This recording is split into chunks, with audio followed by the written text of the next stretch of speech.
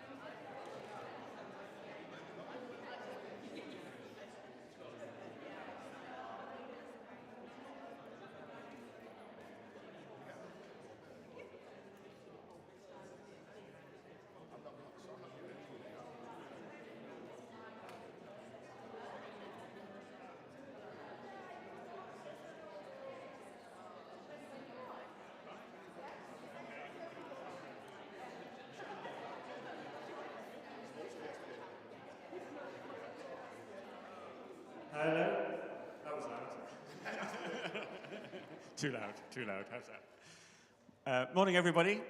Welcome to day 3 of What Kind of City? If you don't know me, I'm Alistair Hudson, Director of the Whitworth and Manchester Art Gallery. And this is all part of a project we have been doing for a long, long time with Suzanne Lacy here, all the way from sunny California. And it's obviously the exhibition that you see here, but it's also more than an exhibition. It's about action and about getting things done and how we make a city worth living in. So to get us kind of in the spirit, we're going to show you a short video first, and then we'll pick up from there.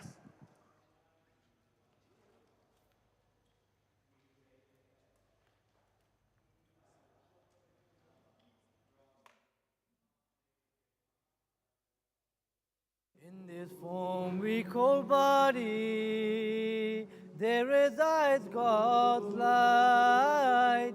When this form is no more, there will only be His light. I want to live in a city where there are no spaces or places that I can't go. Where we have diversity that's cherished. We want a flourishing city. We want a welcoming city. There will only be His light. Shape note singing in England, Sufi chant. How will these have anything to do with one another? How could that be a bridge to something? Why have borders?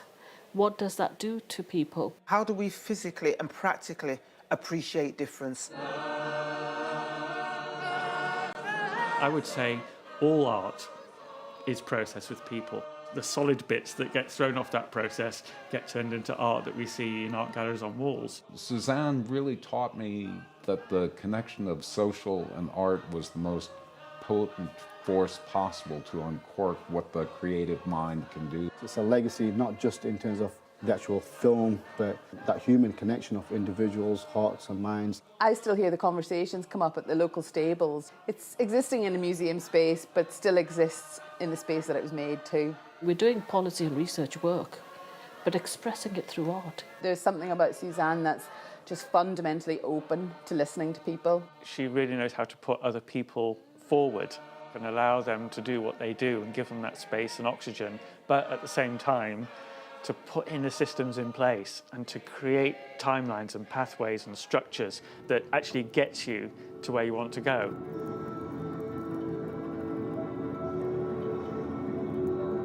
My real hope for this project is that the Whitworth and the Manchester Art Gallery are transformed into places that really have a central function in the city that people see, and in a way they're not institutions of individual expression but communal expression, and they become generally transformative for people in their lives. What I really look for in a city is a community. I'd like it to be a safe place where perhaps some of the young people get involved with making it safe. Maybe if we could have a conversation and say something to the police without getting locked up, and they could say back to us, it will break down so many walls. It should keep pace in every area and meeting the needs of every age group. The process of change requires partnership. There is power in unity. There's some very strong relationships being developed. It's all around using art as a tool. I want to see this place being the real social educational institution it was designed to be.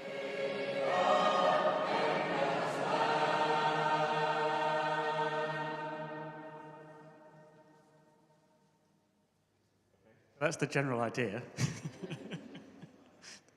Then you've got to actually do it, which is the hard bit. And what we've been doing the last few days is basically bringing people together, which is what we've been doing with Suzanne for actually over 2 years now in some cases, to start to think about how we collectively as a city make that change, the changes we want. And this is not about the art gallery doing them and the art gallery being centre of attention. It's about people using what we've got to enable them to do what they need to do in their lives. So Wednesday this week, we had a session around community cohesion with our friends from Briarfield and our Muslim friends from Lancashire. And then yesterday, we had an amazing day at Manchester Art Gallery with our Uncertain Futures gang, which is empowering women over 50 in the city to fight back, Haruna. And tomorrow we have a day all about borders and invisible borders within the city, which you can all come to. Please come to that another day to take us onwards. But today is all about youth agency.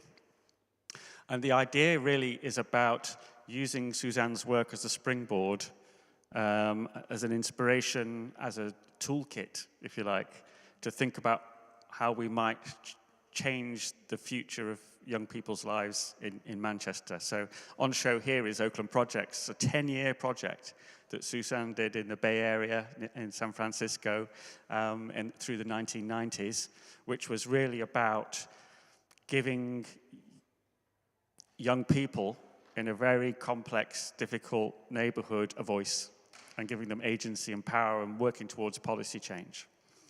And in a way, that's what I want to see happen in Manchester as well, because I can see the cracks, I can see the inequalities, and we're very aware of that as a city, but how do you actually get to where we want to be?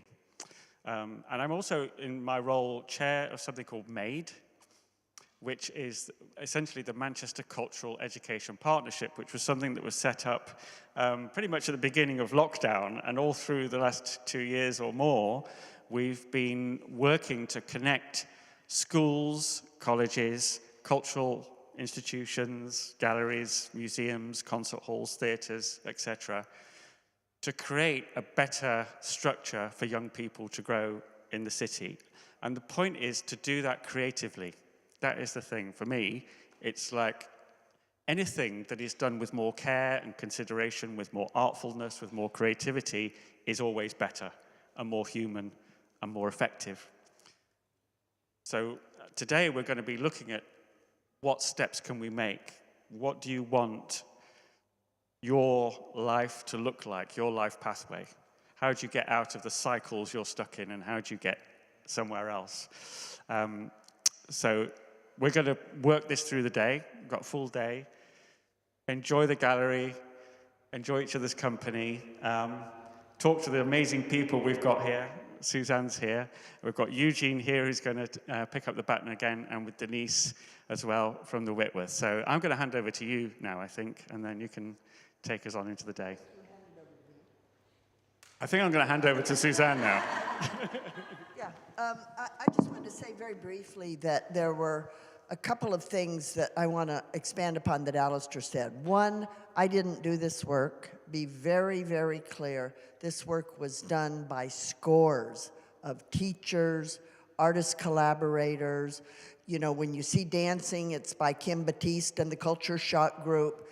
What was happening in the 90s in Oakland is there was part of what is now the Black Lives Matter movement, but there were people advocating for criminal justice reform, for youth advancement and youth empowerment throughout the city. And we worked with those people and those groups. So what you see is not just one work by one artist in one community, but it's really about Oakland, the texture, the activism of Oakland, and the people that were very robust in their conversations about race, about class, about gender, and about the institutional systems that were oppressing children. Children as young as 8 were terrified to be in their neighborhoods. This was something that all of us as adults in Oakland were able to come together to talk about the issues and outright, and it was 10 years. So I'm really hoping that this is the start of something where you begin to align your forces and think carefully about this curriculum for life idea that our leaders here are coming forward with. What does it take to bring young people into full vocal citizenship? And I'm really looking forward to what happens here because I love Manchester. Yeah, That's it then. So, hi, I'm Denise, and I'm the curator and producer at the Whitworth, and I'm lucky because I get to work with communities and young people. So, yeah. So, I always write something, and then I completely tear it up, which is sort of a bit unsafe, but I'm going to do that anyway. Yeah, it was through Suzanne's Oakland Projects that we started thinking more about young people and thinking about what was happening in the city and having conversations with young people as well. And that's where I met Eugene. So what we decided was we were going to do an Oakland Projects. Unfortunately, at the time, we didn't have 10 years, but as Suzanne's referred to, we may have, and why can't we have 10 years working on this, for goodness sake? So I met Eugene, because Eugene was kind of like, I want to do something for young people in Manchester, but I want to do something big. Who's done something big with young people? So that's where you discovered Suzanne Lacy, and he was like, I want a roof on top of the fire. I'm not even saying it properly. I want a roof on fire. That's what I'm looking for. So he's like, yeah, show me this. I need to talk to this Suzanne Lacy. Mancunians, Manchester young people need the roof on fire. So this is where we started to talk about things. And I think we made a good start, definitely. You know, we were looking at, you know, it was all around kind of understanding how young people were perceived within the media. It was understanding how they could shift and shape and change that if they were given the skills. And we started to bring together school kids from the local Manchester Academy and also from local colleges. So there were 3 local colleges, Manchester College, Loreto College and Zavarian College, to work with MMU students on Unit X, which is like a professional development unit. And we started to get those together to take the young people to skill up even younger people. And there was this cross-exchange of skills. So for me, that was great, and that was a moment in time. And now I'm thinking that the exhibition is open, and well, I know COVID is still around, but we're kind of living with COVID. So the idea now is that we can bring together lots of other people to capitalize on all the amazing work that's taking place in this city, to actually give voice, give the skills so that young people can speak for themselves about the things that matter to them. Would you say that's okay? I mean, you know. Yeah, that's fine. That's fine. As a starting point. Okay, so Eugene and I have been working together, and we kind of thought about the whole idea of a curriculum for life. So for me, I've worked in schools, and I've been working with youth providers, and it's kind of how can we bridge that gap? Because it's like something's happening in school, but there's not much wiggle room in the curriculum. And it's like, but the young people are telling us, we know because we've spoken to them. I only on Saturday spoke to the creative influencers from MAID, and they're telling us there are things that they need in order to become fully active adults. So it's like, where are they going to gain these skills from? You know, so let's come together and do that. And you've got your own thoughts of curriculum. Yeah, I've got my own thoughts of curriculum. So as you've heard, my name's Eugene. I'm from an organization that I put together during the pandemic, which was called, or is called, Youngsters' Lives Matter. And it was basically born of the idea of there's just so much going on in the community. There's already a pandemic going on, and you've got problems with the youth. So I was thinking about how can we stem the violence and invite investment into the community. So I tried to put together this movement and was going out there and was actively speaking with youth leaders from the community, which I don't want to say I'm a youth leader. I don't want to say that. I just want to say I'm for the people, and that's all it is. So put the movement together, and it was just being on the internet and seeing the Oakland Project with Suzanne Lacy, and I thought, I would love to do that here in Manchester, where you can have people from different industries talking with the youth. You can have the police, social services, probation, everybody just in conversation there, because I think that a lot of voices get missed, whether it's the mother's voice that get missed or it's the youth voice that get missed. So I want to try and put it together, but as Suzanne said, and it's a real thing when she's saying it, you can't do this alone. You have to build a team. And this is one of the things that I've been good at in my past. And I'm saying with Suzanne here, she can lead it, she can inspire and motivate, But she's trying to make leaders in all of us so we can go back to our communities or go back to our groups and we can lead it. She just wants to inspire us and give us that power knowing that we can do that. So that's what really inspired me to look at her project and really want to work with her. And then, oh, that was your 5 minutes actually.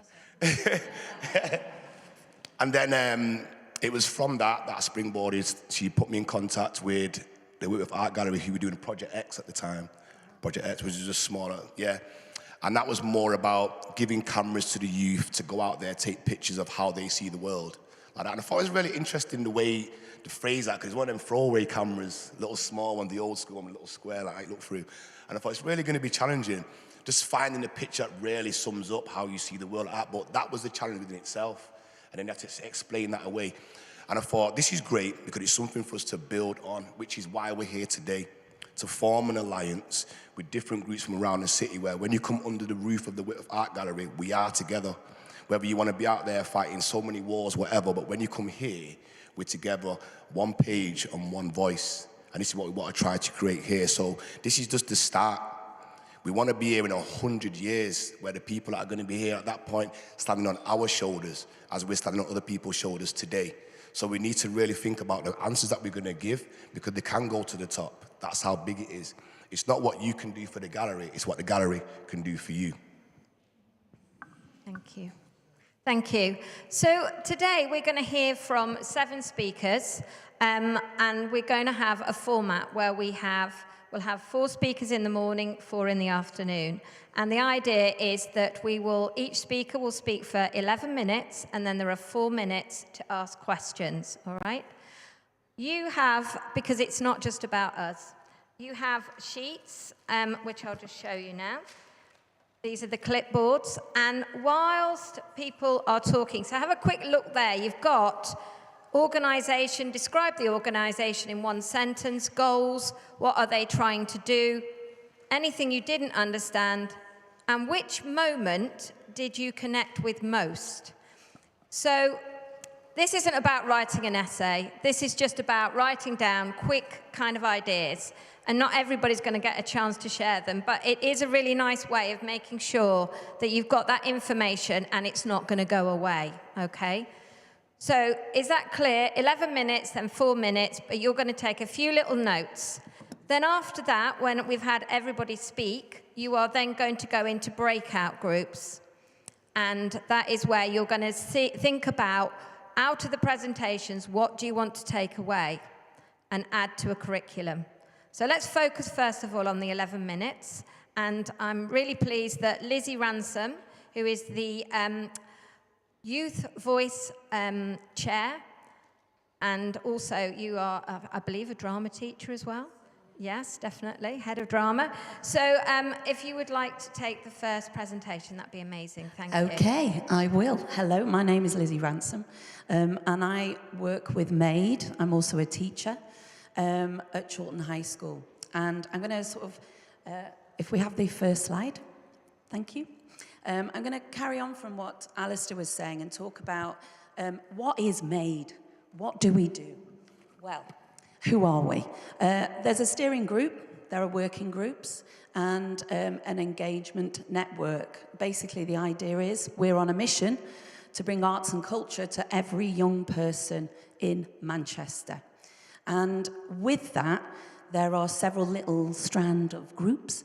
There's the employability group who look at careers within Manchester, and they also try to link schools with the careers and the sort of partners, the cultural partners in the city to talk about jobs, to talk about opportunities for young people. You've got the Youth Voice group. Now, it's quite funny. So with the Youth Voice group, when we started, it was just the working group party. So all these little groups sort of splintered off once we realised what our vision was. And so I kept saying at this table, at these meetings, I said, this is great. I'm loving meeting all these people, but where are the young people that we're actually trying to help, connect with? And so I kept saying this at every meeting. What's going to happen? When are we going to have the young people at this table part of this conversation? So Liz O'Neill from Z Arts turned around to me and she said, right, okay, if you're that passionate, go and create it. So I said, okay, I will. So I went away, and it was the week before COVID hit that we launched Made, didn't we, Alistair, to the world, the Manchester Art Gallery. And then a week later, it all just went bridgum. So we weren't going to be sort of, we weren't going to let that anything like a COVID pandemic sort of stop us. So we wanted to create a youth voice board. Now, I know there's a lot of boards around for young people in this city, and they're all great, and they all do really great jobs.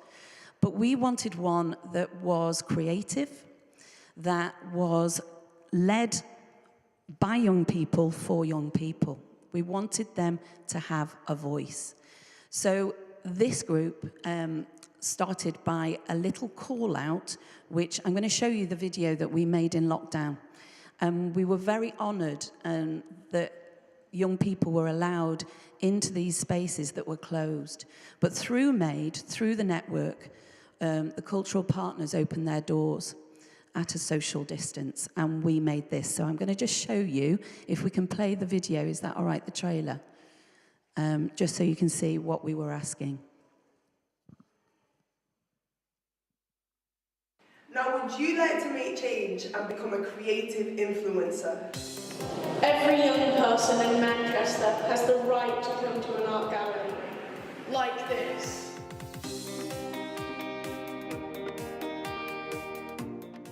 Every young person in Manchester has the right to visit museums like this.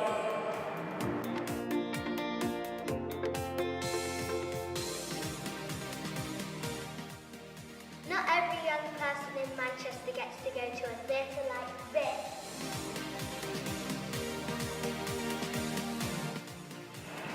Every young person in Manchester has the right to access music venues like this.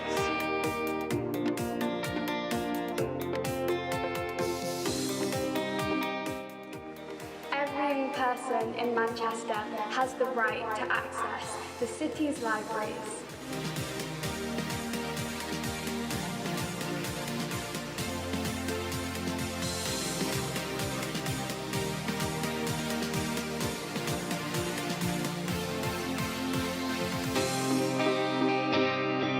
Every young person in Manchester deserves the right to access creative spaces like this.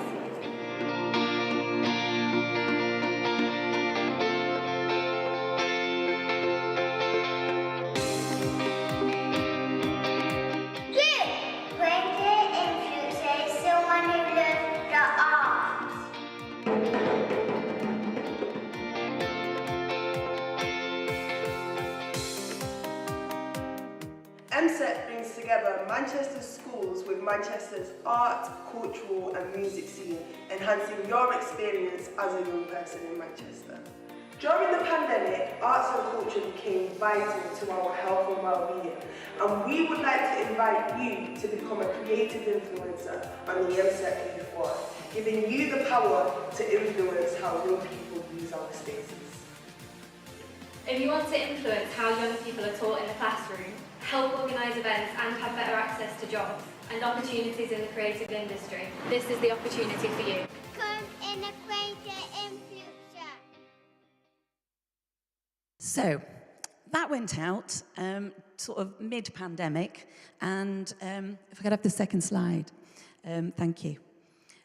So this came about from the local cultural education partnerships, which are all up and down the country. They're supported by Curious Minds, and they're an Arts Council initiative, just to put it into context for you. We decided to actually, so the Manchester Cultural Education Partnership, we decided to make that easy and make it be called Made, because we're made in Manchester. And everything we do links to what the young people are going to be making in this city. So we thought Made was a really good idea. So the young influencers were born. We have 12 10 to 14-year-olds on one board, and we also have 12 15 to 21-year-olds who have been working and doing a lot of things. They meet once a month, usually via Zoom, But we have had some really exciting in-person meetings where we've actually had projects and we've created things, which I will talk to you about in a second. But over the last 18 months, what we've been up to in MADE is we have had, sorry, go to my cue cards. So we have basically 79 local teachers have worked with MADE on various projects. 28 cultural organisations have worked on MADE projects. 27 projects produced by the MADE task groups have connected partners and young people. 750 students produced creative work as part of MADE projects. 800 plus young people took part in creative activities during half-term as part of a collaboration with Manchester City Council. 24 creative influencers made 2 projects, of which one is here in this room. If you look behind me, you will see a marvellous, colourful board. And that was the project that the 15 to 21-year-olds made, and it's a manifesto. These groups came together, and there's a young person who facilitates this group. So it's young people working with other young people, upskilling them and getting their voice heard on projects that mean something to them. So this first project, we were given a little bit of money, and those young people decided that the thing that mattered to them was they actually felt they were imposters in our cultural spaces in Manchester. They felt they weren't welcome, and that those places weren't for them, that it was for someone else, that the target audience wasn't them. And there was one story, which I'll quickly mention, is that one of the young people felt when they went into an art gallery, they were actually followed by a security guard because they thought they were going to do something bad in this art gallery. They weren't. They just wanted to see the art with their friends. So we created this manifesto. There are various points on there which will help not only the cultural organisations welcome young people, but there's some lovely things on there. And they work with an artist, a young artist, who's realised their ideas, and they've put this together. And they've asked me to ask you to please put this in and sign up to it in all of the cultural spaces in our city, the libraries, the art galleries. If you sign up to this, they will know they are welcome. They will know you are open to them, working with them, and sort of helping them become artists themselves. So that was the older group. Wow, powerful. Then we had the younger group. And the younger group, they decided they wanted to create a flag. Their project was called Be You, Unique. So Be You is what they wanted. And they felt that Manchester is a very rich cultural city. And they wanted to share that with each other, not only in gender identity, being more accepted within schools and also cultural partners, but also they wanted to share that rich heritage and have a flag that represented everything. In the centre of the flag, sadly I don't have it with me, but in the centre of the flag is hello in all the different languages that are represented in this city by young people. I've got 1 minute left. Okay, I'll be very quick. So we haven't finished the flag, but you will get to see it soon, hopefully on the Manchester Day, which we will hopefully be able to show you. So next slide, which is my last slide. 1 minute. So what am I asking you? Here we have some of the cultural partners who are signed up to us. As I said, there are many. We want to reach out and connect with more young people. That's what we want from you guys today. We want you to go into your networks. We want you to tell them what we're doing. We want our voice to be heard, and we want just to gather more people to our sort of journey in our band. Everyone is welcome. We want to work with more cultural partners in the city and develop more opportunities for young people. But most of all, the young people and the creative influencers want to make a difference. Thank you.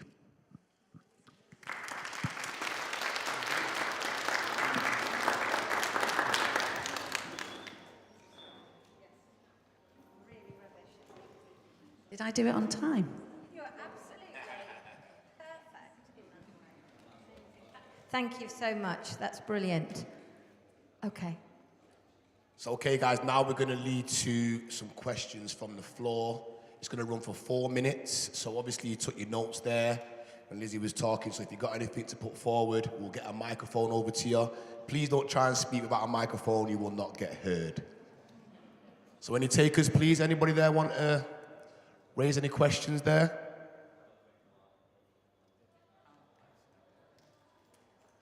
Hiya, is it on? Am I speaking? Is it on? Yeah. Okay, cool. A moment which I connected with most was what you were talking about with the, is it the 11 to 15-year-olds with regards to the flag that was making that, and particularly gender identity being raised. Yes. With that young group of students.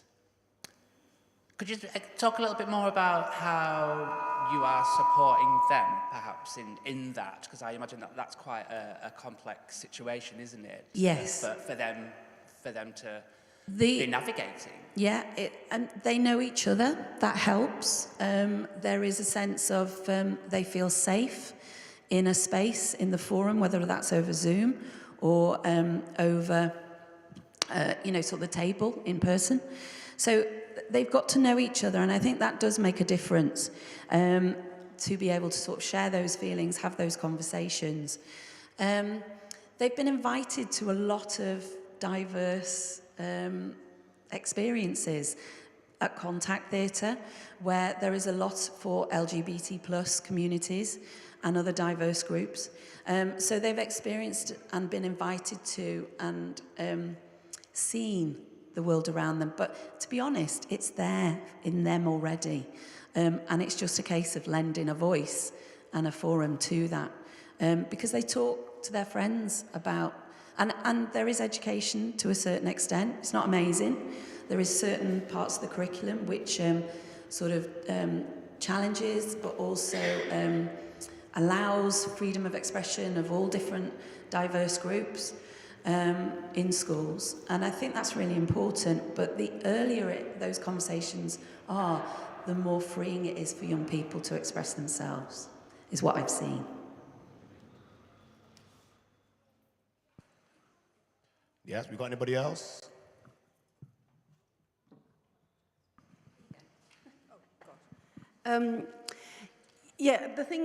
One of the things I connected with was that idea of taking young people being followed in art galleries, because I had a very similar experience with young people I took about 25 years ago.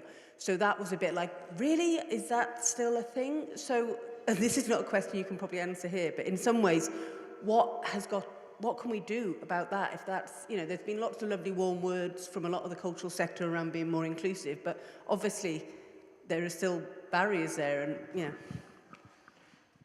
Yeah, it surprised me too, actually, to be honest, having taken quite a few school groups to various places. But clearly it is happening when they're on their own, not with an adult, then, they are targeted. So I think what they've made, through the manifesto, if we do get cultural partners and young people sort of handing it out, spreading the word, I think there will be a change, because cultural partners will be answerable. They've signed that manifesto. They've got to do it. Sorry. I think we've got one more. We've got time for one more. I was just going to ask where you heard the call out and how many responses you got. Where did we put the call out? Yeah, how did you put it out there? We put the call out into schools, into assemblies. There were some other agency groups in our network as well who have youth groups. They put it on their social media. We are in a very social media savvy world. So they were shared on Instagram. It was on Twitter. So we tried to reach out to as many people as possible. I think we had about 50 in our initial, but it was during a pandemic. So we were very happy with just the 50, you know. We did do an interview. We were only able to have 12, unfortunately, because of the restrictions at the time. But obviously we've opened that up now. We're free and we can have more. So we are doing more call-outs and more people. And we just want a lot of creative influencers in Manchester getting their voices heard. That's great, thank you. Thanks very much, Lizzie. And there's time, of course, throughout the day to continue these conversations. So, yeah. I'm just thinking now, rekindle, Charlotte, would you like to go now? Okay, that's great. Would you like me to? So apologies that we were late. From Rekindle today, so I'm the educational and teach lead at Rekindle, and I think, did we have the videos? We do, yes. There's just a small, short animation, just to give you a bit more information about who we are and what we're about and what we want to achieve. So yeah, let's roll that camera. It takes understanding to ignite the embers of our learning. It takes communities, families, schools and role models, flexible networks that support our aspirations, for those of us disenfranchised by the current education system. A unique supplementary school, Rekindle is youth-led and adult-supported, a place of nourishment we know our peers need. With mentoring and tuition by experts, it's an approach that offers support and connection, a cultural education for us about our history, to develop fierce, critical thinkers. A place where we will be challenged to be bold and to ask why again until we are sure. Teaching life skills, giving the confidence and networks to soar. Providing spaces for safe conversations, a soulful education, pastoral care at its core. Developing an awareness of physical and mental well-being, solid foundations, to catch young people when they fall. Because we all fall, and we all deserve to be caught. We're not a distraction from the streets. We're a far better alternative. Rekindle, the school I wish I'd attended.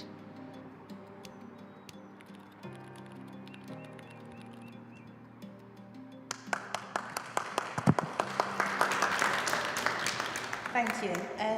So yeah, I'll start a little bit with who I am. So at Rekindle, I'm education and teaching lead. So currently I work with and collaborate with a small team of youth workers, and we're currently in the throes of preparing this cultural curriculum. When we speak about a cultural curriculum, obviously curriculum design and production is obviously part of the process, but I think what's part of the process is relying a lot on our lived experience. So I was born and brought up in Manchester. I've been to local schools in Manchester. I grew up in Old Trafford. So my lived experience is what is at the forefront of me designing a curriculum that resonates with young people from the area. That's really important.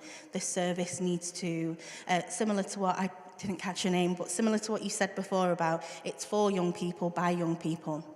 This needs to be at the core, and I think we need lots more provision and services where that is a focus. So that's really important for us and for me at Rekindle. And so this cultural curriculum really is about harnessing, most importantly, the skill of critical thinking. We have a lot of young people in our city, you know, overflowing with creativity and innovation, but sometimes in certain circles and in certain spaces, they are shut down, they aren't valued, and they are believed to not have anything of worth to bring. So in raising and reigniting a kind of critical thinking skill within, and we talk of critical thinking, law and debate and deliberation. I mean critical thinking of having the confidence and gumption to ask why and to question things and to challenge and to challenge and to challenge, because young people need to be emboldened with that going forward. So another thing at the forefront of the curriculum. Thinking about planning though and about a soulful education, we did lots of focus groups in the run-up to our opening and in the run-up to being live and open about what is soulful. And so I'm from a teaching background. I teach sociology A-level, 16 to 19. I was very good at it. I enjoyed it. But children were empty. They knew their understanding and knowledge. They knew their application skills. They knew how to evaluate. You ask them an opinion. What's your opinion? What do you think of this? And they drew blanks. What do you want to do? Don't know, just need to get to uni. That's really common. And so it was finding a way of trying to let young people know it's okay that you don't know what you want to do. And it's okay that you don't know what you want to be. But we are going to create space for you to be nurtured in those things. So Rekindle is a home from home. Rekindle needs to be a place where we can accept kids from specifically the M16 area. So we're looking at Old Trafford, we're looking at Moss Side, we're looking at Hume, we're looking at Furswood. I mean, it's not M16, but we're even looking at, the outskirts of Charlton.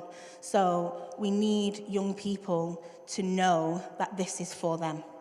We have a board of pioneers, so our board of trustees are all young people under the age of 25. They are my boss. I'm employed by them, and so they inform our curriculum. They wanted financial skills on there. They wanted young people to be empowered about having good financial literacy. Why do we not do this at school? Why do we not know the difference between credit, debit? It's shocking. And so we send these young people out into a workforce, and it's debt, it's debt, it's debt, it's debt. It's not being able to afford the life you deserve. It's the reality of not being able to pay your bills and afford food and afford rent and mental health. So that was another angle that we came from with the curriculum about well-being. Looking at young people holistically is void in mainstream education. They're a bum on a seat, they're a pupil premium, they're a grade, they're a pay performance factor. So when we look at young people, I'm looking at young people as a whole.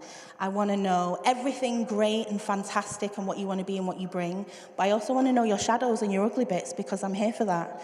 I'm a trained counsellor, so being able to know how to communicate with young people about the things they're ashamed of and the ugly things that we don't want to share, because kids have a lot of this. They're subjected and exposed to wild things that 15, 13, 14-year-olds shouldn't be exposed to, and they bring that with them to school, and they take that right back with them at home. So it's really important for us at Rekindle that we are nurturing and that there is an unconditional positive regard, regardless of where you are from or who you are.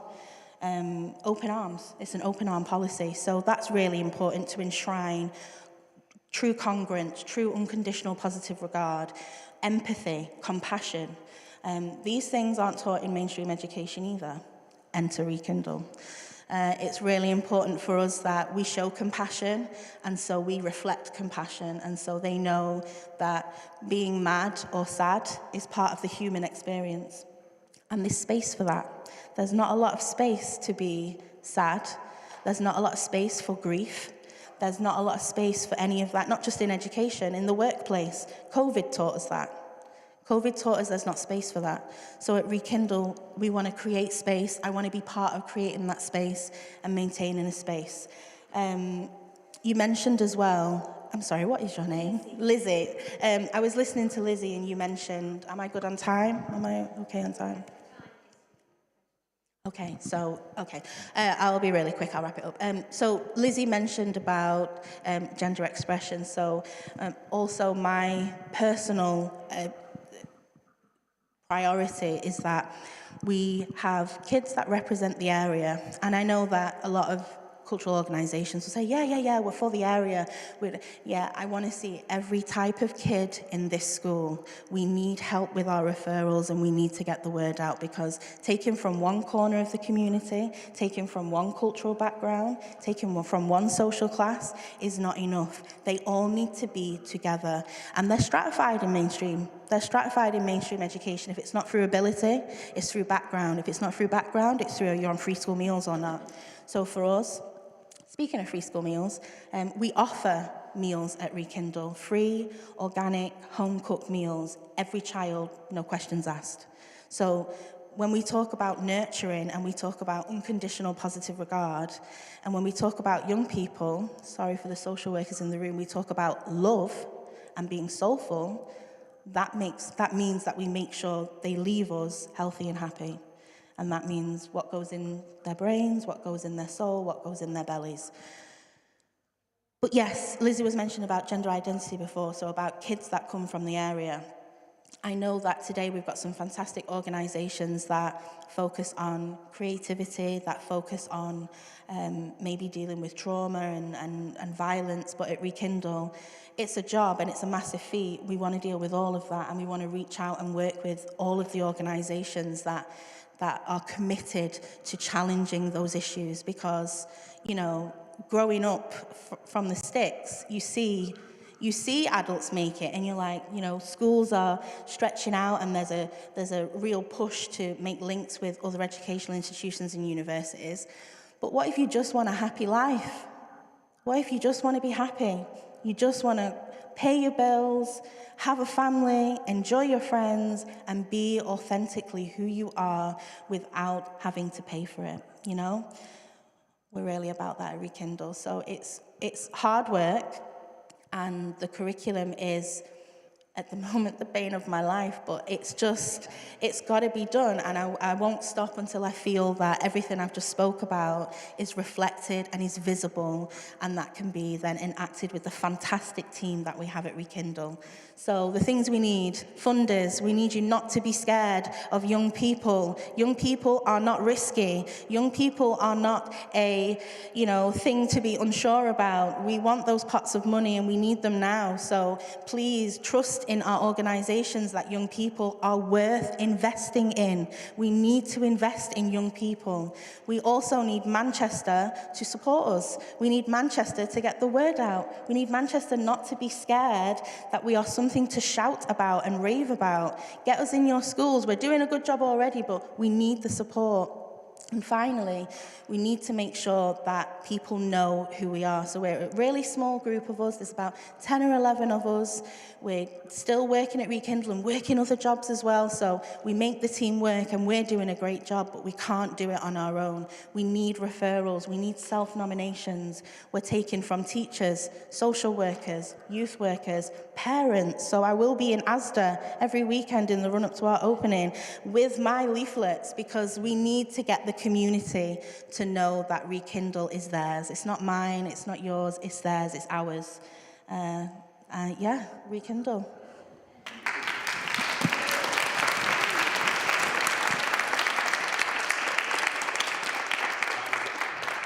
1, 2.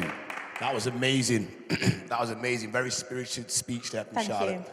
So we're just going to turn to the floor now, guys, and see if we've got anybody that wants to say anything in response. Just before we do, let me just give a quick quote. Tell me and I'll forget. Teach me and I'll remember. Involve me and I'll learn. Understand when we're dealing with the youth, certain approaches need to be adapted. Okay? Let's ask some questions now from the floor. Straight through to Charlotte. Thank you very much. Thank you. My name is Erin Mabel. Fantastic the work you're doing. It's not really a question, I suppose. It's what connected with me most, and it's that looking at the whole child.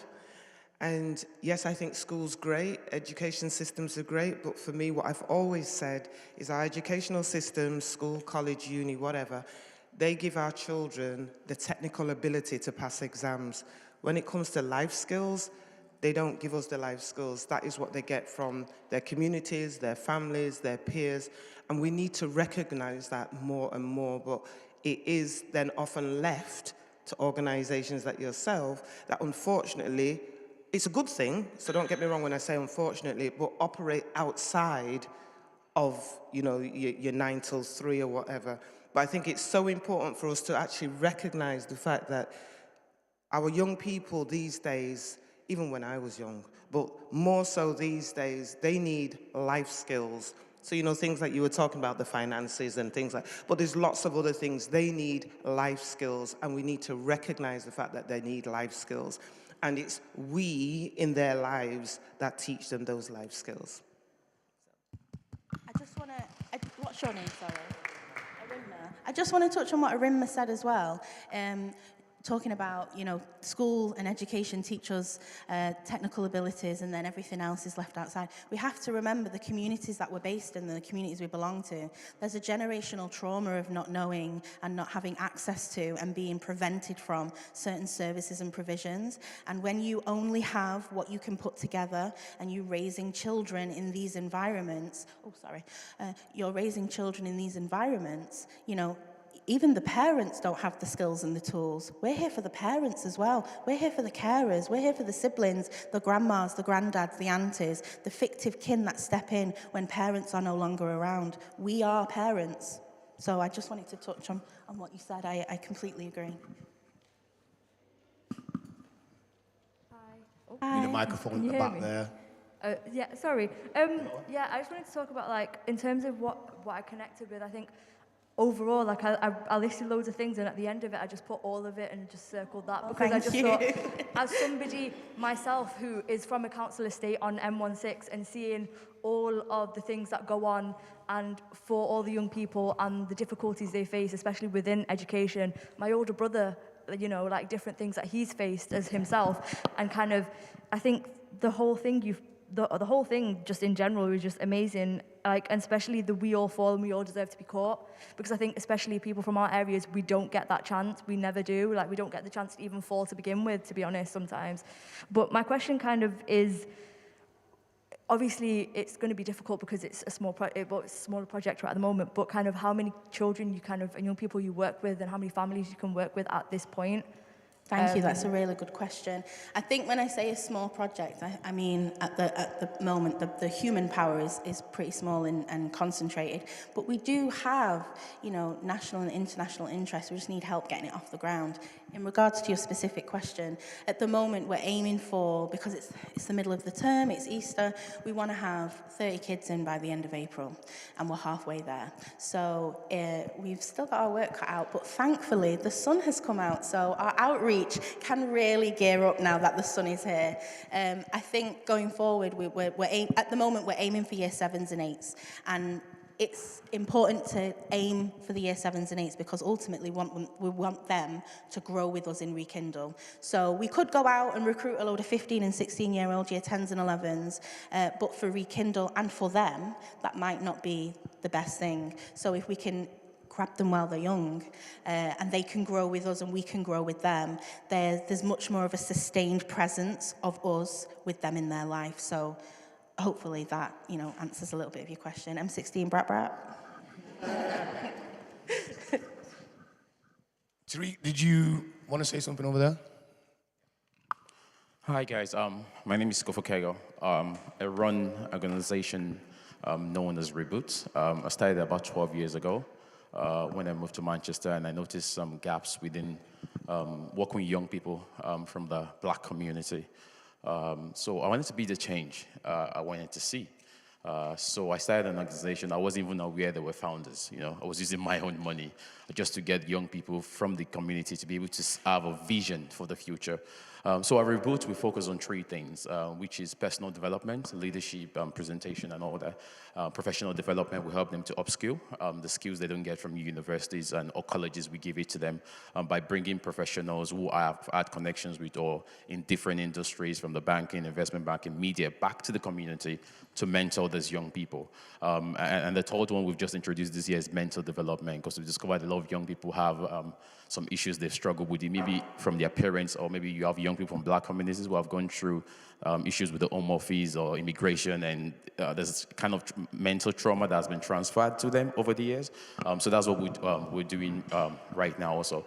And I just want to mention, would it be possible to have these youth organizations in Manchester to have maybe like a group of collaboration? Because I've discovered that people have different things they're bringing to the table, like the amazing work Rekindle is doing. There'll be something Rekindle can add to us, and what we can add also to rekindle, you see, and to have an amazing generation coming up with vision for the future. Then we won't be talking about youth violence, gun violence, because if you know what you're going to, there's things you would avoid on the way. Because with our organization, we see young people from the community who are now working in JP Morgan. Some of them are presenters on BBC, and these were people who were hopeless or who had no hope for the future. They couldn't see the future. So I believe coming together, bringing all the skills and resources we have together, we can see the change in our community. Thank you. Thank you very much. Well, that's exactly what this meeting's about, trying to form that alliance. You know, as Lizzie's saying, Charlotte, she's trying to get to 30 children. I'm sure with the groups that are here today, we can make that happen. I'm confident in that, and we can make that happen. And also, I'm going to let you speak with Jake Reese as well later on, to show you can do something together as well in terms of that school that you got going on there. Okay, so we're going to... Right, going to hand over to Charlene Small, or Shah as I know of you. Shah, just let's keep it Shah, okay. I'm in trouble when you say the whole. Sorry.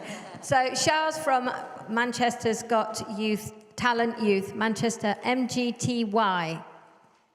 Okay, thank you. Good morning, everybody. I'm glad to be here. It gives you a chance to say happy birthday to me because it's my birthday, so there you go.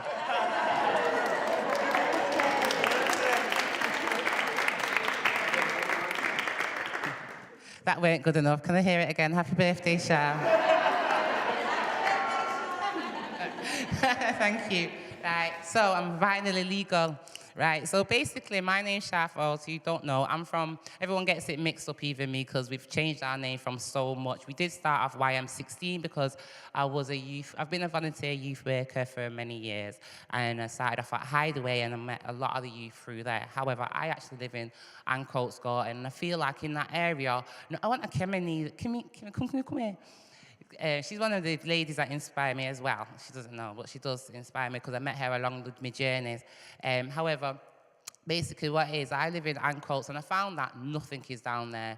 We do have a lot of things in my side. Maybe not many people know about it, but there seems to be a lot of things that going on. Yes, I agree there needs more. But in places like Ancoats, Gorton, Longside, even Stockport, there's nothing at all.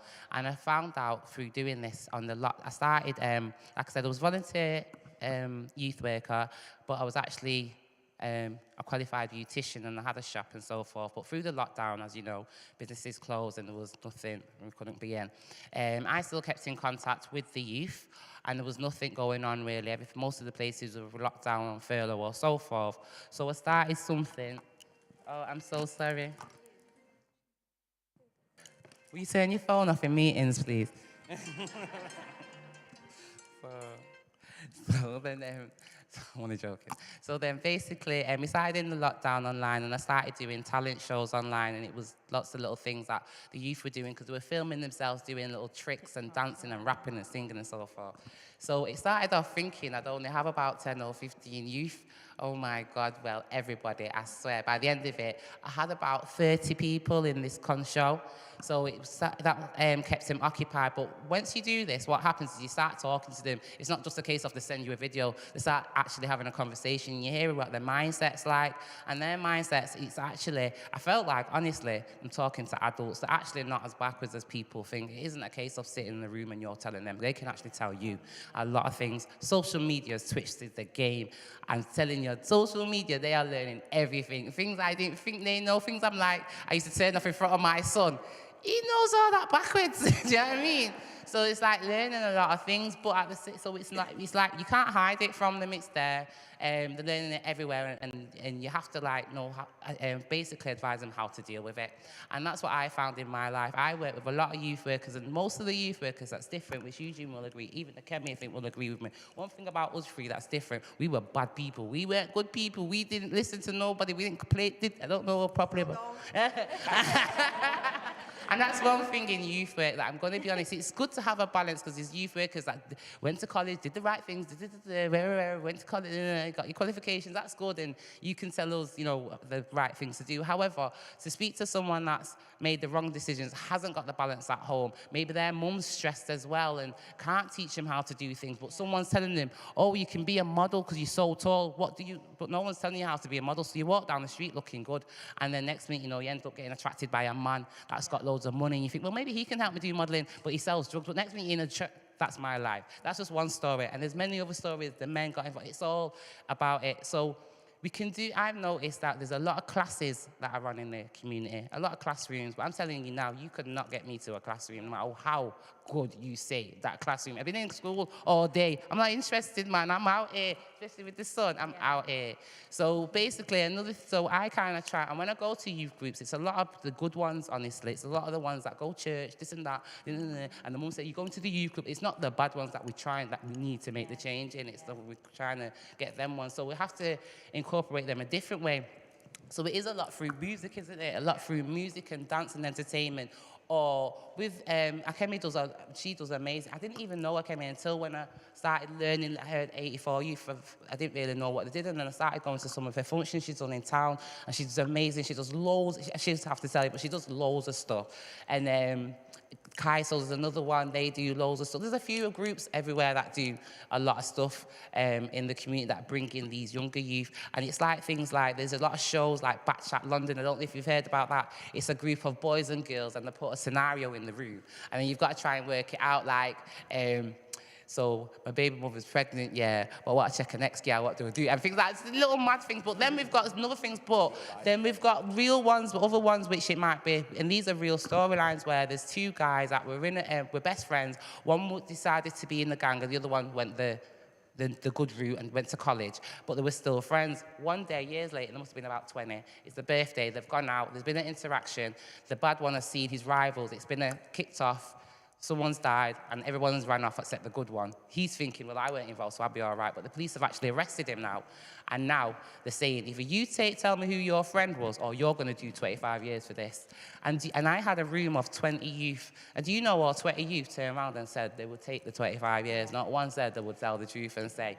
So it's things like that we touch based on, which from that made us have interaction with the police and do one-on-one meetings with the police and online meetings and question them and stuff like that. So it's things like that we're trying to interact. Another thing is basically interact, like I share a lot of stuff with Rekindle, with 84 Youth. It's about all organisations coming together. I find a lot of organisations, and it can happen, because I'm going to be honest, it happened to me where you first start off and you start owning the kids, you start thinking, they're my youth, right? What are you doing at that group there? What are you doing over there? So you went to Kaiso, what are you doing at Kaiso? Do you know what I mean? You do it, I did it, man. I'm telling you, I did that, yeah.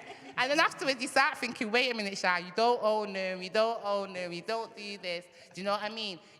We're actually trying, youth workers are actually trying to promote what's out there. I promote what 84 Youth is doing. I'll say what she's doing. Go over to 84 Youth. On Monday, they're doing that. On Monday, we might be doing something, but you might prefer 84 Youth, so you've got a choice.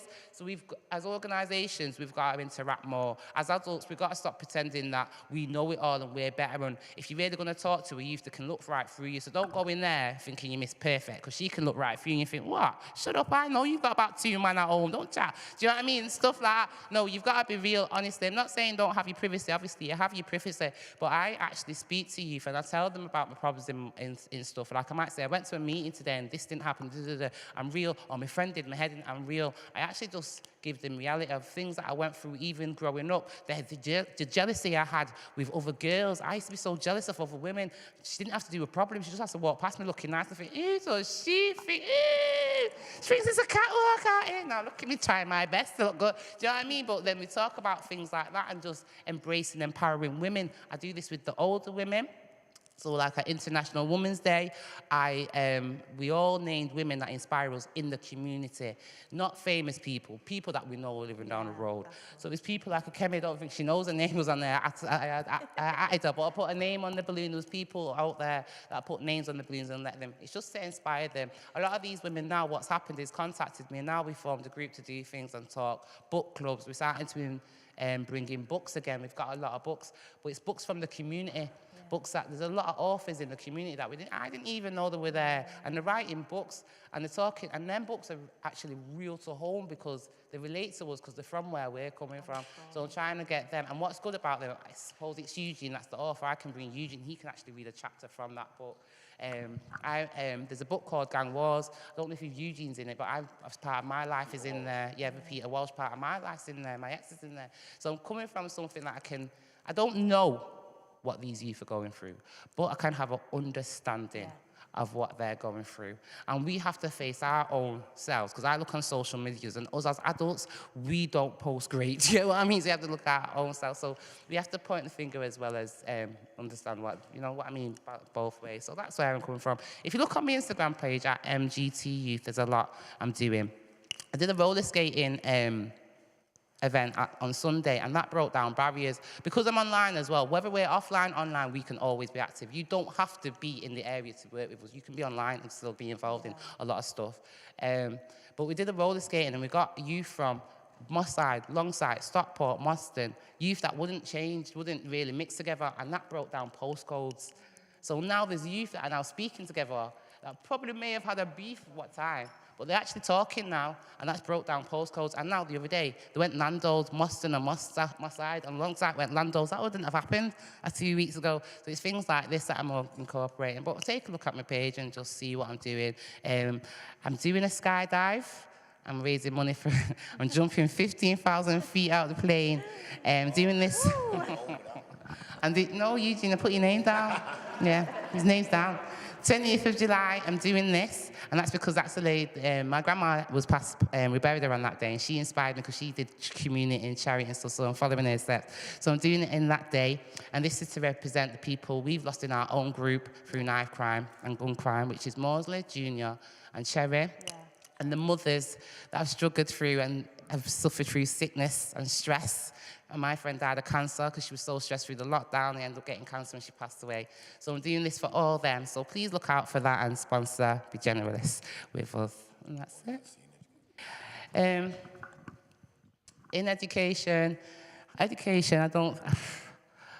In education, I think they need to open the doors a little bit more and let people like Rekindle in. Me and Akemi's finally got through the door a little bit at St. Peter's School, and we're making changes there. And I do have once a month I go in and we have some life skill chats and we talk about things. And sometimes I do different things. Sometimes I talk about scenarios. It's just about letting life skills come in.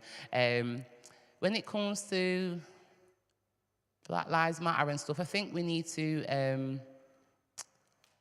We've got, in England now, it's 2022, it isn't just about black and white, and well, back in the day it was a black and white thing, but we've got Polish, we've got Romanian, we've got Chinese, we've got all sorts, and everybody's going through something, so it's good to be talking about everything. In my group, we're very unity. I don't talk about just black, we don't talk about just white, we talk about everything, and we bring it together. We celebrate Chinese New Year, we support whatever it is that the youth are interested in, we're involved, yeah? And with me as well, it's about uplifting people, so that's what we need to bring in the schools. Just start more unity, stop segregating, or stop having BAME and having that section. Just everybody just go to the office and whatever, deal with whatever. You should have everybody that can deal with whatever colour you are. Just mix us more. I think that's all it in education. Just more reality, being more real in schools and listening to the youth and what they have to say. Let me introduce you to someone. This is some of the stuff that I do. This is my lady. She said she didn't mind explaining herself. Hi, my name's Kezia. I'm 17 and I work with Shah. I met her about a month ago now, isn't it? Yeah, I was going through some hard times at home and I don't live at home anymore. Shah helped me get somewhere to stay and I've been working with her ever since. And I think what the difference between MGTY and a lot of other youth groups and organisations, it's very personal. Like, it doesn't feel like an organisation. I know if I'm having a problem at 1 a.m, I can just pick up the phone and call Shah or call someone.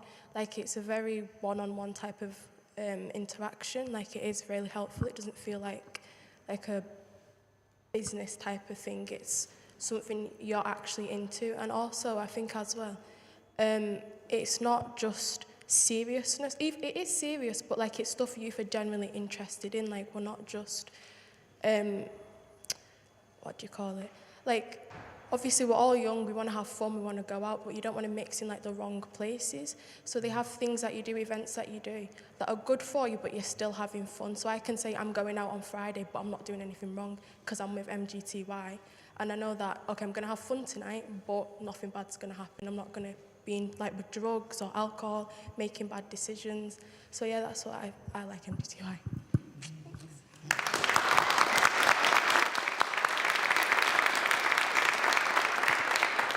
Again, another spirited there. That was really good. I mean, you touched on a few things there, but I think with the schools as well, you'd like to see more unity in there and more diversity. I mean, when the schools have conversations to invite people from the community as well and start involving them some more as well, so they can help communicate with the youth as well.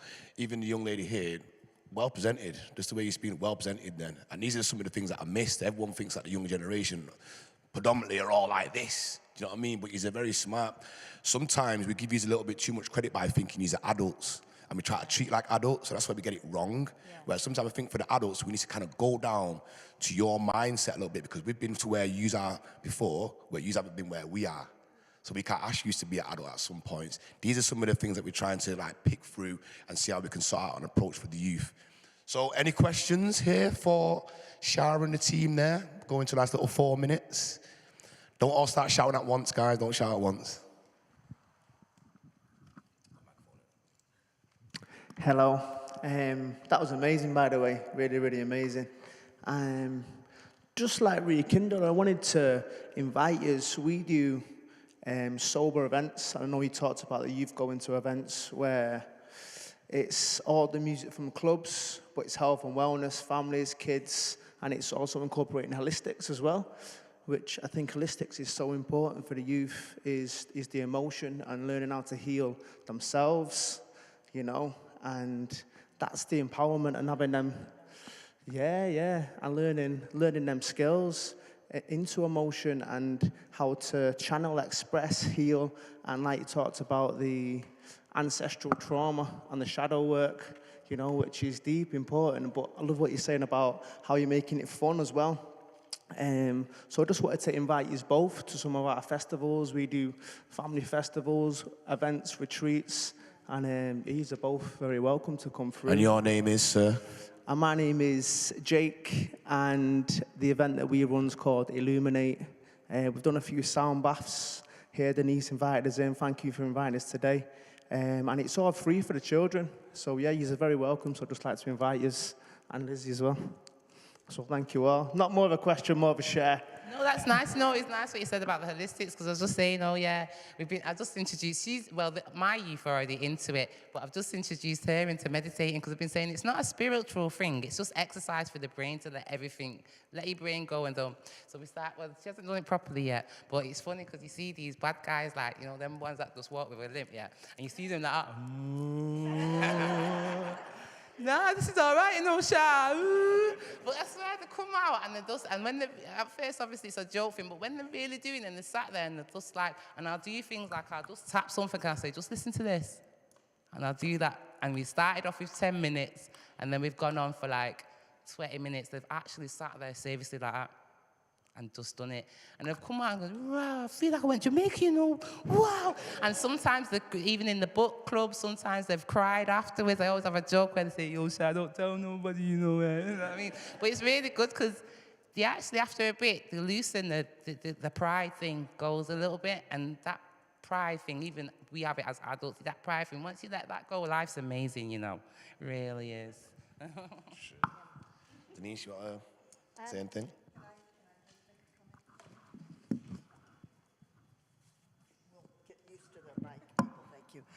I just want to say, Charlene, all of you,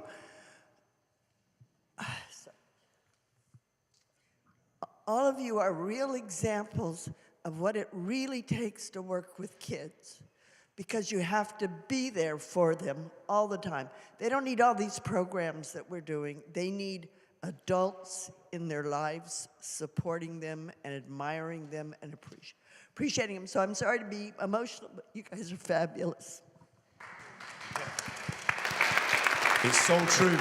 It's so true what you're saying. Like, as you said there, it's not about, you know, office hours only that you can ring, yeah? If you're going to be a support network, you're online 24/7. And that's what these children need. There's no switch off. There's no switch off.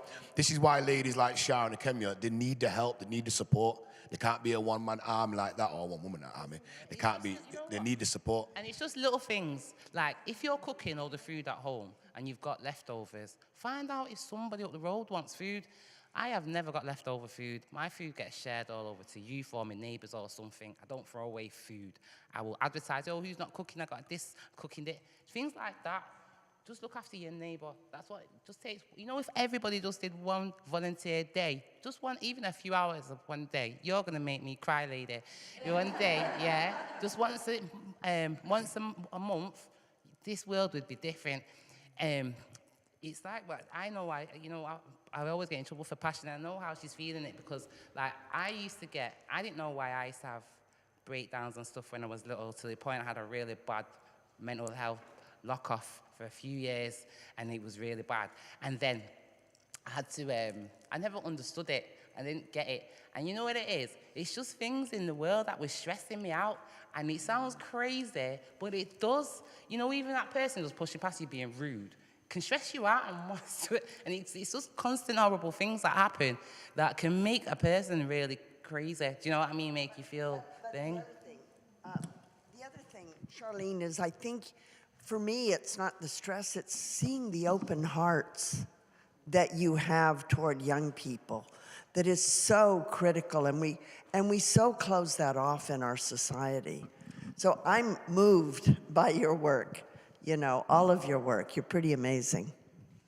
No, that's what I was saying. Like, my breakdown before was like, I was breakdown crying. I was breakdown crying before because of the things that were happening that was bad. But now my breakdown is like yours. Shah, can I just say one thing as well?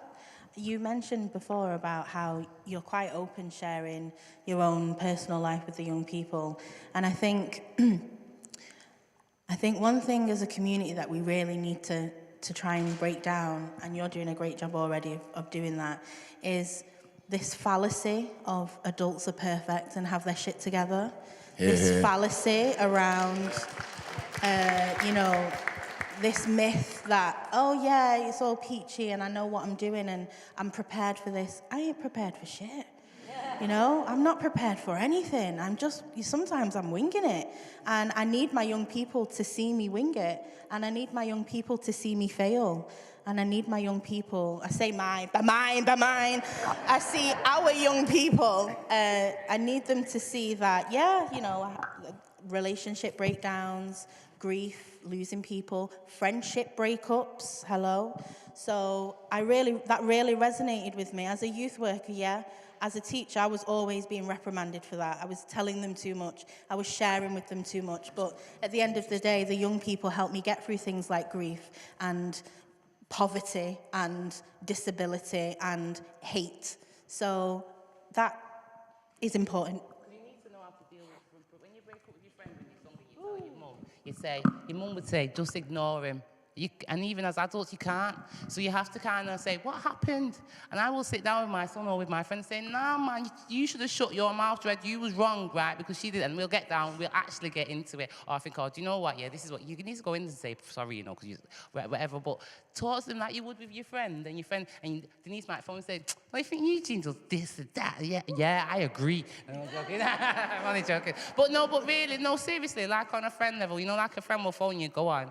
Just do that with the youth and take it in. Just human, yeah. I always speak to them about loads of things. I think, why didn't he text me? Should I text him? Should I text him? You know, just have a laugh with him. But yeah, just real life, man. It's all the same now, really. Yeah. Hi, my name's Alistair. I've been around youth groups in Moss Side for quite a long time. Used to be a city councillor in Moss Side. I was very moved by what you said, but it made me think a question about that kind of availability and openness to young people could take its toll as well. And so I'm wondering what sort of support structures can be put in place. I was trained a long time ago, and it was all about boundaries and you know, keeping a distance. And that's okay. And you're a challenge to that. And I think it shows what can be achieved through breaking down those barriers. But there's still the impact on individual youth workers, who I think needs thinking about. Can I first of all say, Shah said earlier about Moss Side having good youth groups and always having that service. Can I just say, the man that's just spoke here made that possible. This man and his wife are the ones that enforced youth organisations in Moss Side. If it wasn't for Alistair, Moss Side would be in a much, I can't even imagine. If it wasn't for Alistair and his wife, Moss Side wouldn't be where it is. So, but also that was my point, to be honest. But on the topic that Alistair's just said, we work directly. We formed because of incidents of serious youth violence and the recognition that we all live and work in Moss Side. It's young people who've been affected by serious youth violence. They've all had experience. They've witnessed high visibility violence. They've witnessed their friends being murdered. We work very closely with families of young people who've been murdered and young people who are on joint enterprise sentences. We've currently got an appeal going on with a legal firm from London to hopefully see some young men a lot sooner than we should. We would otherwise be seeing them. But we are really at the cutting edge of the violence. Like the moms, for the first month after a young person's been killed that we know, I am literally available 24 hours a day because I can't imagine what it's going to be like for that parent. Like when I've been to the hospital, I've took moms to the hospital and seen that child dead. I've gone in the room with them, and it's a young person I've worked with for a long time, and it absolutely has a huge impact. But I think how we do it is because my whole team's got lived experience. We have supervision together with a trained therapist, generally from 42nd Street sometimes, or we talk a lot. We get a lot of young people and community members coming in just to say, I'm feeling under at the minute. And after an hour's conversation, because we've got that same experience, they feel better, we feel better. So we're in the, I'll talk about it in a bit because I'm on later, but we're creating new ways of addressing community trauma because I don't know why it's not being implemented already. There's enough counselling services. I don't know why it's not being done.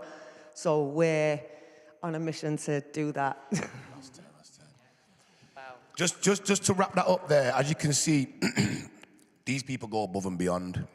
Yeah, they go above and beyond. And what they're trying to say to you is they just want to get to a place and then they'll relax down. But for now, it's full steam ahead. And that's with females. I'm saying that with mums. They just do not stop. They just keep on going. Put the men to the side for a minute. Put them to the side. They just don't stop. And they make the kids their own. You know, but this is it. We just try to get you the help that you need so you don't suffer from burnout. Yeah, which is out there. Yeah? So we've got next now, I'm just going to move it on now because we're on a time frame, guys. So if you are going to speak, keep it short. We've got you penciled in for which group you're from, so you will get to hear your voice or your own voice. But next up, we've got one more before we go into the break. Yeah, we've got Whitworth Young Contemporaries now, and they're going to co-present and tell us a little bit more about Whitworth Young Contemporaries. Right. Hi, so the Whitworth Youth Contemporaries, we're basically just a group of young people, I guess. We come in regularly and we kind of make art together and we just have a fun time. We learn new skills. And that interaction part of it really is quite key to everything we've been doing. The initial sessions were all on Zoom and we were sort of confined to that 16:9 ratio window. But once we were able to actually come and in person into the gallery and sort of make art together, it really took a life of its own. Those initial bookbinding, zine making sessions were really amazing because they were so abstract and they were just sort of like a play with different materials. And I found it really interesting how, despite it being so abstract, we were able to sort of still have those like underlying conversations about queerness. And I guess that's all credit to the fact that all these sessions were kind of on a structured on a queer curriculum, and yeah, I think it's I think that curriculum is one that's like really open. It's very hands-on. It's very creative, and I think it allowed this fluidity and kind of like openness to all the sessions. It really felt like everything we were doing was kind of tailor-made to our interests and what we wanted to learn about and what we were passionate about. And that allowed us to kind of have these conversations because it really was what we wanted to know more about. And yeah, an important like flip side to that conversation is comparing the queer curriculum then to our formal education and how like what are the difference in the values and principles of both the curriculums and sort of the idea that if this queer curriculum, these sessions that we've been kind of going through and learning, if they're so open and so inclusive to all these variety of different identities and possibilities, then are those not the principles that are reflected in the formal education? And if that's the case, then why not? And what are the principles to begin with? And it can be quite frustrating that in today's day and age with the conversations that we have today, those aren't reflected in our formal education. And so I saw that quite personally when all the work that we were doing with the Whitworth Youth Contemporaries, a lot of my friends outside the group would show interest in these things, and then they would ask questions about it, and I would bring up the underlying theme of queerness that was interlaced in every single project, and then that would sort of push these people away, and that would kind of turn them off or deter them from truly engaging in all the work that we were producing. And it's kind of odd that we go through basically our entire lives of a very straight or heteronormative education, and then when there is the opportunity to have even a short-term queer education, people are very resistant to it, or they're turned off by it, or they like reject it. And when that really doesn't need to be that case. And I really think that having a queer curriculum kind of pushes you to kind of step outside your comfort zone, because you're exposed to so many different identities, and maybe that's like the key difference with formal education. But yeah, I also wanted to give a quick shout out to Dominic and Short Supply and Grace, everyone who organized the Whitworth Youth Contemporary sessions. They're really amazing, and it's really awesome to see our zine in the shop and everything. Yeah.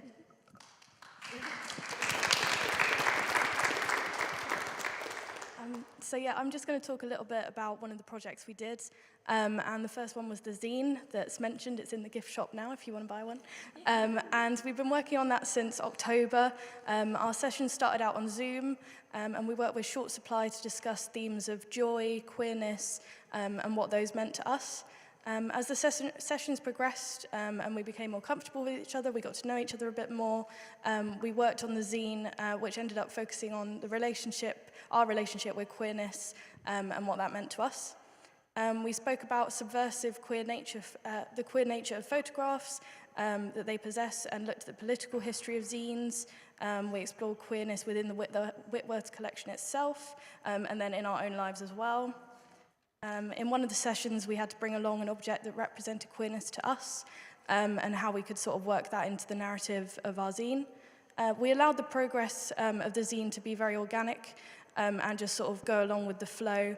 And as the zine explores the fluidity around the meaning of queerness, we didn't pin the zine or the definition down to anything, and we didn't confine it to any rules. The pages of the zine, there should be a couple on the slide a bit later on, were created at the Frost Fair here in December, and that was a collaboration between members of the public and members of the Whitworth Young Contemporaries as well. In the following weeks, we worked with Grace, Molly, and Rebecca to add some text to these pages, and transcribe conversations that we had about how we might have had changed perceptions of queerness, and what we'd learned through the process. When we started up again in January, we learned how to bind zines, and that's our one there, the pink one. And we were just very excited to see it in the shop. And making the zine sort of pushed a lot of us out of our comfort zones, myself included. And this is why we think the program is so important. The space we created in the group was very welcoming and understanding, and we agreed to be very honest and open with each other about it, and if we make mistakes, that's okay.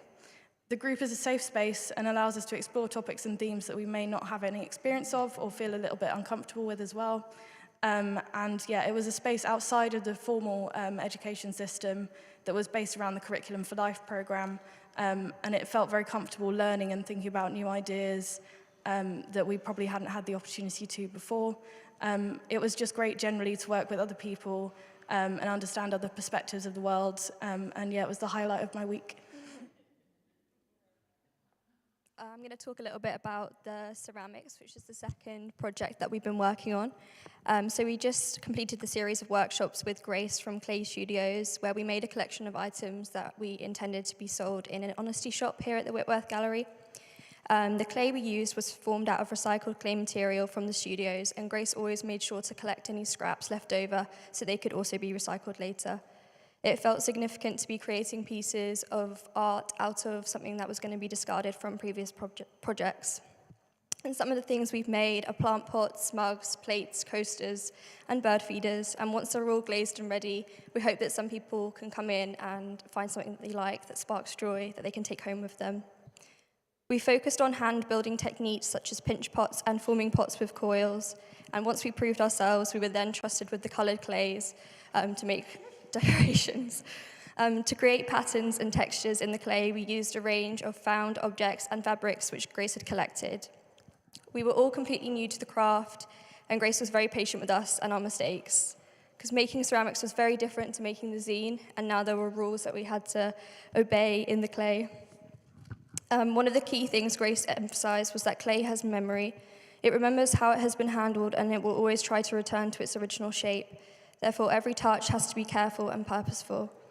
We often think of materials such as clay as passive, inanimate, and easy to control in order to make what we want.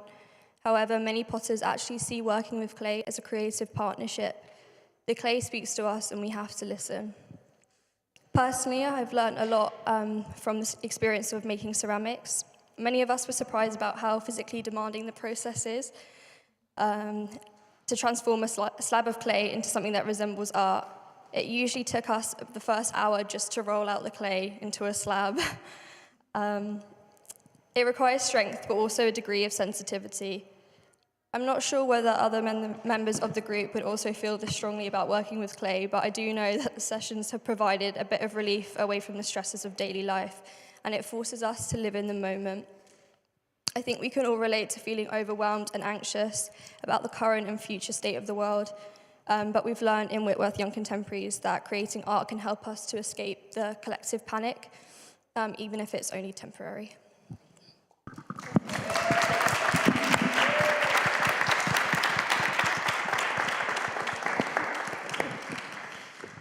Thanks very much, Whitworth Young Contemporaries.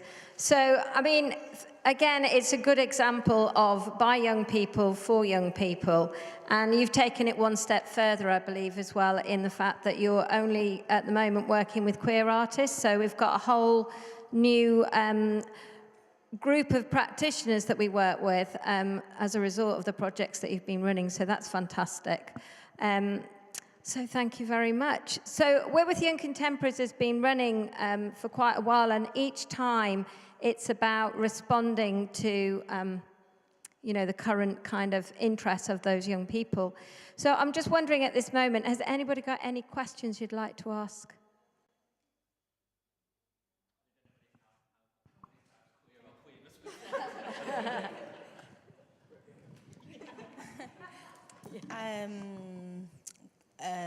Yeah, talking about the queer curriculum, definitely want to work with you on that, make some connections and collaborations. It was interesting you talk about queerness. I hope you don't mind me saying things like queerness can sometimes be portrayed as a very privileged thing to be in communities and societies. Certain people have access to expressing their queerness and being authentically queer, and some people just don't have the chance. They don't have the access. They don't have the resources. They don't have the support. And so what I think would be really interesting, I would want to reach out and work with you and specifically look at the link between colonization and queerness, because, you know, in the media, there's an image of who is queer, and our communities are diverse and mixed, and our communities ancestrally are queer. So queer is not, don't ever think queer is not mainstream. Queer needs to be mainstream and is for a lot of cultures. That needs highlighting more. I love the work you're doing. Oh, another one behind you. Oh. Sorry. Yeah. Just with communities being mixed and queerness being in all of our communities, we've got two paintings here, one by Pearl Alcock, which is the kind of Jackson Pollock one. Pearl Alcock was from Jamaica, part of the Windrush generation, moved down to Brixton, set up a gay shebeen for black men predominantly, and anchored those black men within Brixton, do you know what I mean? And it was quite queer, was Brixton in the 60s and 70s. And then at the side we've got a white guy, quite privileged, education, Patrick Proctor at the side there. So we've got two queer artists looking down at us, but from very, very diverse communities. And so this is what we're now uncovering and archiving and bringing to the fore, that actually we have these, you know, we have these queer artists within our collection that are from different, you know, that we can use, you know, for youth from different communities, and we should do too. But yeah, it'd be really good to, yeah, just that I'd say that as Pearl is looking down at us. Yeah.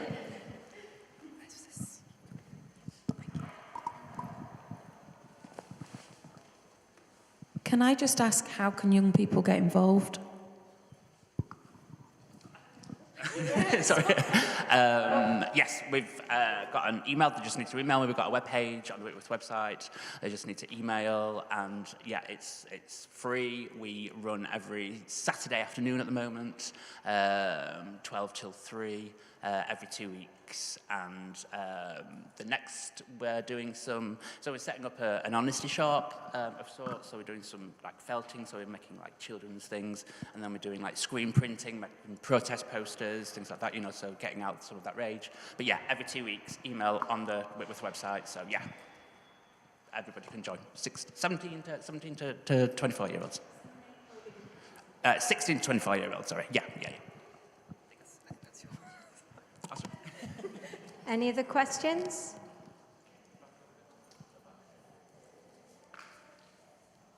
Hi, I'm from the Proud Trust. Absolutely love it. Similar to yourself, would love to hear more about the queer curriculum, how we can help push that out there, challenge that sort of, it's not in the mainstream, why is it not in schools, why is there such a disparity? Let's do that, let's collab. It's not a question, it's just, it was meant, want to do something, let's get together and talk about how we can make it happen.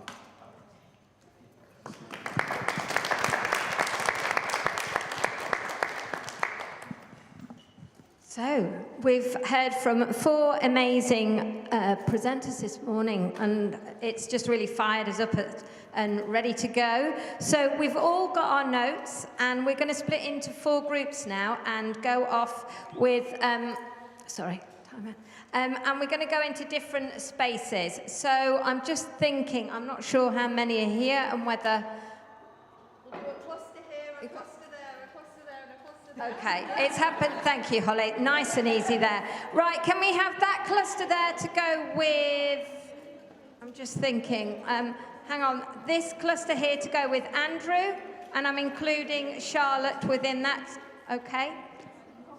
And then this cluster here, can you go with Ed, and he'll take you up to the School of Creativity. And then we'll take this cluster down to the Learning Studio, and this cluster is going to be with Eugene, okay?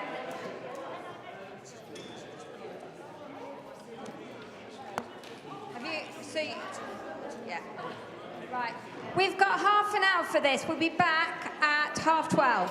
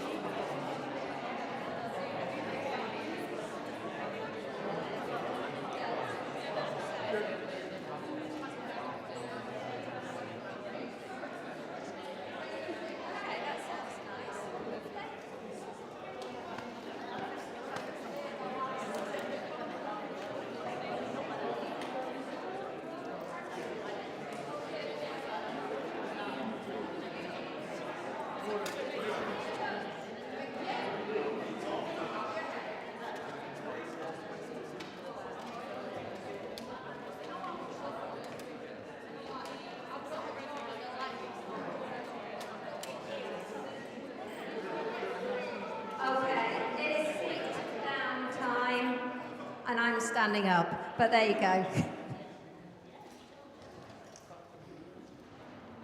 Okay. It looks like we've had some really lively conversations as a result of those really inspiring conversations presented by 4 amazing speakers. Well, more than that, actually. I'm not doing very well here, am I? By 7 amazing speakers. Okay, who would like to start the ball rolling and bring together the first, the conversations we've been having? I'm looking at Ed, actually. I know, I'm sorry. I could feel you looking at me, Denise. Okay. Thank you. Yeah, to be honest, we had a really vibrant conversation about, I guess, collaboration and the complexities of it. So we all really just started about getting to know each other and recognizing the energy, the experience in the room collectively and all the amazing projects going on, and really discussed how we could do more to come together, not only just to have strength in numbers and do the thing we talked about, how do we get Rekindle the extra 15 young people they need to push that over? How do we forge more space to supporting, I guess, some of the complexities of this work and how we grow it and grow as organizations and find funding, so kind of lean on our friends and partners in particular areas. So it was a really, really great conversation. Whether we hit the curriculum notes perfectly on task, I'm not sure. But some notes that I made were, forging more time for each other and to support each other, but particularly making space for teachers to be part of this change too, because obviously finding good teachers that address that and making that a space that they can be supported to do that work is really vital. So we can really push forward and address those, I guess, the root of the work around the societal and systemic barriers and injustices that everyone's working against. And another main thing that I pulled across from the conversation was about how this work has to be built on real people, real stories, lived experience, and I guess an honesty of the work. And we picked up on what Charlotte from Rekindle was talking about that honesty in the room, about the adults not knowing everything, and how do you take young people on that journey with you. And again, so then other main things that aren't part of the curriculum just need to be noted are just experience and skills exchange and building of support for things like funding and getting the funders in these conversations too, because everyone's doing amazing work on a shoestring. How do you push this work forward without that kind of major funding support needed as well? So really interesting conversation. I'm sure there'll be lots of other notes in the yellow. You're calling these the yellow pages, but in the yellow pages that are being gathered by the end of the day. I don't know if, is that? Yeah, that's great. It just gives us a flavour of everybody's conversations. So, I'm definitely remembering the funding, the authenticity, and it's just really nice that everybody's got something from all of the presentations, so that's good. Cool. Andrew, would you like to share? Yeah, cheers, Denise. Again, we had a really lively conversation and a really important one. And some of the things that I think came out of it were starting from the idea that young people have a right, and they have a right to be welcome and a right for all young people to access the cultural spaces within the city and have that as a given. We thought that actually having unity and being stronger together, joining up those pieces, similar to what you were saying, Ed, was absolutely one way of trying to do that. The sum of the parts that are in this room will make it a better place. We also discussed this idea about what is the art and whose perception of the art is it. So a collective understanding of what art and culture might mean to everybody. That's going to be different for a lot of different people and different groups. So we thought, is a golden thread something around creativity? Is it the kind of skills and the transferable skills that are for life that are needed? So through the arts-based practice and arts-based processes, can creativity be the golden thread that brings all that together?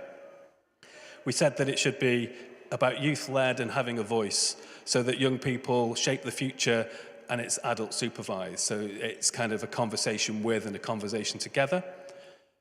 The idea that the networks that we create need to be, or possibly could be, authentic and real. The one-on-one, the 24/7, and how we support that everyday care. So how do we support all of us in that kind of that conversation? And possibly that is also through training and sector training, that young people can help train us and give us their kind of take on what we also need to do better, and actually to think around social biases and what is behaviour in spaces. So when young people are in our spaces, to feel welcome, they may look different. And it's about us recognising difference and being able to address that and cope with it. Thank you. Yeah. Yeah, I think I really like the idea of being trained by a young person as well. I think we could get a lot from that. So that's a good takeaway from that. Thank you. Somehow or other, it'd be really nice to put all this together so we can share with everyone towards the end as well. We'll be taking the paperwork of what everyone's got there, what they've wrote down. And then we're going to go through at the end of the day to see which are the best ones, and we're going to try and put them forward. And those people who can answer the questions, we're going to try and get them here on the next sit-in. Okay. Do you want to present from your group?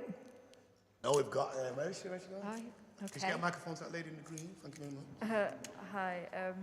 Yeah, so we talked about, like, in terms of, like, actually diversifying the curriculum and kind of what to do with the curriculum. Is it? Oh, okay, sorry.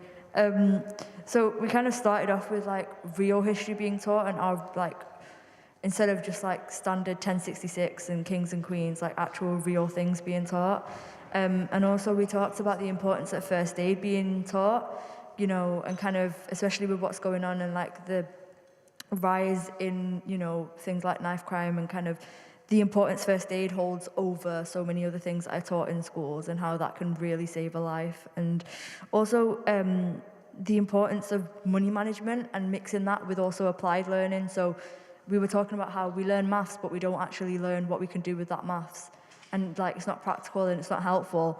So kind of using that, for example, learning maths and then applying that to money management and how to live, because we don't get taught any practical skills in schools. And also it being important who's actually teaching us about this history, specifically, you know, if it's people of colour that are delivering that to us, and kind of it not being tokenistic and performative and it actually being genuine. And also we talked a bit about how school is designed to leave certain people behind, especially because schools are so driven to, like, kind of just get results and see, you know, numbers and statistics of grades and who's going to, like, Oxbridge and stuff like that afterwards. And also something I wanted to add was kind of what Rekindle was talking about in terms of pastoral care being a core part of it, and how it's so important, especially nowadays, for young people to have a space in schools where they've got mental health facilities, and it's not something that's kind of hidden away and you have to, you know, go to different teachers, and it's just something that's there and they can access really easily. But also the genuineness of it, because sometimes it's just because they need to say that they've got this on their report to say we do facilitate mental health stuff for kids, but kind of actually doing it properly and genuinely. Yeah. Brilliant, thank you. And I think some of those things that you referred to there came up in our discussion, which I'm trying to find the notes for now. But one of the things that definitely came out of that, so I'll do it from my memory rather than waste time, is the money management, and then the whole idea that, you know, definitely staying with us is the difference between credit and debit. You know, what does that mean? And also, I think, particularly now everything's so card-based, it's really difficult, or just contactless, it's so difficult to determine what does money mean to young people. It's so confusing. A big thing that came out of ours as well was around having anti-racism underpinning any kind of curriculum as well, because there still seems to be a lot of lip service that's paid for that, but not really truly, you know, understanding what that means and the institutional change that that means as well. Another thing that came up was around mental health and the idea that, you know, everybody should have access to counsellors, and that somebody quoted that in a school that's got over 1,000 people, there are only 2 counsellors. Well, how can everybody access those counsellors when there is more opportunities to be with a tutor? And also, what does that say, you know, in the fact that it says that, you know, if it means that if you have to really go above and beyond to get some kind of counselling, you know, why isn't that everybody is, you know, able to get that counselling? It just means that you're almost, you know, you're stacked against it already. And if you're already experiencing some kind of difficulty, why would you have to try even harder to access support? We talked about neurodiversity as well, being part of the curriculum, and obviously the queer curriculum as well. So what else? Was there anything else? It seemed like it seemed to go on for a... We were just like reaming it off. It was like, come on, they're on fire. Break down postcodes. Yeah, definitely. We want more of that, please. So, okay. Anybody else? Oh, everyday politics, yes. See, I told you there was loads. Yeah, I mean, I think at the moment a lot of young people, you know, they're picking up things all the time. You know, we talk about how much they're on social media. And I think sometimes they don't realize that they have a place to play within the politics, understanding what it means, but actually taking action. And I guess they understand, actually, increasingly, they are understanding activism, but to understand why they've got that activism as well, I think it will be really powerful. Okay.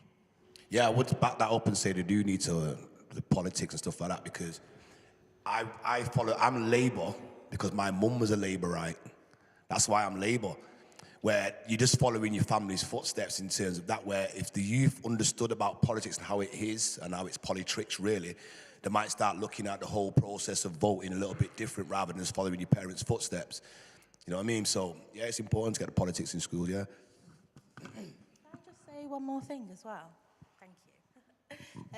It sounds like, from the themes that I've heard or the conversations that I've had with the people just in this first bit of the session, that an entitlement to be in, it flows throughout. So Lizzie was talking about MAID wanting to make sure that young people felt entitled to belong in those spaces. Our group were talking about gatekeepers and being entitled and having access to funding opportunities.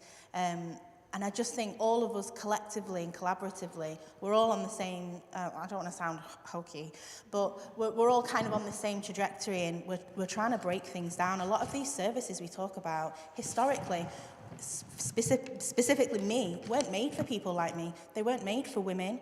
They weren't made for black people or people of colour. They certainly aren't accessible. So in terms of community, I think what we're all doing, what I've heard is like, I want to work with everyone right now.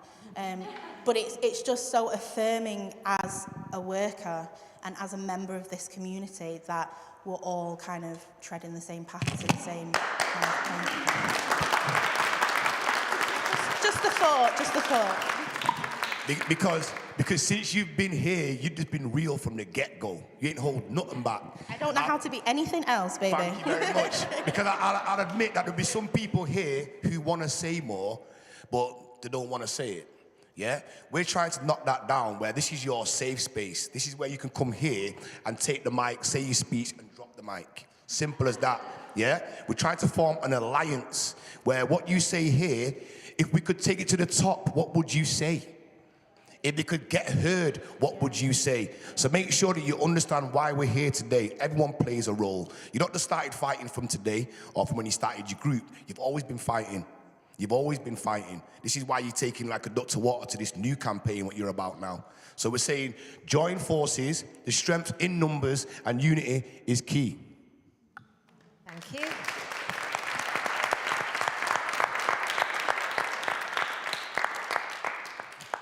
And on that note, I think it's time for lunch. Is that okay? Okay, we'll meet back here at 1:45, please. So it's a nice day, so you might want to nip out and have a bit of fresh air, but we are having lunch in the Grand Hall. That's where I thought it was. Upstairs. So you see the stairs there? You just keep on going up to the top. Okay. Thank you, everybody.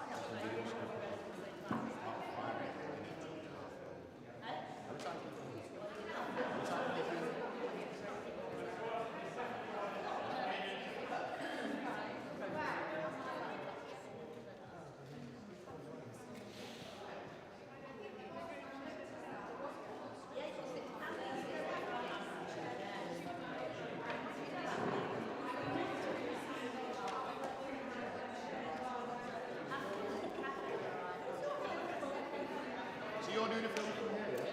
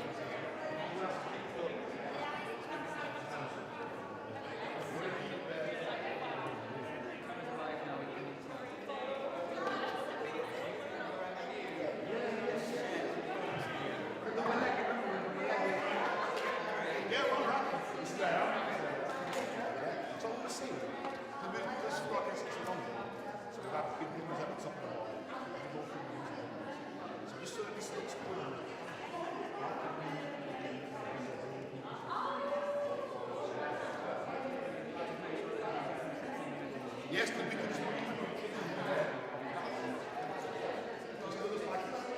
obviously, when you in the edit, that's what the language is.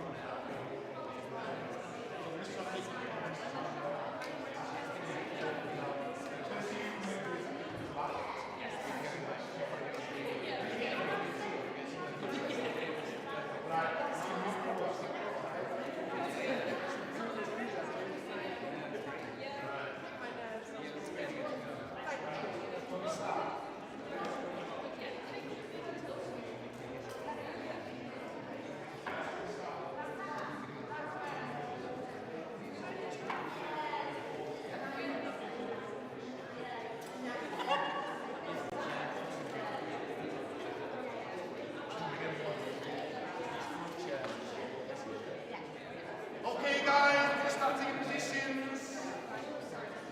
Get the actors out of the trailers, please.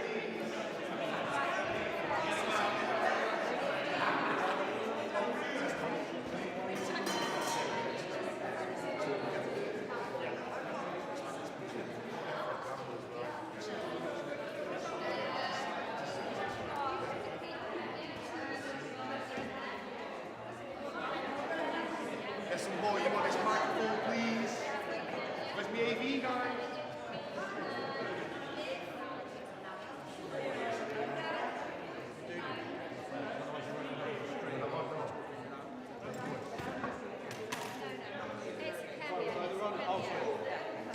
Oh, he's trying to say all Americans sound the same. That's not Suzanne Lacy. That's the. I need to get some on this though, bro. That's what you fought for. Suzanne Lacy.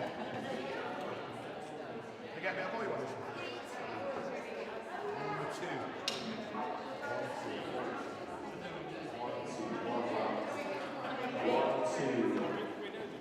Okay, guys, just before we start the final segment, we're just going to ask people to come a bit forward and sit on these front chairs. As you see, it's a long day, and some people have to go back to work, so we don't want these gaps in these chairs. So you guys come to the forefront, please. And plus, it creates that whole unity type thing, togetherness.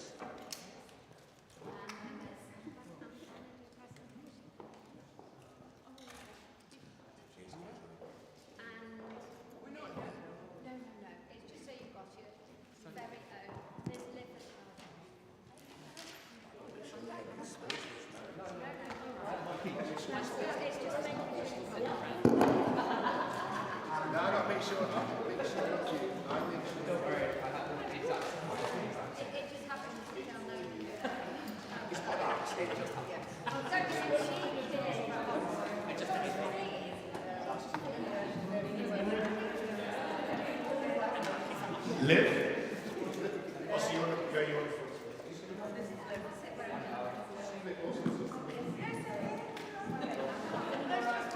and live, proud trust.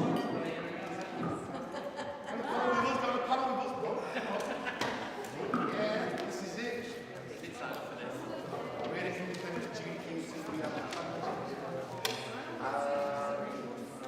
venture out.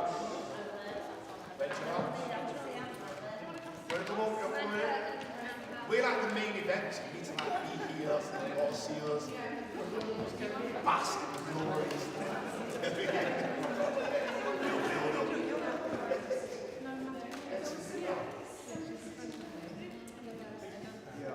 There's a chair here.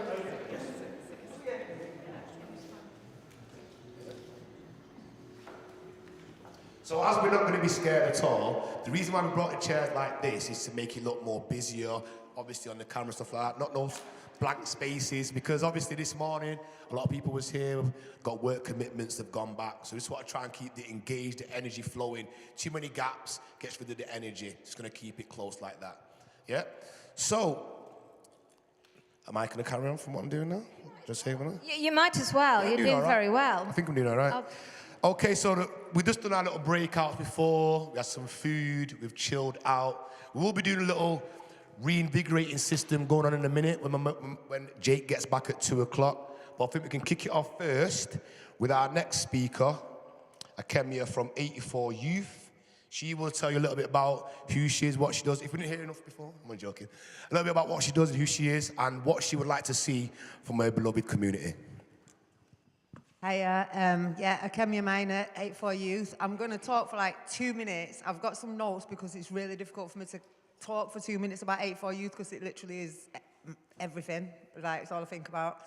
But we've got 5 short films that will demonstrate like what we're trying to achieve, part of what we're trying to achieve. So we formed in response to serious youth violence and what we've termed perpetual traumatic stress disorder, because communities like my side have had layers of devastation that we've never been able to heal from because there's nothing in place to do that. So I've done youth work for 20 years in my side, and we got the status, RCIC status, on the 9th of September 2019. But we're called 84 Youth because on the 8th of the 8th, 2017, we got some guilty verdicts in a joint enterprise case, which we've got an appeal going on for now that should be going through, where 11 young men got sentenced to 168 years for one murder where one person stabbed one person with mild force in his neck, and 8 of them got murder sentences, 3 doing manslaughter sentences. And on the same day we got those verdicts, cars came from another community and jumped out and chased a load of young people on the estate and stabbed 4 young men with severe force 28 times.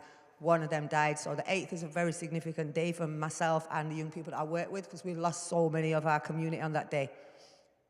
I was initially going to set up something that was just me and another youth worker, but then young people that I'd worked with were friends of these young men. They wanted to do something as well, so it became a youth-led organisation. And I've got young people from the community that work for me now. They all earn a wage. I don't have any volunteers because young people need to live the same as everyone else does. So basically, we have got a focus on racial equality and serious youth violence and perpetual trauma. We've now been commissioned by the VRU to deliver our training across Greater Manchester and support other community organisations respond to serious violence in their communities, because obviously all communities work differently. We work well in ours because we all live there, we're from there, the community knows us, they trust us. Whereas we couldn't, say, go into Clayton, Bury and do the same thing because they'll be like, well, who are you? So we're trying to enable people in those communities to respond how we do. We work directly with young people and families around serious youth violence. We get self-referrals, we get referrals from youth justice, probation, YOS, schools, social services, which is great, but also annoying because they've got huge amounts of money to work with these people. They pass them on to us and we don't get the money, but we can do the work. So yeah, we are getting paid for doing the training. Quite a lot of money, to be honest. Very humbling. We're very accessible because we're like literally there, we live there.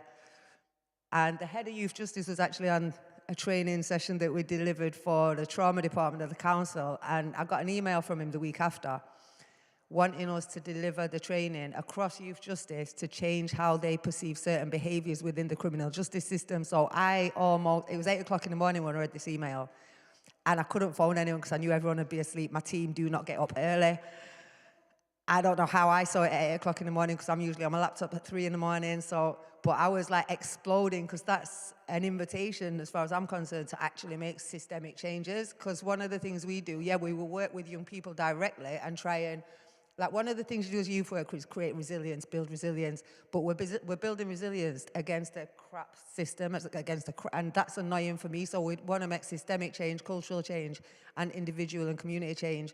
Because there's no point in changing the young people and helping young people to become successful, because they're going to hit the same shit that they're hitting already. So community trauma.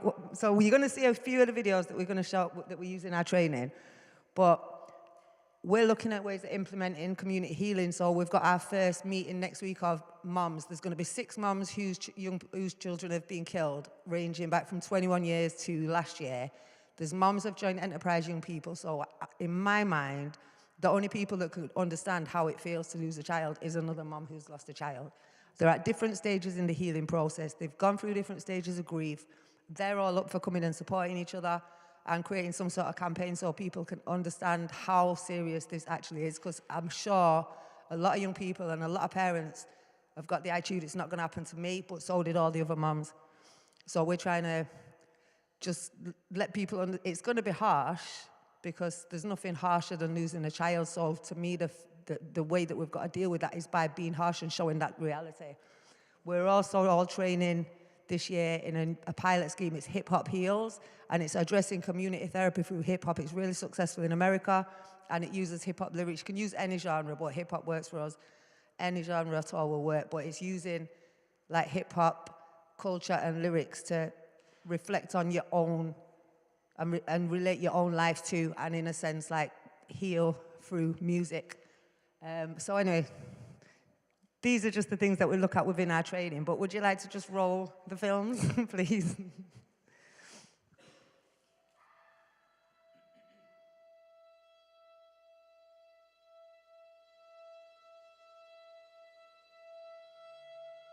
Trauma is experienced in the body, not in the mind. Trauma is controlled by the lizard brain. Trauma is experienced in the body, not in the mind. Trauma is controlled by the lizard brain.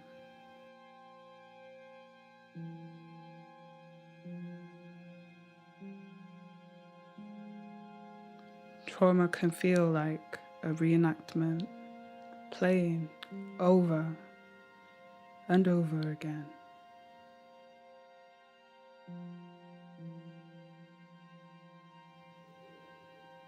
Trauma is controlled by the lizard brain.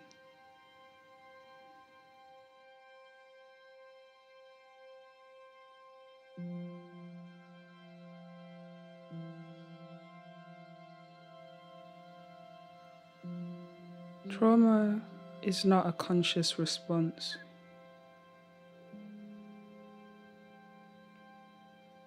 It is fight, flight, freeze,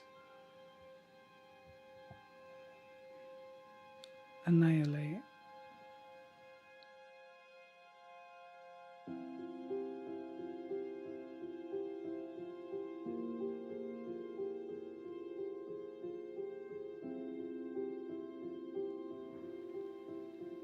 Trauma is not the same for everyone, and people respond differently to different events.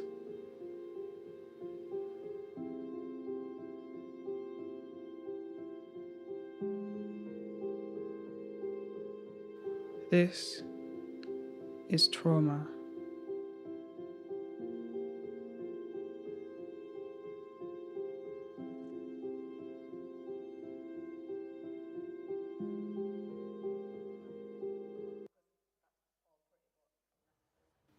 This is perpetual traumatic stress disorder.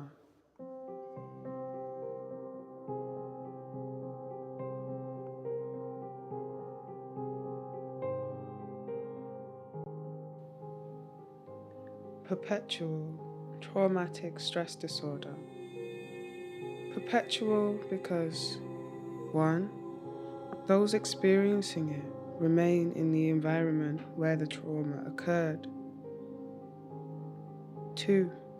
It's often left unaddressed, and repeat incidents create new layers of devastation, continuing to increase the PTSD.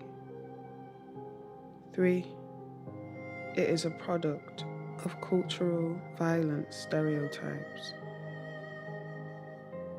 Perpetual traumatic stress disorder is not experienced or even understood by most therapeutic services, and so there's limited support.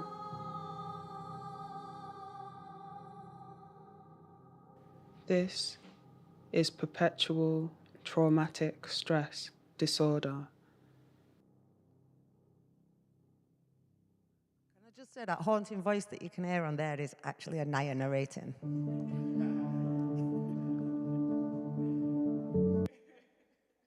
So we use this definition of violence. I'm not going to read it out to everybody because you can clearly all read for yourselves, but I've just put this in to explain the direct, the cultural and systemic violence videos that you're going to see. So for us, violence is not solely physical at all, and a lot of the physical violence comes from emotional violence and oppressive violence that's implemented on communities like my side consistently by institutions such as the police, criminal justice, media, education. Anyway, carry on. Do you want to roll the next one?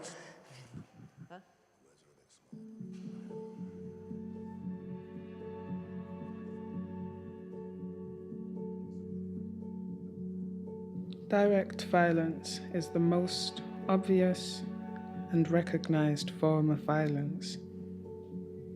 It is war, murder, rape, assault, abuse. Direct violence is the manifestation of conditions created by the following two forms of violence. Its roots lie in cultural or systemic violence. Direct violence is not isolated.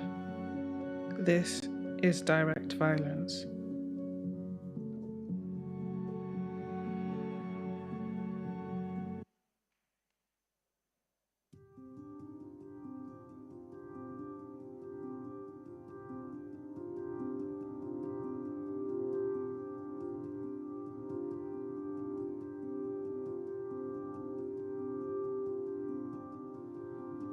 Cultural violence.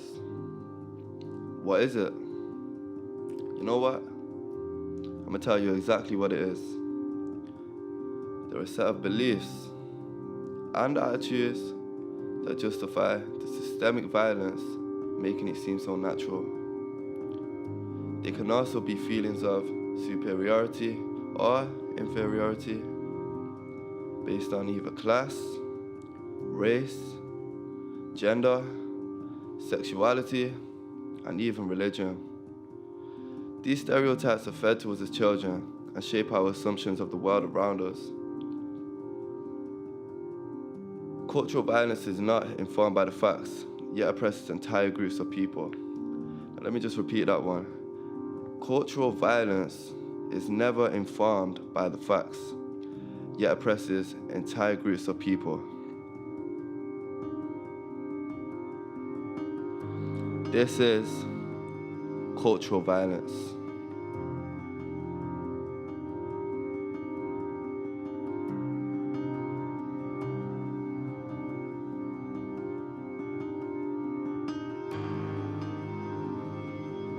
One more video, and the next video kind of is the systemic violence, which allows and enables everything that we've already seen.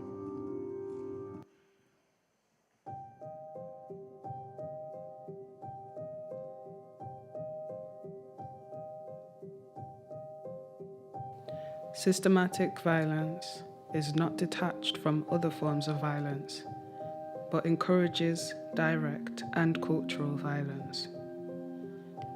Systematic violence is injustice, inequality, and exploitation built into our social systems. Systematic violence is responsible for generating wealth for the few and poverty for the many. Systematic violence is the very basis of capitalism, patriarchy, racism, and any system of domination. This is systematic violence.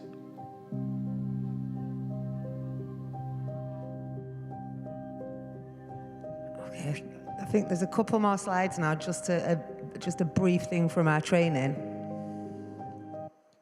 So this is kind of encompasses all the types of violence and shows how it pushes it. So this was a headline in March 2020. These stats came out. Killings of black people in England and Wales at highest level since 2002. 105 black people victims of murder and manslaughter in the year up to March 2020. What impression does everyone get from that? Like serious youth violence is a black problem, yeah? That's kind of what we get from that headline. I went on to read the entire article. Do you want to go on to the next slide? At the very, I'm short-sighted, I can't even see this. At the very end of the article, 275, there was 695 murders in total that year. When you did the maths, it worked out just over 10% of those were black and from black communities and were killed by a bladed article. If we look at how certain black communities are squeezed and how oppressed they are, it's not disproportionate at all. We said there's only 3% black people in this country, and 10% might sound a lot, but 33% of young people in prison are black. Over 50% of children that are incarcerated on life sentences are black. So this is quite understandable when we look at the situation that a lot of black communities are in, especially post-COVID. Like young black men, young black women are further away from the labour market than they were before. There's a lot more poverty. Obviously, we know everything's really bad at the minute. But the focus there, like what impression would that give to everybody from that initial headline, is that it's very much a black problem. And I've no idea why they've done that. I don't know why they've tried to make like white communities feel like it's not going to happen to them and they're safe. It's clearly not a black problem. Black people have never had the monopoly on violence in this country, and they never will. So basically, yeah. I don't know if there's another slide. I don't know if there is. Right. So the reality is, most people in the UK will never personally know a murder victim. Most will never know anyone serving a life sentence for murder or manslaughter. Most don't think about their safety in terms of race. Most believe we have a criminal justice system that's fair, and they wouldn't have to consider their race in relation to their experience within that system. Most will never witness high levels of violence, either within communities or institutionally through legal tools such as stop and search, aggressive or over-policing, and joint enterprise. Some communities experience this multiple times. Think about the trauma that creates and how it would affect that community. Obviously, I don't expect you to do that now. This is just something we do in our training. But as a team, we've got multiple of these, and as a community, we've got multiple of these, and we're supposed to just crack on.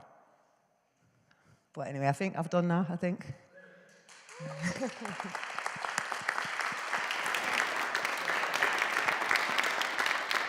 Excellent, spirited, rallying of the troops. Just before we go into the Q&A, it's just to say that everyone has a role to play. Everyone has a role to play in terms of what you spoke about there, to stem the violence, to stem the troubles. And of course, to say we can put an end to the violence would be foolish. Because wherever there's poverty, there'll be violence. And as she said, things are getting worse out there. So it's what can we do before it gets out of control, and there's nothing we can do. Okay, so we're going to turn to the floor now and see if anyone's got any questions there. I reckon they have. I reckon there's some questions out there. Where's my runner gone? Hi, there's a microphone over here, please. Thank you very much. Thanks. That was one of the most moving things I've seen on that subject for a long, long time. It's really well done. I've seen something similar just in the art world in Hackney, but in that way as an educational piece, fantastic. There's a lot of people in Tottenham who do similar work, to talk about similar issues in a similar way, who think about trauma, and it might be worth linking up. I'll link you up with some stuff. We're linked with the Forefront Project, the Forefront Project in Yeah. Stafford, you know Stafford, yeah, he talks about it a lot. they're like, Temi is like my London daughter. My mouth's big, I didn't think I needed it. Temi's like my London daughter, and we did work a lot on the Mark Duggan campaign, so we're very close with the people at Broadwater Farm I've got them links, thank you. One of the things I get, because I have that sort of legally background, I get called into doing a lot of policing harassment type cases, and one of the things we did in Nottingham, and it's a bit like when you talk to kids about the autism spectrum, suddenly they realise why they find things in school difficult, is when we brought Patrick Williams, I don't know if you know Patrick Williams. Yeah, I work with him as well, yeah. We brought him to Nottingham to talk about predictive policing. I don't know if the people in the room know, but a lot of state agencies work on predictive behaviour, and predictive policing is trying to guess who in the community and children might turn out to be troublemakers in the future. And there's an academic at Manchester Met who can show that police have lists of youth, mostly black youth, who have never done anything wrong, but who, just because they might be a little bit stroppy, they predict are going to do something and they're targeted. And once kids realise they're being targeted, it's sort of almost a spiral. And we worked with the kids in Nottingham to show this is what's happening. And we give them the tools in terms of, well, instead of getting angry, why don't you just film them? Mm-hmm. And there's ways of unbreaking that state of violence, or that's going to happen to them, that we're working on. But, yeah. We actually do a lot of that. I realised that for my community to get better, we need a better relationship with GMP. And so until about 6 years ago, I wouldn't really talk to GMP. And then someone got me on the independent advisory group for them, and it was around the time of the instance that made us become what we are. And so now we do have, like, Excalibur, for example, and neighbourhoods, and they'll phone and ask us if it's okay if they do, like, how should they police Black Lives Matter? They were asking us how they should do that. How should they police when there's been an incident and there's going to be crowds and they need to be there? So they're becoming a lot more of a police service rather than a police force. And I'm not going to lie, they've got a long way to go, but I'm very grateful we've not got the Met, because the Met are absolutely horrendous. Like, the stuff I hear from the organisations we work with in London and the videos they send me, like, we don't have that, like the child queue thing. I've never had a child tell me that that's happened to them, but I have requested freedom information from GMP to find out what their stats are on that since that happened. But yeah, it is very much about getting a better relationship with the police. So, like, young people don't feel like they can go to the police because they've got the labels on them. So if a young person gets stabbed or an incident happens, like, they can't go to the police. Like, in this country, with the only system we've got in place to deal with conflicts and harm is in itself a source of conflicts and harm. So if a young person gets injured, they're not going to report to the police, and then that escalates. Like, I know at least 3 young people have got murdered from previous incidents, that if they'd been able to inform the police in the first place, if they'd felt safe that they weren't going to get treated like a gang member or a perpetrator, that incident wouldn't have led to a murder, and kids wouldn't be in prison and other kids wouldn't be dead. So it's like, it's like unraveling what we've got now and rebuilding it, I guess, is what we're trying to do. Gentleman at the back there. Sorry, I was just at the back sitting and listening. I listen better that way when I'm far away. Firstly, I'd just like to say a big thank you to you, because I actually left, but I just felt I'm having a lunch with my nephew later on, so I'm just going to charge my phone for like an hour. I didn't know I was going to miss this. This is fantastic, and this is the reason why I'm saying so. I think most times when we look at gun violence, youth violence, we don't look at the trauma that people have suffered. We just look like, oh, this is probably just a violent community.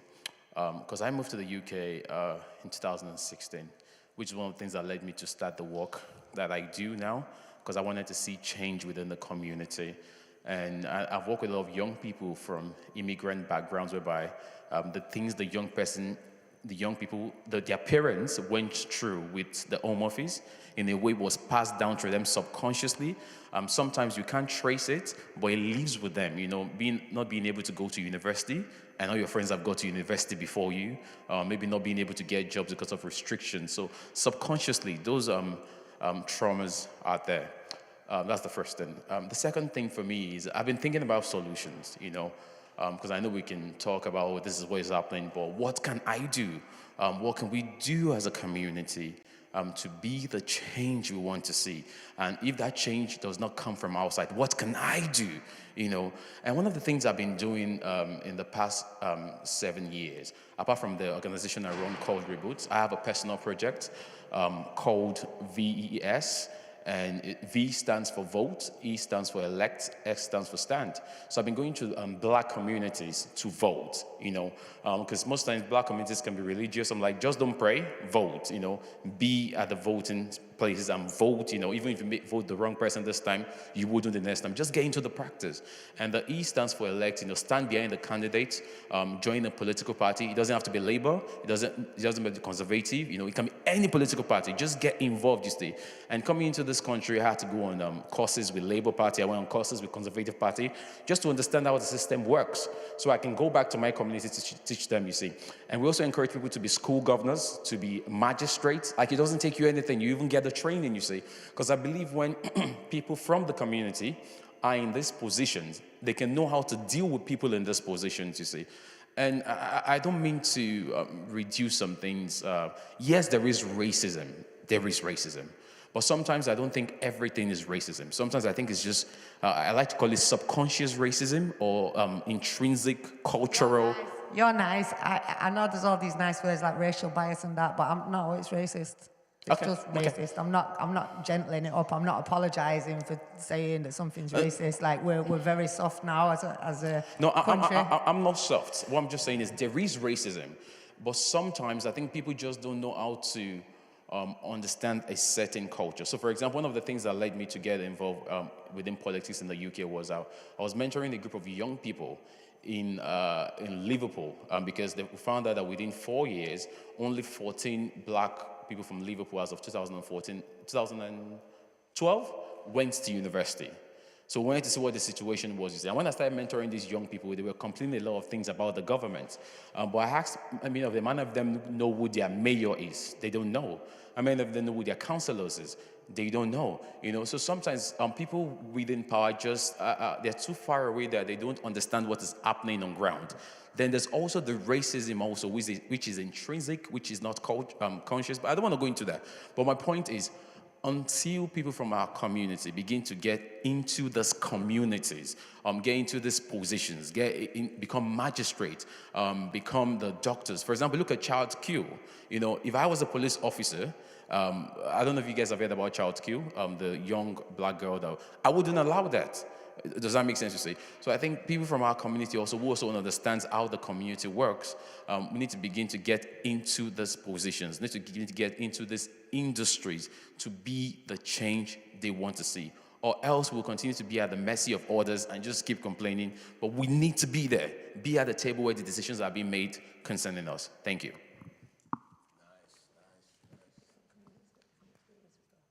Yeah, of course. Different communities got different experiences. But at the same time, I think, just to kind of go through what he was saying there, if you're going to have a judicial system, have the people that are judging the children there or the people that are coming in front of them reflect the communities that them people are from. You know what I mean? And also the same thing as well, if a black person goes for a job and doesn't get it, he's most likely going to say the racist rather than you wasn't experienced enough or had the qualifications enough, really. That's why he's saying not everything's racist like that for him.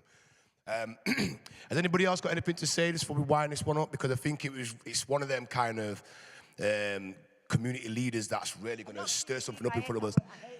Well, you know what? I said the same thing before. I'm not that. I just do it for the love. That's what she's doing it for, the love there, you can see. But I feel it was a kind of movement that's going to move something in all of us.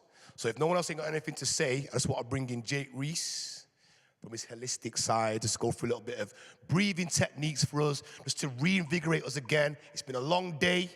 Some of us are kind of like feeling a little bit like that inside, want to do something right now. Let's just regulate our breathing, bring ourselves right back up there. I'll pass it over to Jake Reese. Just dropped it on me like that. Can I connect to the Bluetooth by any chance? Just for a little bit of music. If not, it's cool, I can just do without. No worries. Okay. So how's everyone feeling, man? Good. Yeah, everyone feeling good? So I want to do some breath work, some power breath. Just before we start, has anyone got any heart conditions, asthma, anything like that? No, everyone good? So, with this breathing, it's really going to drop us from the mind into the body. You know, the mind's amazing, man. The imagination is amazing. Can think of some great solutions, but it also can be an absolute menace. Stories that aren't even true, that will start running in our mind. So we're going to do some breath work, and through we're going to make some noises, some screams, but as adults, don't feel fearful, guilty, or shameful about having fun and about releasing, screaming as children would do. Do this with the kids, they absolutely love it. So I just want us to go to that inner child within us all and just make the noises, make the movements, and we'll get into it, yeah? So we're going to do 3 rounds. We're going to do a solar plex round. So if you can just make sure we've got enough room with our hands just to do this on either side. So we're going to do like this. Yes, it's going to be... We're going to do a round, yeah, a minute round. But I really want to... Yeah, work them lungs. We breathe really shallow. Yeah, so let's breathe deep into the solar plex and release all in the stomach. After this round, don't go yet. Eager beavers, not going yet, not going yet. So, and then we're going to do this for the heart, yeah? I like it, man. And then we're going to go up to the heart space, yeah? This is really going to loosen the shoulders, anything in the neck. And then we're going to go to the ceiling, bam, bam, bam. And then after these rounds, we're going to do 3 rounds of big, long breaths, and then we're going to scream as loud as we can. Yeah, just release, let's get it all out. Yeah, what is in there? We're going to get out. Yeah, we're going to feel back into the body. Yeah, so we're ready? Yeah! Yeah! 3, 2, 1, let's go. Want you to make me smile now. Ha, ha, ha, ha, ha, ha, ha.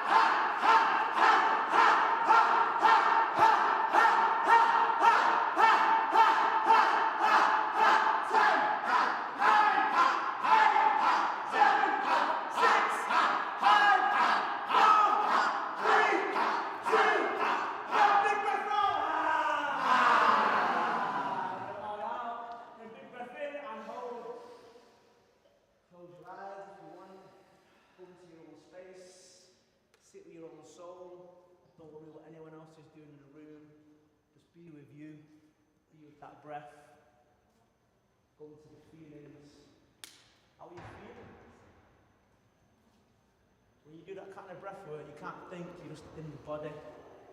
We're going to hold for 10, 9, 8, 7, 6, 5, 4, 3, 2, and release.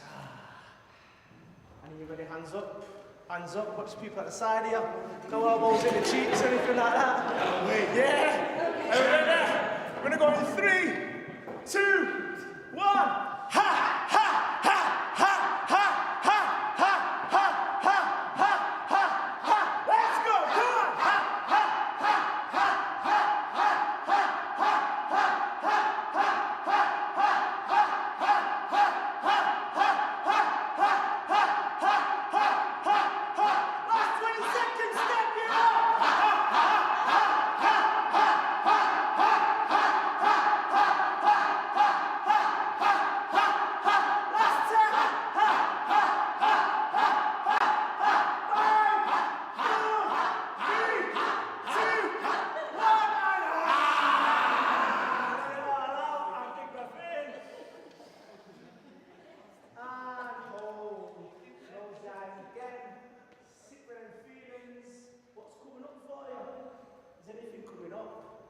Any emotion, any release, any experiences, any sensations, what's coming up for you?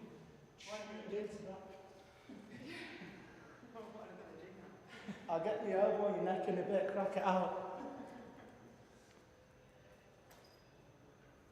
Yeah, we're sick of ourselves. This Western world's fast, man. How many times are we sick of ourselves in the stillness? And there's never silence. There's only stillness, because we're always moving, the mind is always moving. 10, 9, 8, 7, 6, 5, 4, 3, 2, 1, and release. Okay, last round, power round, everything you've got, yeah? Which one was moving? This one up. Over the top? Yeah. Raise the roof now. Raising the roof. Yeah. Just had loads of food, gonna get the energy back up. Yeah. You ready? Hands up. Going in 3, 2, 1, let's go. Ha, ha, ha, ha, ha, ha.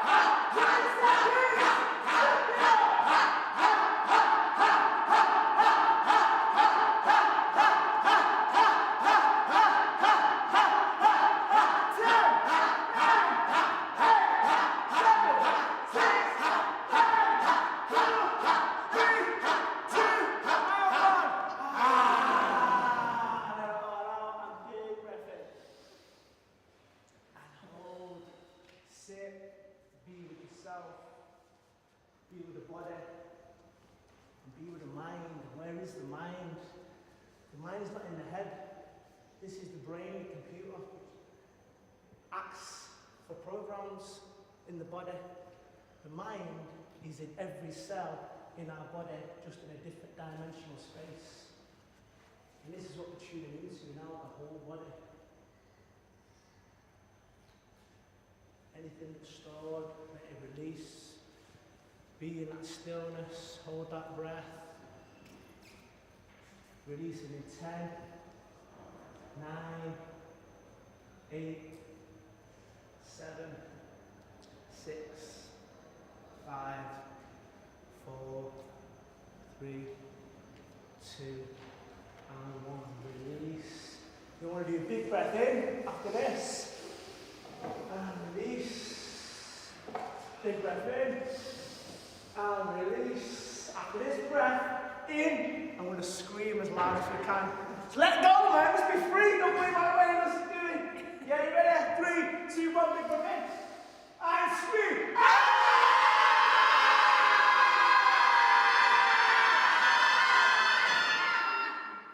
And again. Big breath in.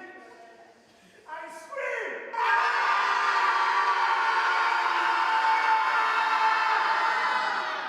And last one. Give it everything you've got, every fiber of your body. 3, 2, 1. Big breath in. And scream.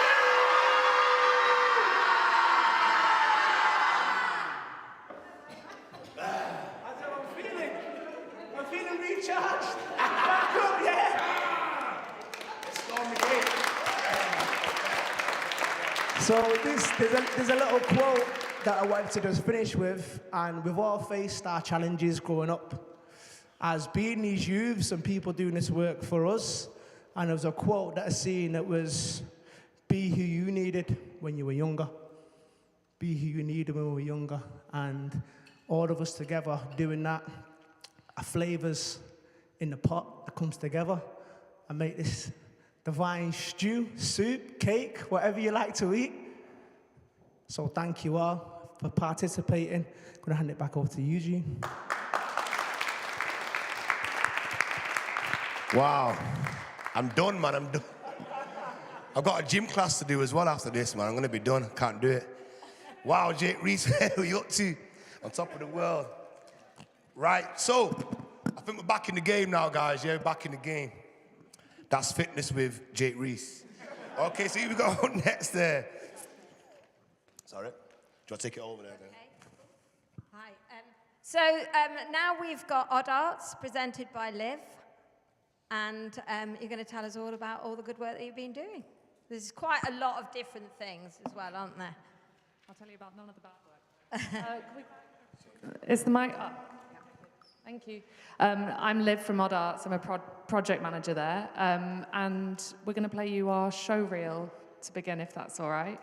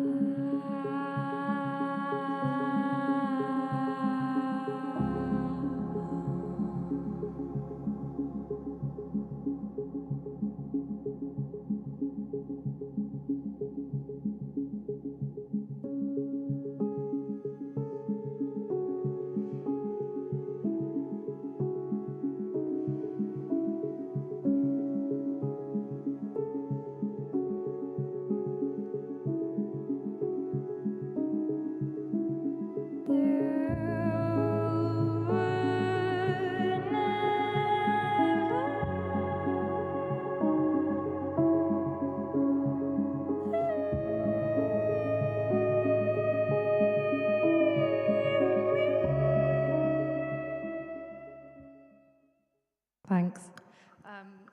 And there's going to be another video of some of our work playing whilst I talk, but it'll have the sound off. So Odd Arts is originally a theatre company and now a theatre and arts and community arts organisation, but we don't work alone. In fact, many or most of the people we work with aren't people who are initially or originally associated with Odd Arts, and art alone doesn't work. We're challenging a lot of the things that we're facing.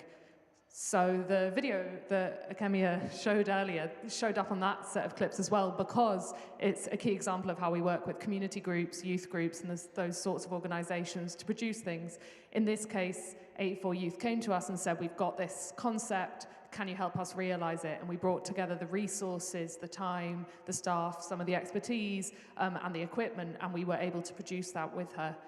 But there's lots more examples of the kind of partnership work we do, whether it's from work with the NHS and looking at patient and service provider work in schools and colleges, secure units and prisons, or the project I run, which is In Our Words. So In Our Words is our sort of flagship social justice arts youth program. It's based in Moss Side, and it's It's linked with 84 Youth and Hideaway Youth Project, and it's running for 3 years, and through it we're going to do all sorts of art projects to look at various forms of social issues. So at the moment we're looking at gentrification in Moss Side through a mockumentary film project. We've got a parade entry in the summer which is going to celebrate heritage of people in the area. We looked at discrimination in relation to accents and voices earlier in the year. We've got a project led by staff of colour on colorism with young people of colour specifically. We're looking with a group that 84 Youth have worked with at the experience of exclusion and alternative provision in schools, and the young people are going to make a mockumentary there. And we're also working with a group of black female artists and residents at 42nd Street to help them document their artistic process. So that's just one project of the kinds of things that 84 Youth do. Not 84 Youth, I'm taking credit. Sorry, Kemi. Odd Arts, that's my employer, I promise. We do work together.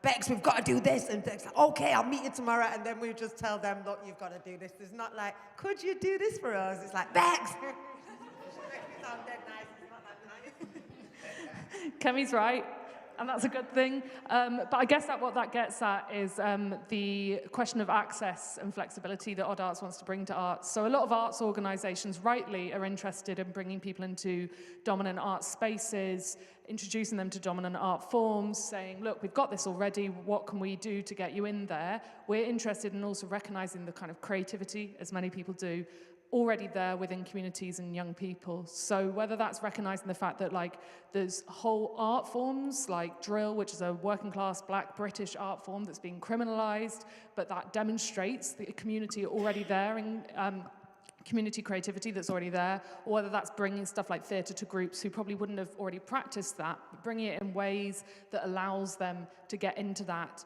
in accessible and friendly ways. So during COVID lockdowns, we did one-on-one sessions in parks, which meant that neurodiverse and anxious young people who were often avoiding our sort of group sessions were finding it easier to access our work.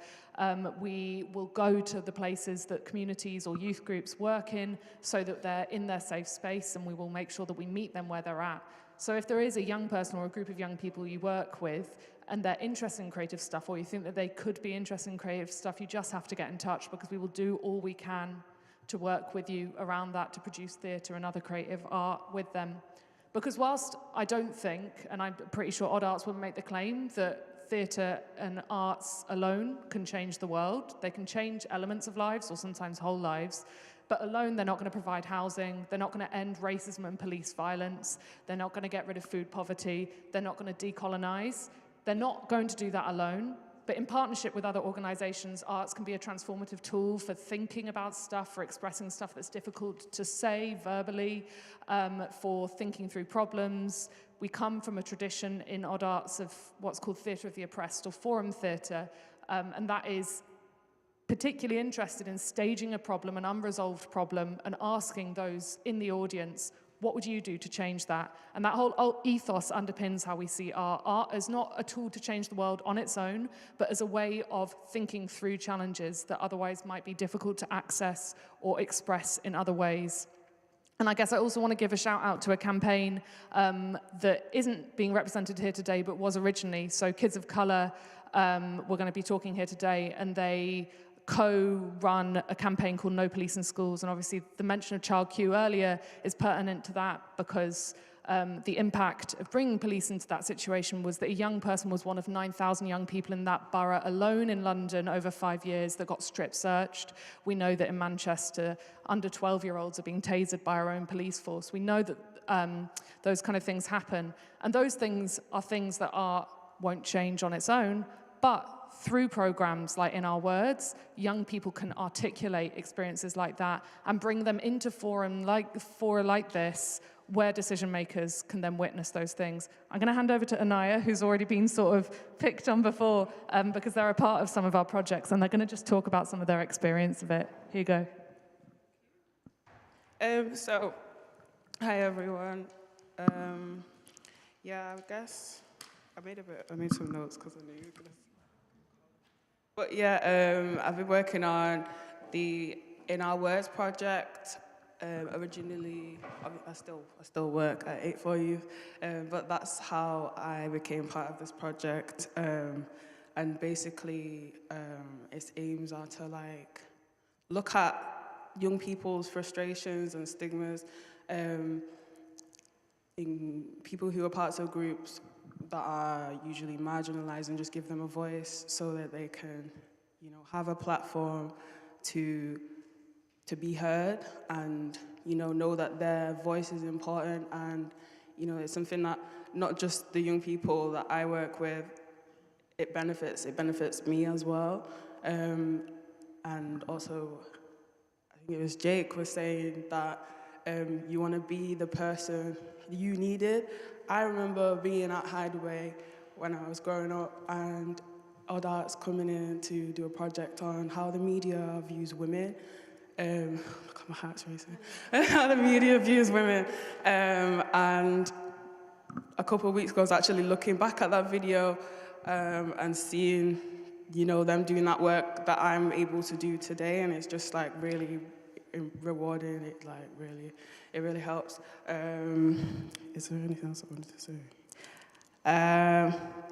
Yeah, we're basically, like Liv said, we'll look at social issues and matters of importance to young people in the community, and just try and make sure that there's more recognition for them, and it helps people come out of their shell. I can say that's something that definitely helped me, because I was always quite timid, but it really does help. So yeah, thank you.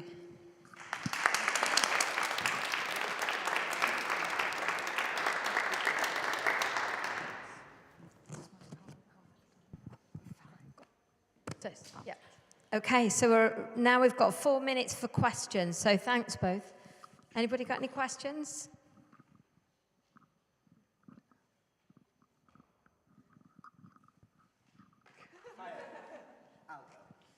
I think my question for you is, how are you finding translating art and theatre into community spaces? So we've had lots of conversations today about these spaces being inaccessible. How are you finding being like, it doesn't need to be these space, let's take what we offer here, we have that knowledge, let's take it to the community where they're at and show them it's accessible and start that. How are you finding that process, and is there any barriers that we can overcome? Yeah, definitely. That's a great question that Anaya may have a different take on, as may Kemi, as project partners. I think, two things worth saying. Like, one, I was new to the organisation and project at the same time, so there was a lot of learning that came into that, as well as bringing just arts into community and youth spaces. But I think one thing is to recognise that the forms of creativity that often young people are demonstrating are not ones that will get recognised as forms of creativity by dominant art forms. So young people are making loads of TikToks, they may be making their own raps or songs or videos, they may be using memes as a way of expressing, and they may not regard that as skill in art or creativity, but that's still a form of art and creativity. And so I guess in previous creative youth work and in this practice, one of the ways in is through getting them to recognize what they're already doing that is like that thing.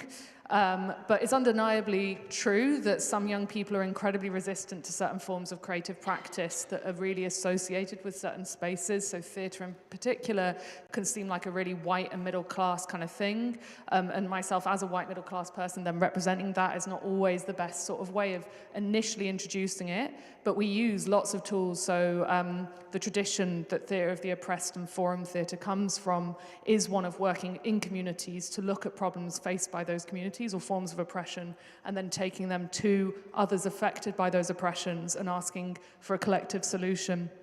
And a lot of that practice is about removing necessarily the verbal or the brain-led kind of ways that certain arts organizations and practice think in, and coming through maybe body work, so doing stuff that we were just doing there. I'm really self-conscious about it, but that kind of stuff, or doing stuff with images, or creating like a scene without making noise or speaking.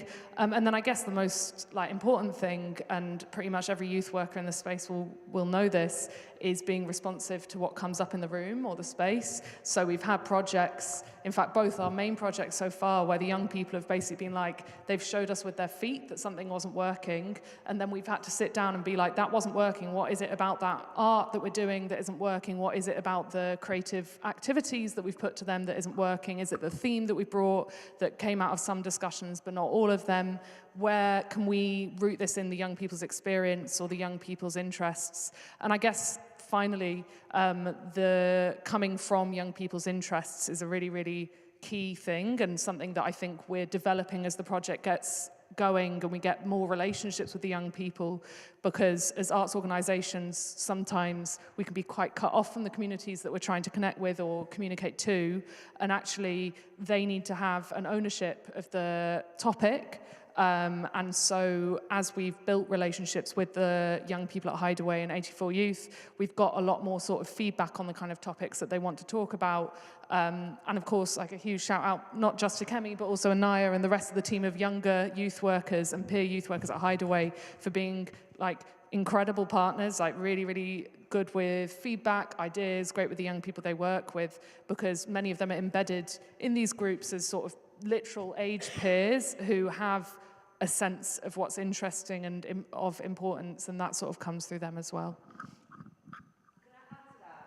I think Odd Arts, like I've worked with Odd Arts a lot longer than Liv, to be honest, and I think what the good thing about Odd Arts is, yes, theatre is generally white and middle class, but Odd Arts recognised that they were very white and middle class, and they purposefully went out to become more diverse as a team and the board, but they also acknowledged that they'll like a lot of organisations, a lot of bigger, more better funded, like Odd Arts it's been around for a while, it's got a really good board, it's very well structured and organised, and I'm quite jealous because they have a lot easier roles than I do, but they'll come to you, and like when they first came to us, I worked at Hideaway, and they'd come like, look, we know we're middle class, we know we're not in the community, we need you. They'll own that they need us to bring young people, whereas a lot of organisations will swoop in, we're here to save you, and we're like, I don't think so. So they're really honest about that, and they're working very hard to become more diverse and become very embedded in the Mossad kind of community. So I've got to like shout a respect to that, because not everyone does that. Yeah, I think that's a real credit to like not just the leadership, but the staff members and people we work with, from Kemi and Anaya through to the actual like participants and projects, for like delivering that feedback. But also it's come from a very like staff-led place. So like the leadership at the organisation, hearing again and again from staff, like these people are not necessarily representative of the people we work with. What are we going to do about that? If we're saying we're taking theatre to people who haven't done theatre, and arts to people who haven't done arts in that way and been given that access, why are we constantly showing them people who have represented that inaccessibility? Which I'm just repeating for me. That was a good point that you made there as well, because people of colour, they don't want the help like that. They don't want the handouts. They just want equal opportunities. We can do our own bit. Just let us get through the goddamn door. Simple as that. Let's get through the door and we can get our own job done. I just can't speak enough how you pointed out and made such a big point, what you just said there. I'd like to bring in Francia, who's just coming in a moment now, just to speak quickly. And can you get her aboard as well, so she can get involved with what kind of sentences she can write down. Basically, with the piece of the paper here, we're just going to write down how you found the person who just spoke, the organisation, where they're from. It's self-explanatory when you get it there as well. Yeah, they're going to bring it around. Learner friend over here. So we just wanted to speak about people of colour and the creativity that they have as well. It's like a hidden talent that we all have like that, and we need Odd Arts and stuff like this now to tap into our communities now, so you can bring out the creative side, because musically, artistically, we've got it all there as well. Francia, I wonder if you had any points you wanted to make on that kind of issue there about the creativity that black people hold. I think it's definitely fair to say that in our immediate black community, there is a wealth of talent. You can't put a price on it, put it that way. And they're just coming through more and more and more. I mean, when I think of the organisations, like you've got Magdalene there, who used to be, is still Afro Cat, sorry, not, Afro Cats. We've got another sister. In fact, we came from, I'll just give you a little bit of background. I used to be with a women's group. We were called Abyssindi Black Women's Cooperative. And from out of that, we had several different projects going on at the same time. But one of the things that we felt was very important was to develop and go out and share our culture through music, dance and drumming. So we had a women's group of which Magdalene was part of that. She's like second, third generation. And we used to go out in the community. Well, second generation by me. And we used to go out in the community and we used to do performances in various settings. We were together for about 35 years.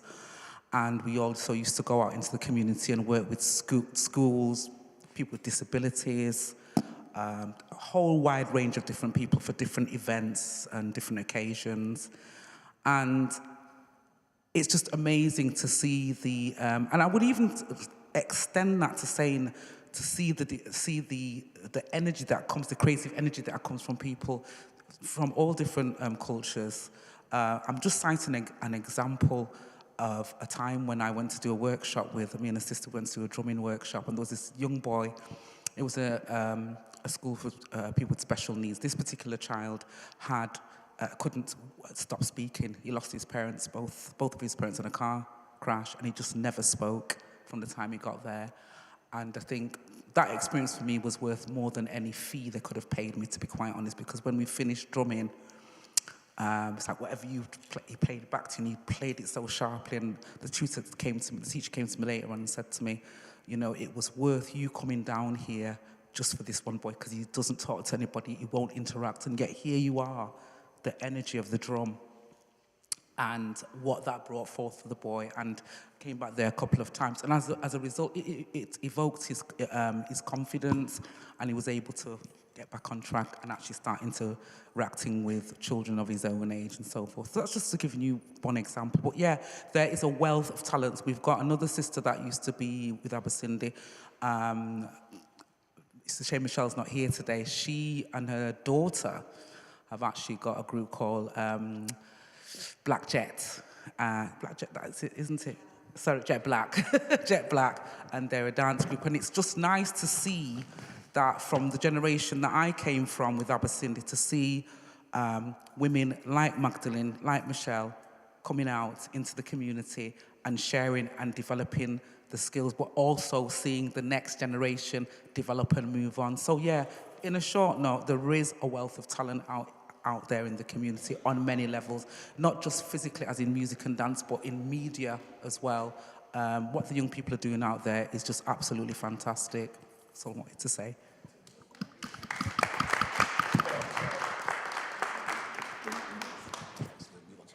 Okay.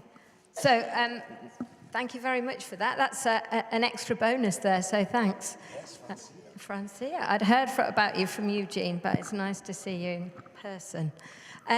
So moving on now, I'm going to introduce Liam, yes, from the Proud Trust, who, again, this is what's so great about today. I've heard so much about so many different organisations and not actually got to meet necessarily everybody from them. So Liam's going to illuminate next to Jake, as about his organisation, the work that they do, the important work. Yeah, thank you very much.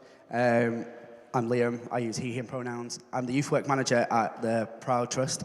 So similar to Liv in some ways, I'm new to the Proud Trust. I've only been in post about 5 months. And here I am being rolled out. I'm really happy to be in these sort of spaces, having these sort of conversations. They're super important. We are an LGBT youth charity, so we support young people between the ages of 13 to 25. All across Greater Manchester, Chester and Cheshire West, so quite a big footprint in terms of our actual youth groups. We've got a really long history in Manchester, like you can trace us back to around the 1970s, and we're one of only like 5 purpose LGBT youth buildings in Europe, which I think is quite a cool claim to fame. Some people know I mentioned the giant gold building on Oxford Road. That's it. There's a nice little picture there. People are like, how gold is it? I'm like, very gold. So it is super shiny. We'll be doing a bunch of events when we officially launch. So the centre is in use for youth groups, but it's not officially launched yet. We're doing the finishing touches to make it the perfect space for the LGBT young people that it serves and the communities that it supports as well. So when it was being designed, it was designed in a way that it was community-led. So there's lots of other community groups that use the space as well as us. But enough about the building. We'll get to the good stuff. If we go to the next slide for us. I just want to tell you a little bit of the hardships, in some ways, of the LGBT young people we're serving. So more than 40% of the trans young people we're serving have attempted to take their own life.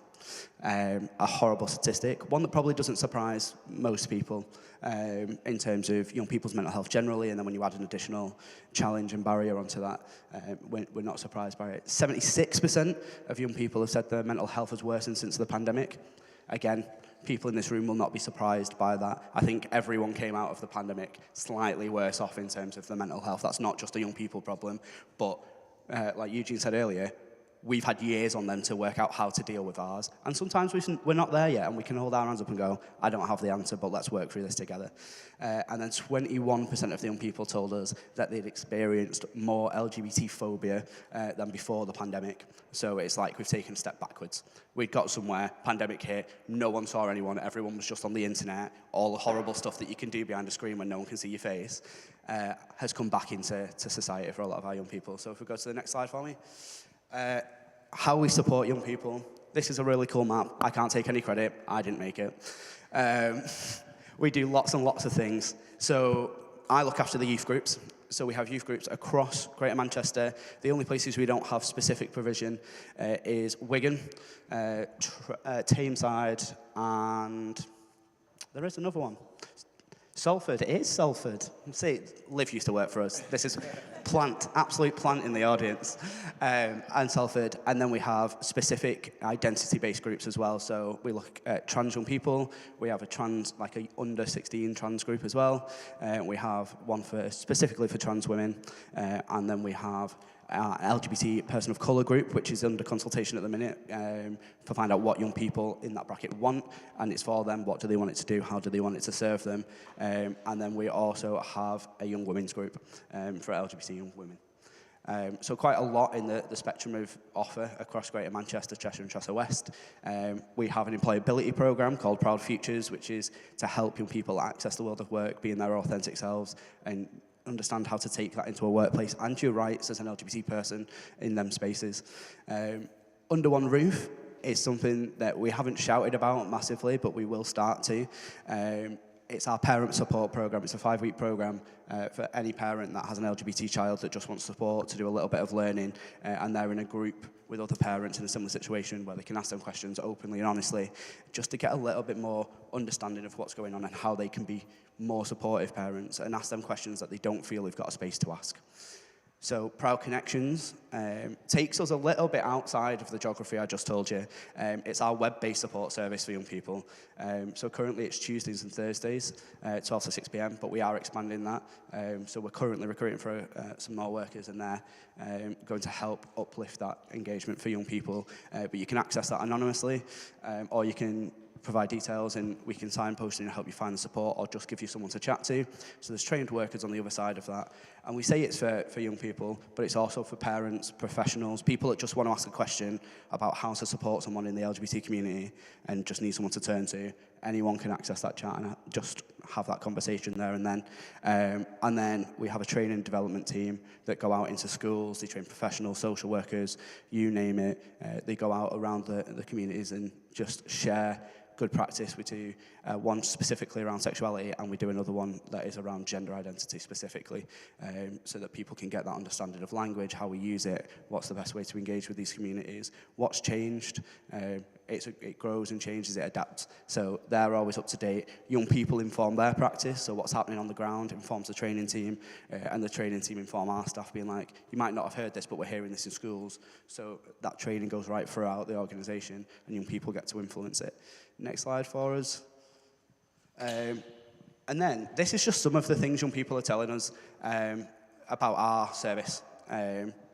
So they've learned how to be happy, which honestly, hearing that from a young person ever is great, that you show me that it's okay to be happy, like meant. What the best thing, somewhere to belong, the positive atmosphere, like these are things that we need to create for all young people, not just LGBT young people, all young people, but our young people feeling them spaces are these things, and it's really, for us, super powerful. And then the impact they've had, they've said that they're more comfortable in themselves, and having the youth worker there to talk to is really nice. And we do a lot of things with young people where they lead the program. The sessions are led by them. They design it. Do they want a blend of online or in-person sessions? What do we need? They're very much at the forefront of their group, and that goes across each one of them. As much as we can make that a reality, each group can go, actually, we need a digital space. I'm not coming. Okay, let's cater for that digital space, but let's create an in-person space for the young people that need that too. How can we make that real and for the young people in the communities we're here to serve? Because it's been a while since I was an LGBT young person. They remind me on a regular basis. I'm like, I'm not that old, so don't be rude. And they're like, yeah, but it's different now. And it is. And we have to acknowledge that as professionals in the room, that the world has changed, the landscape has changed. What their experience of being LGBT in 2022 is very different to what it was for me when I was in high school, when I was in college. And some of the issues are sadly the same, but how do we make progress? What new approaches can we take? And we've got to be informed by what the young people are seeing and experiencing. So they tell us. We're also in the process of bringing in a trans-specific voice, sort of person in cabinet to have that participatory role to influence trans-specific networks and parents and professionals that engage with that community, so they hear that youth voice and tell us where they want us to put our energy and focus. So that role's coming back. It took a bit of a hit during the pandemic when everything was, for everyone, shrunk and stretched, and everyone was doing 1 billion jobs just to keep their head above water and having that support out there. But it's back. They're going to be able to influence professionals and other people really clearly being like, we want you to focus on this, and this is why. And I want to say that's pretty much everything on terms of the random ramblings of my slideshow that I made. There is one final piece that I would like to sort of touch on, which I don't know if we got the video to work. There was a video. I don't know if we managed to get it. Here's the socials if you want to follow us. I recommend it. Check it out. I don't know if the video was working, but it's called, is it? Is it?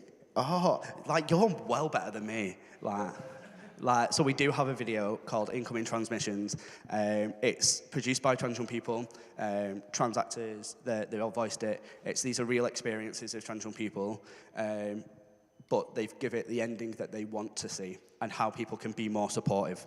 So let's have a look.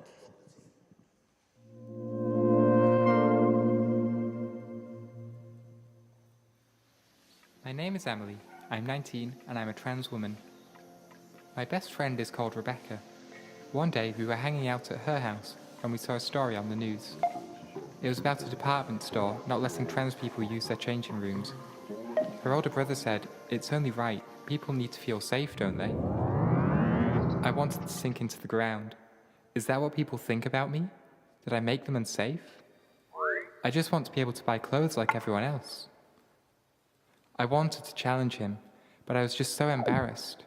It's hard to be confident when you feel like your identity is always under attack. But then Rebecca spoke up for me. She challenged some of the myths around trans people, gave her brother some real information. He ended up saying he was sorry. Rebecca comforted me too, and said she'd come clothes shopping with me. "If I belong there, you do too," she said. "And I'll always stick up for you." Having friends who stick up for you, it's the best feeling in the world. My name is Phoenix. I'm 16 and I'm questioning my gender. All throughout my life, people have made assumptions about me.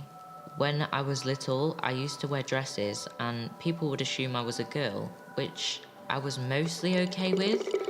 I just didn't like that they assumed I only wanted to do girl things, whatever those are supposed to be. When I was a bit older, people thought I was gay.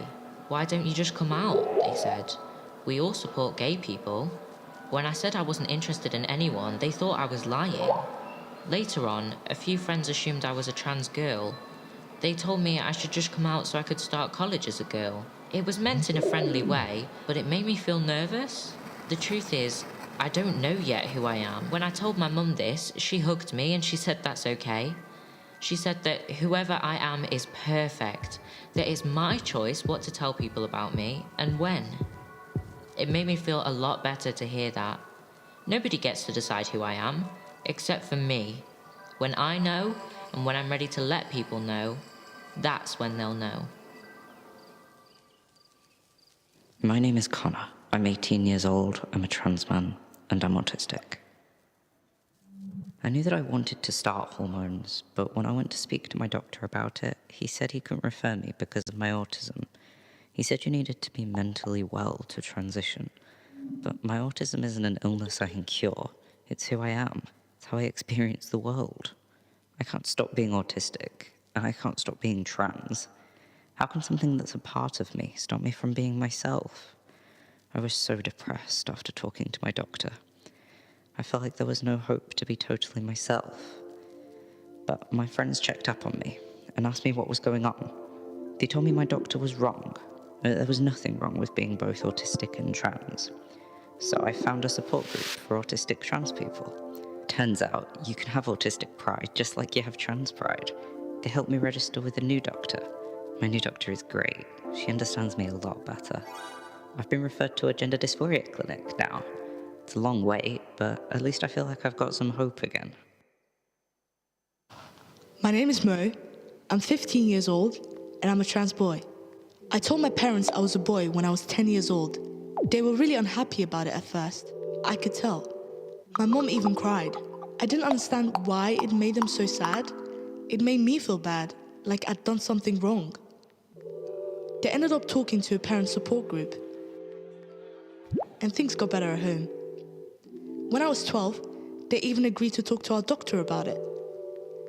He didn't know much, but he referred me to a specialist clinic. And I've been waiting to see them for 3 years. 3 years! That's a whole fifth of my life. If I had a broken arm, would I have to wait 3 years to get an x-ray? This feels just as urgent and painful as a broken arm to me.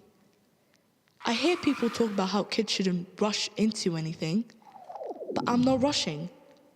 I'm crawling like a turtle, and every day it feels harder to crawl. Thankfully, I've got a group to help me too, a group of kids like me, run by a great youth worker who's also trans and who understands us. Without them, I'm not sure what I'd do. They're my lifeline while I do my total crawl. My name is Aspen. I'm 14 years old and I'm non-binary. Going to PE class used to be a nightmare.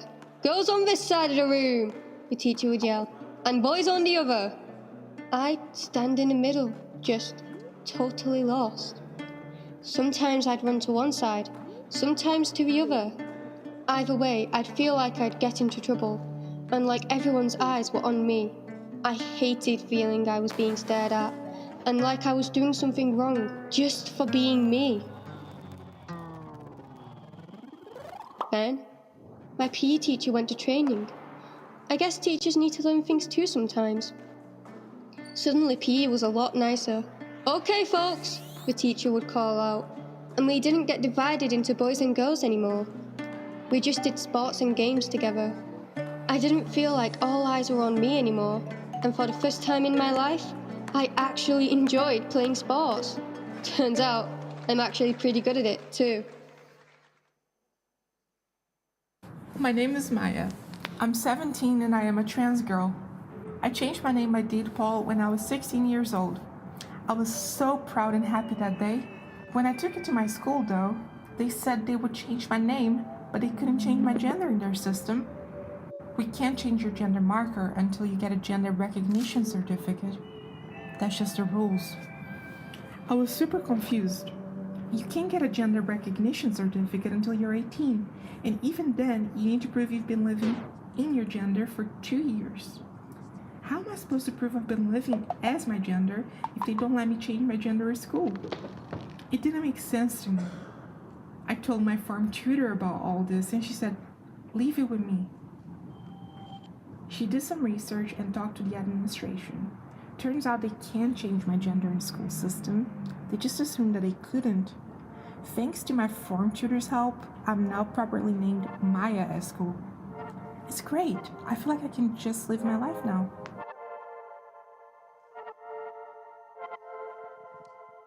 So, as you see, and we've mentioned it loads today, the systems we've built aren't functional for the society we have, regardless of which part of the community we're coming from. If it's LGBT, if we're talking about black young people, if we're talking about people that are autistic, our systems need to grow and change, and our approaches need to match that. And I think a lot of the speakers that have been today are saying the exact same thing and doing amazing work to do that, and we can only do that together by coming together, knowing what we want to say, and then getting the right people in the room. And after that, I don't really have anything else to say at you. Questions, please.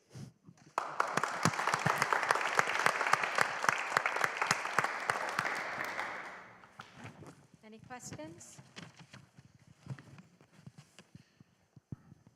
Hiya. That was really good. Can you hear me? I'm just interested to know where the young people access you. Like, obviously, they hear about it if you're going out into schools and stuff, but how do you get referrals, or do you go out and talk to young people? Yeah, combination of all of them things. So we are on social medias, so they can access that way. Friends can mention it to worker and put them in contact. Professionals can refer in, so there is a referral page on the website that you can just fill in, and that can be for one-to-one support for a young person from a worker, or to access our youth groups. And then also we've got quite a broad sort of network of going out into spaces, and we want to be more sort of in the communities that we serve. So that's what we're currently building on right now, is to have people that are the face in them areas that young people will see. So if you're out in Oldham, you're likely to meet a worker that works in the Oldham group, because there's no point you seeing my face and being like, well, I'm never going to see Liam again, he doesn't do this group, what's going on? So we're slowly building that in, but you can refer on the website, you can drop an email, you can go through Proud Connections and just be like, I think I've got a young person that might be interested, here you go. And then we've got posters and stuff that can be put up in different environments as well to direct young people how to get out. Yes, Liv? He has a mic. I think I can, yeah. I'm speaking... From the coordinator, you've done the job. As an ex-Proud Trust worker, sort of like earlier in the day when people were talking about things that connected with them, I wanted to do that about this and say there was a conversation earlier in the day that I think was right about how for some people being openly gender non-conforming is not often available, and whether that's accessing medical transition or being visibly gender non-conforming in your community, it can be really difficult. But one of the things that the Proud Trust does that a lot of LGBT organisations with the resource of the Proud Trust don't is have a localised presence. So in all those areas across Greater Manchester, that youth group is normally set in a community space. And as a result, the young people who come to those are often like the local kids. It's often more working class than our central Manchester groups and our centralised provision as a result, because it's accessible transport-wise, it's just after school, the local workers have been in the local schools, and you'd be surprised how many kids who you kind of assume would not feel able to be open can still access a space like that because they've heard about it.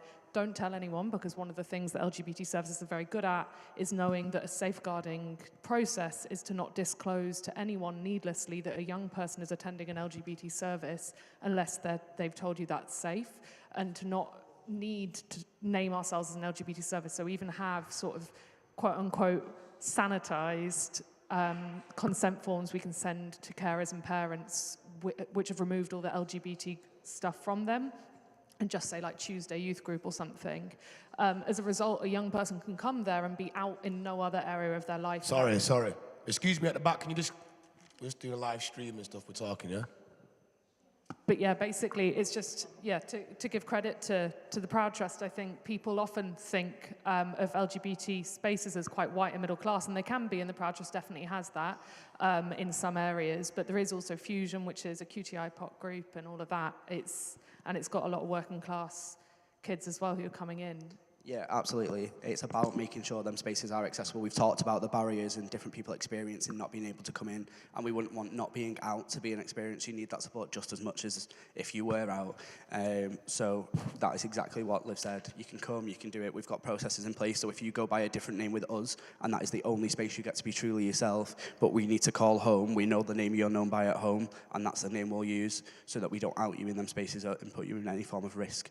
And then the under one roof is the sort of of parent side of that. When we get them ready to that journey, let's help the parent go on that journey as well, because you come out as LGBT, it affects your entire family. It's not just you, it's your unit. How do you get that support? They need to be in the right mindset and be able to access someone to talk to just as much.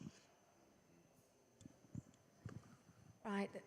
I'm just moving, I mean, it's just, you could go on for, you know, what I'm trying to say is I'm totally absorbed by everything that's being said, and I'm just, I want to know more, and even with myself, I'm thinking, you know, just the idea of being able to take those films, just the films in themselves are so powerful at conveying what it might feel like, and the whole idea of being, it's about me, you know, and I know you're saying it impacts on the family, but the idea of just let me be who I want to be is really, really important. And just thinking about, you know, if those films go into schools, you know, I'm assuming that there'll be, obviously you guys go with it, which makes it even better because, you know, there are some incredibly adept teachers, but it's so sort of like, you need to know, don't you? So it's just really encouraging and to know that you go out with them, it's fab.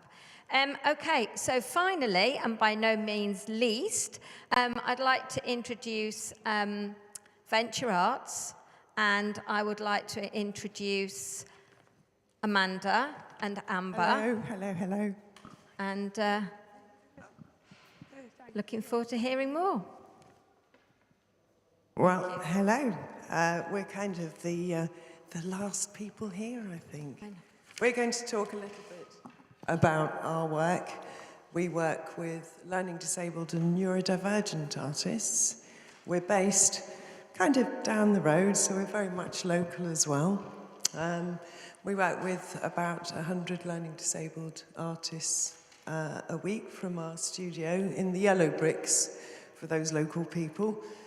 And beyond that, sort of about 500 people through outreach projects as well. So our real vision, and it's really relevant to, I think, all the conversations we've been having today, is that we want learning disabled people to be empowered, celebrated, included, and valued in the arts, culture, and society. We're particularly about visual arts, and we're particularly about how visual artists can grow and develop. We're the leading visual arts organisation working with learning disabled artists in the north of England. We build artists' careers, visibility and practice. We work together with other arts-based organisations to develop networks of artistic activities. We showcase and celebrate the personal development of artists and support the production of new, challenging visual art. We support learning disabled people and artists to participate more fully in culture. And it's really about, I think, how the arts, through working in the arts, we can impact on society and generally. That's where our focus is. And we work with young people to build ambition and opportunity in contemporary visual arts.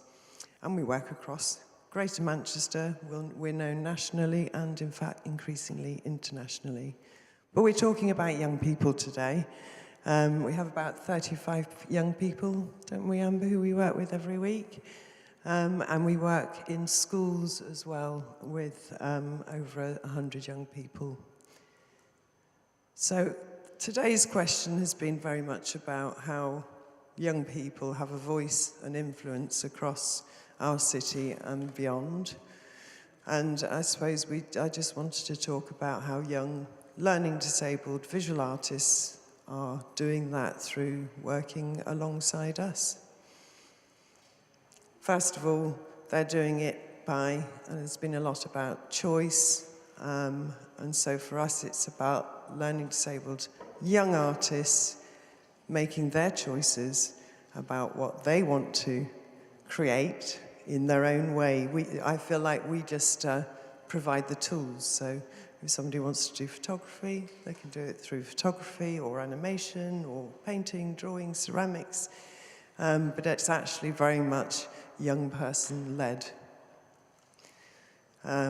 We also, young people show their work in professional spaces. For learning disabled people, marginalisation has been historically just huge. People were institutionalised up until the 80s. And then even within community settings, people are institutionalised by the communities around them. So for us, it's important that people's work is seen widely. This is Rahima Imitaz's piece of work she was a finalist for the Granada Foundation Prize at this year's Manchester Open. And this is Maddie Day, who showed her work at the Manchester Contemporary Art Fair. She's a 16-year-old learning disabled artist. So we also collaborate with established artists. So our young people work with established artists to grow their connections, their networks, their practice, in fact. So we've had Joe Mills and Raven Keating, who are young venture arts artists working with Ruby Tingle, and we're taking the show to the Venice Biennale. There'll be a picture in a minute. We also have 6 young artists working the Adam Reynolds Bursary. Sorry, my spelling's terrible there, isn't it? Jason Wilshire Mills is this incredible disabled artist who's working with 6 of our young artists to make a huge sculpture that's going to go outside the People's History Museum in 2022. And we have 3 young artists working with a quite well-known artist called David Blandy. This is just what's happening right now. That's the piece that we're hoping to take to Venice, funds allowing. And that's Jason Wilshire Mills. His work is incredible, and he's a leader in sort of disability rights art. But then we also work in partnership with other people, our young people, to influence themselves on wider issues. So this is a young person called Amelia Hewitt, who is being commissioned for Manchester Histories Festival this year to talk about the history of climate change, and I love that image of hers. And then also, I think somebody else was talking about representation. Learning disabled people, only 3% of the learning disabled community work, have any kind of employment, and that's something that we need to address. So along with all of our our big cultural institutions in Manchester, and now further afield through working remotely, we do work experience programs. And whilst many people have found permanent volunteering positions within our cultural institutions, I feel like the next step will be for people to be employed. I think it's a basic human right which is denied learning disabled people.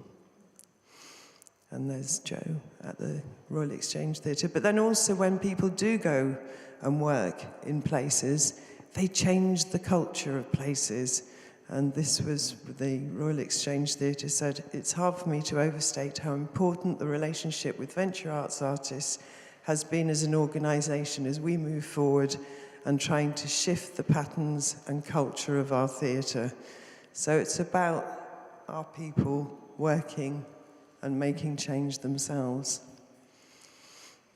And then we have young people who we train to deliver workshops for other young people in educational settings. And again, that's about people gaining paid employment, but also about young people seeing what's possible for them in the future. And then that's my bit, but I thought this is Amber, who started Adventure Arts as a 14-year-old and is going to tell us a little bit about her journey. So hello everyone. My name is Amber and I started Venture Arts when I was about 13 or 14, I'm not really sure really. And how I started Venture Arts was through the young people's workshops, and I did ceramics. They do like ceramics there, textiles, photography, illustration. Yeah, they do lots of amazing things, and it made me more confident and it made me develop my skills, especially my fine motor skills, because I have dyspraxia, so it really helped. And I think this is one of my sayings, which I really, really like. I think that people with autism can do things like people with autism can do things like other people that don't have autism in society, and society should be more accepting of people with autism and not assume they can't do, people can't do things, because yeah, that's one of my sayings, which I think is important, because people with autism can achieve really, really great things, and Venture Arts just shows what people with disabilities can achieve. That's what I think is so great about the organisation. It just makes things really possible for people to achieve things despite their disability, which is really incredible, and it's something really special as well. And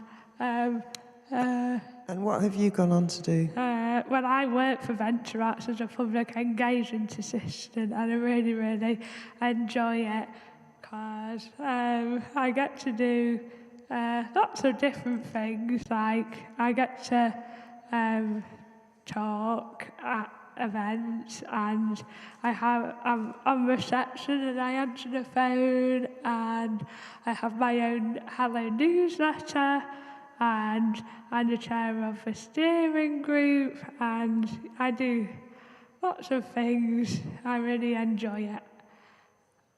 And also, what else do you do on a more national level? On a more national level, I do talks. I'm going to be talking at the Autism Show in June in Manchester, if any of you heard of it before. I'm going to talk about employment and disability, because that's one of my things I really think is important, and I started a petition about that, and I spoke to Andy Burnham about how I think it's important for people with disabilities to get the chance to work, and it's a very interesting topic that I think is really important to talk about.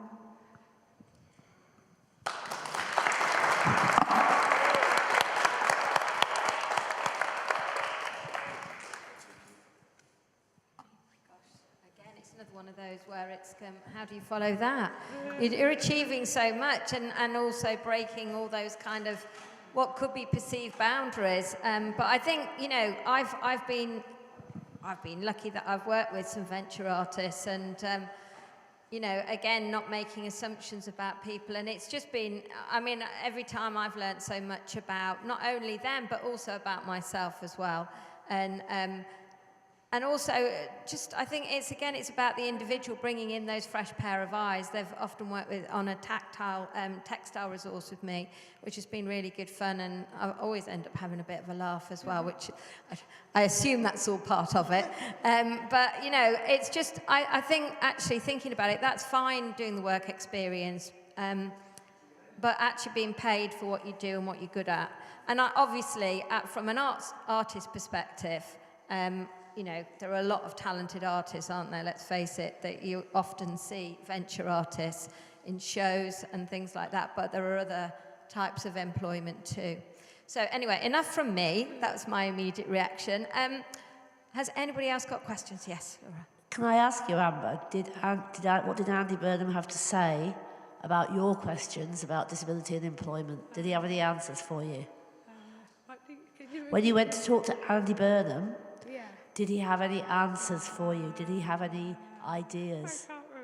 I can't remember. Oh, okay. He's got you involved in lots of groups, hasn't he? and he wants you to speak somewhere. I can't remember. Yeah, I don't know, but I am going to speak at the autism show, which I got approached to do, which is on the 10th of June, and it's in from the 10th to the 12th of June, and you can book tickets, and it's just in Manchester at the Manchester Central. Yeah, Manchester Central. So I'm going to speak about employment and the opportunity and employment and disability. That's what I'm going to talk about there. I've got 2 points to raise. As a fitness coach as well, when you finish certain courses, you have to do like 15 hours of special needs, working with special needs. And the amount of patience you need and understanding that you need to have when you're working with someone with special needs. I think the people who do that job day in, day out, you can't get paid enough for that job. You can't get enough praise for that job because the patience that you have for it alone, it just astounded me. And the second thing, I've got like 21 nephews, and one of them is autistic. But I believe there's some more there with autism as well. Just the kind of characteristics that he shows. But we didn't see it in him for about 4 or 5 years. We didn't see it. We just thought he was just like highly energized or being this kind of person. But what we did see about him was if he goes into a room with his other cousins, if some of them are picking on one of them, he'll protect that guy. He'll just protect him full on like this. So it was kind of like, how does this condition, like, how does it work? Do you know what I mean? How does it work? Because it makes you more like defenders of the people. And this is what I found. This is what I found with my nephew. Well, Amber, in our whole organisation of 20 people throughout lockdown, I was saying to somebody else earlier on, she's been the glue. She's kept us all together. She's sent us cards. She's written newsletters, and I think that's kind of that. Let's give her a round.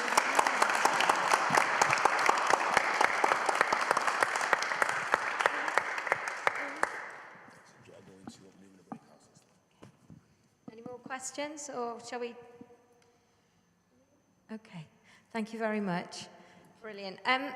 Well, because the presentations are so kind of interesting, we have gone over a little bit, and what I'm suggesting, if that's okay with everyone, rather than going off somewhere else and doing that, we did that this morning. So I just wondered, and we all kind of know one another loosely at the moment, don't we? So can we kind of do that bit where we're sharing what are some of the key things, and I'll record those, and the key things from the presentations this afternoon, and then can we build on that to sort of start thinking about what the next steps may be, okay?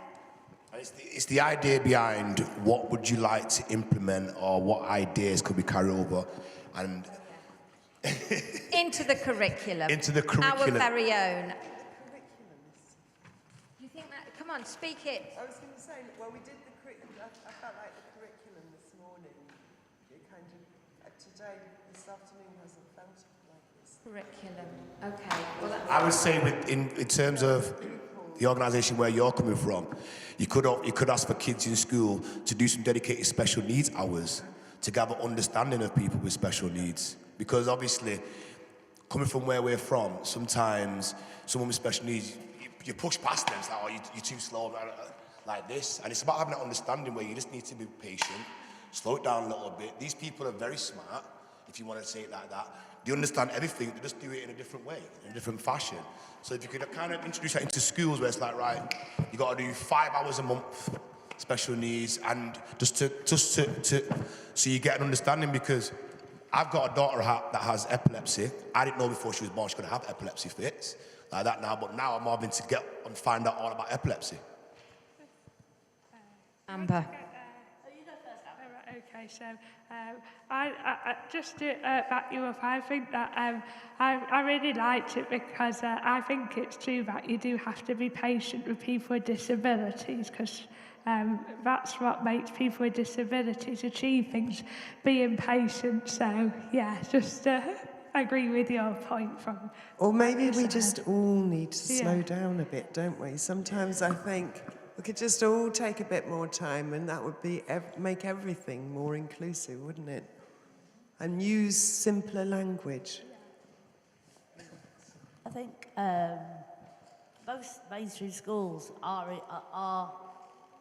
inclusive. Did you go to a mainstream school, Amber? Did you go to Wally Range? Yeah. Yeah. I think maybe there just needs to be more done to amplify that and make that more possible, because actually schools are inclusive. They're not separated, which is the right way, but there's not enough money put into schools to make that work. So it's money that's required. You know, when you look up the amount of money that goes into other aspects of the economy, like propping up capitalists, it shouldn't be going that direction, should it? It should be going to schools. You know, it's not rocket science. The subsidies that the multinationals get in the form of universal credit to subsidise the low wages they pay, they could be forced to pay decent wages and channel that money where it's needed into schools.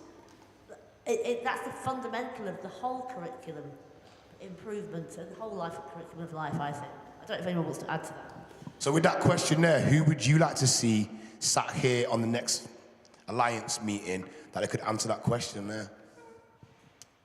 What I'd like to see is that, I know I'm not avoiding the question here, but I don't think getting someone here and challenge them is going to change things. I don't think getting someone here and challenge them in this setting is going to change things. What I'd like to see is all of these organisations here forming a network in Manchester. I think Manchester lost a lot when Manchester City Council stopped providing youth services. And it actually lost the central point at which all the organisations came together and were networked. I think we need to create our own networks so we know what services are out there in the city and we maximise the success of all of them, and we don't duplicate the work, we enhance each other's work.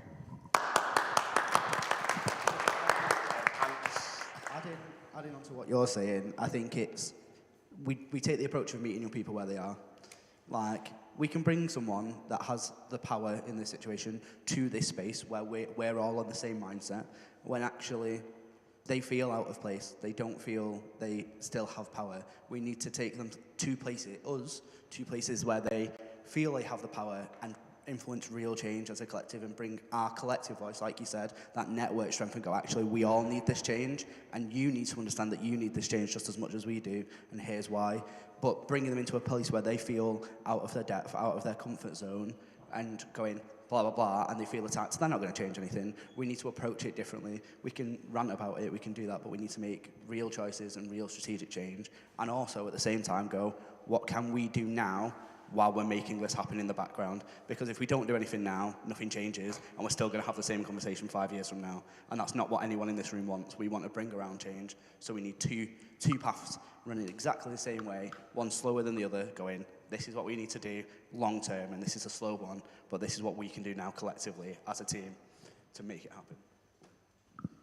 I think I agree. I think funding also for schools is a huge thing, but I think we also shouldn't overlook the function of schools and frontline service workers in reinforcing a lot of the damage that the state does. Like the state violence that's come up today is enacted through various things, whether it's the prevent duty or various equivalents, like with the policing or police crime sentencing and courts bill that's about to go through. The serious violence duty is going to mimic the prevent duty. And it can feel really disempowering looking at all these ways that we as workers are tied into these structures and unable to supposedly challenge them. But Maslaha, a Muslim organisation in London, has just worked with No More Exclusions and a number of other person of colour-led or people of colour-led groups and organisations and campaigns to develop a radical safeguarding guide. And what it does is it turns on its head a lot of the safeguarding wisdom that we get from sort of mainstream youth services, which isn't to no shade on Bernardo's, etc. A lot of those safeguarding trainings, in my experience, and I think a lot of our experiences, you go into them and you leave them feeling quite panicked. They're often quite triggering. There's often quite a lot of like distressing stuff. But there's also, at least in ones I've been in, racist dog whistles used.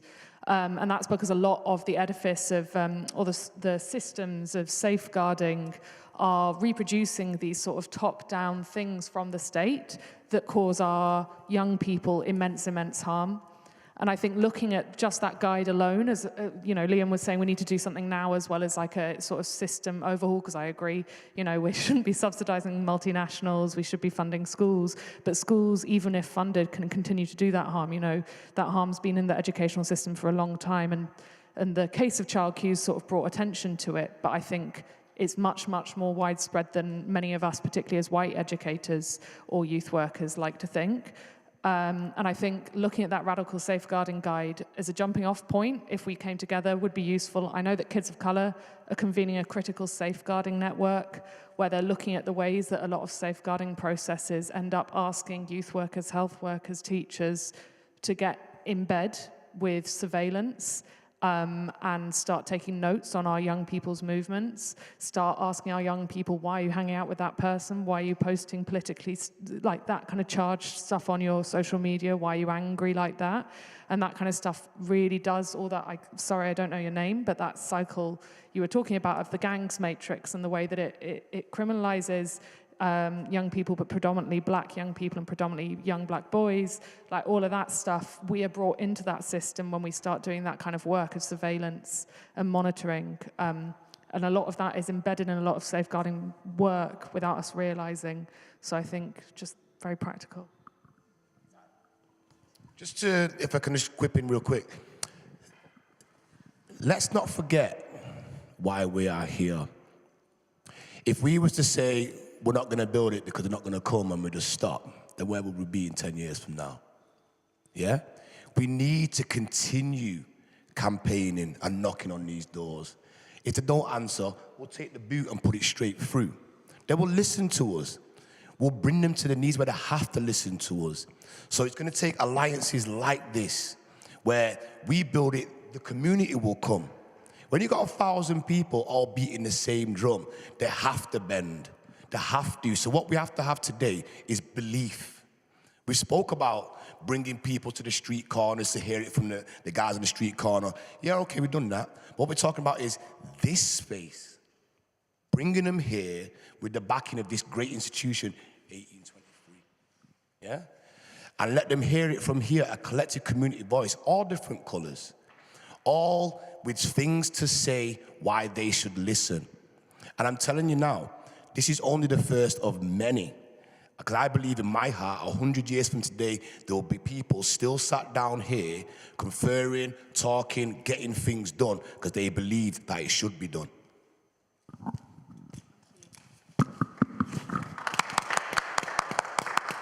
I think coming back to the point I was making, I think, was that there are a lot of us here who probably feel like we are small fry, but actually, if we all came together, we're big. We're as big as they are, and we're even bigger because there's more of us out there. We need to establish a really strong network between us. I think that's it, exactly. And I think it's about us. People think that within the arts that we're not necessarily, even though we are one of the biggest industries in this country, think that we're not, we're just, we're not going to make that big a deal, but we can. And we can do it in a really creative and powerful and intelligent way as well, collectively. I'm aware that Magdalene wanted to speak. I just wanted to add that I was one of those young people who, through Abyssindi and different community organizations, because I think we always say school and only school, but it's not only school. It's all of us and the work that we're doing and creating those opportunities for young people to start at a younger age, as Rekindle mentioned. I think there's a lot on the 16 plus, but from 12 and 11 is a really good age to start. I started at 14, leading African dance workshops, having a voice. And I think that at school I was not given that voice. I was one of those children that was quiet and really shy, but really wanted to do drama. So the arts is a vehicle. It's a really accessible way to engage people. But in terms of the future development, what we are doing here is very powerful, and we have to keep doing what we're doing. But we also have to look at the employability and about the future for that 12-year-old that have not got that parent to speak to them, that 12-year-old at school they're not really acknowledged. Because it's the debaters at school, the ones who's confident and talk, And sometimes when they leave school, even they need help. So I'd say going forward, because I've started working with my young people, refugees and asylum seekers, from the age of 12, who can start to lead workshops. And just from that, to think about the careers that they want. But what I envisage for the future of something like this is to have those 12-year-olds represented, to be part of that conversation, to be social activists, to be able to stand in a room with all of you and talk. But at the moment, and since the pandemic, they've gone very quiet. So I'd say anything that would encourage those young people to speak for themselves and not for us to speak for them. Because that's where the true activism will begin, and that's what happened for me, and I know it works.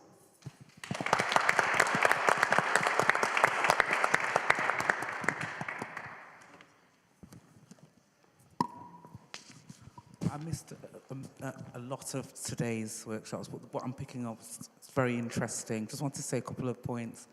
In terms of, you asked the question about maybe a pamphlet being created.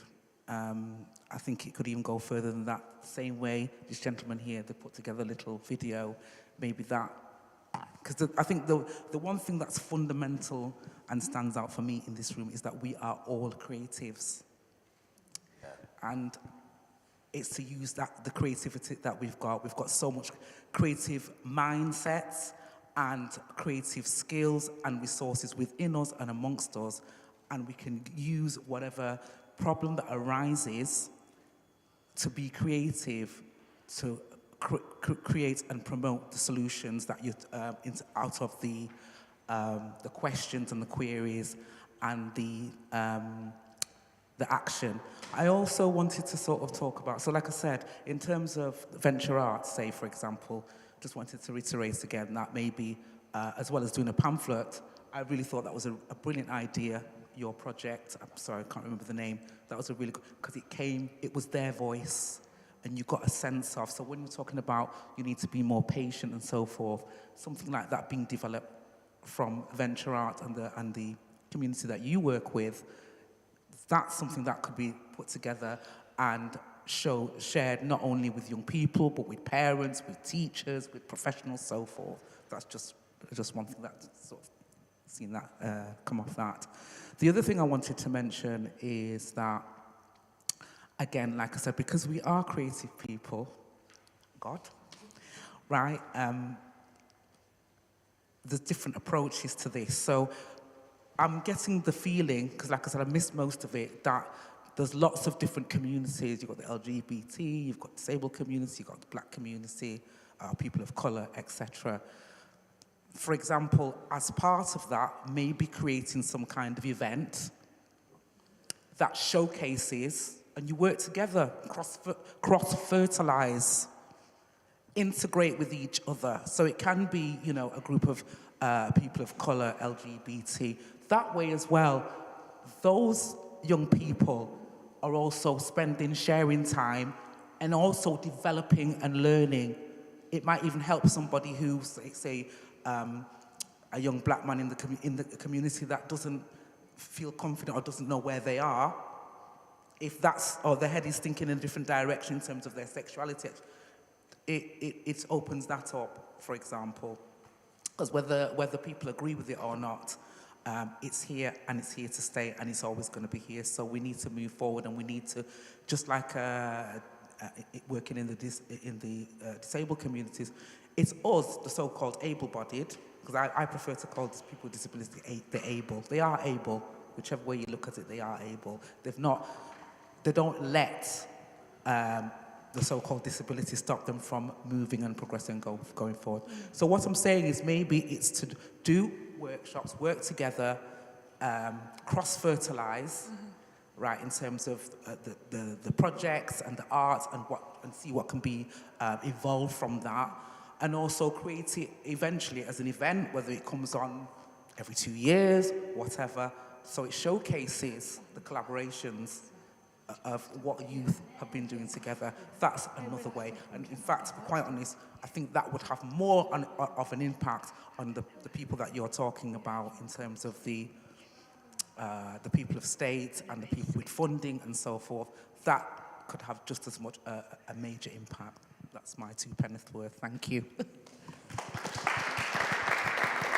That would be more visual learning rather than verbal. All the time doing stuff where it's written words and stuff to show them something.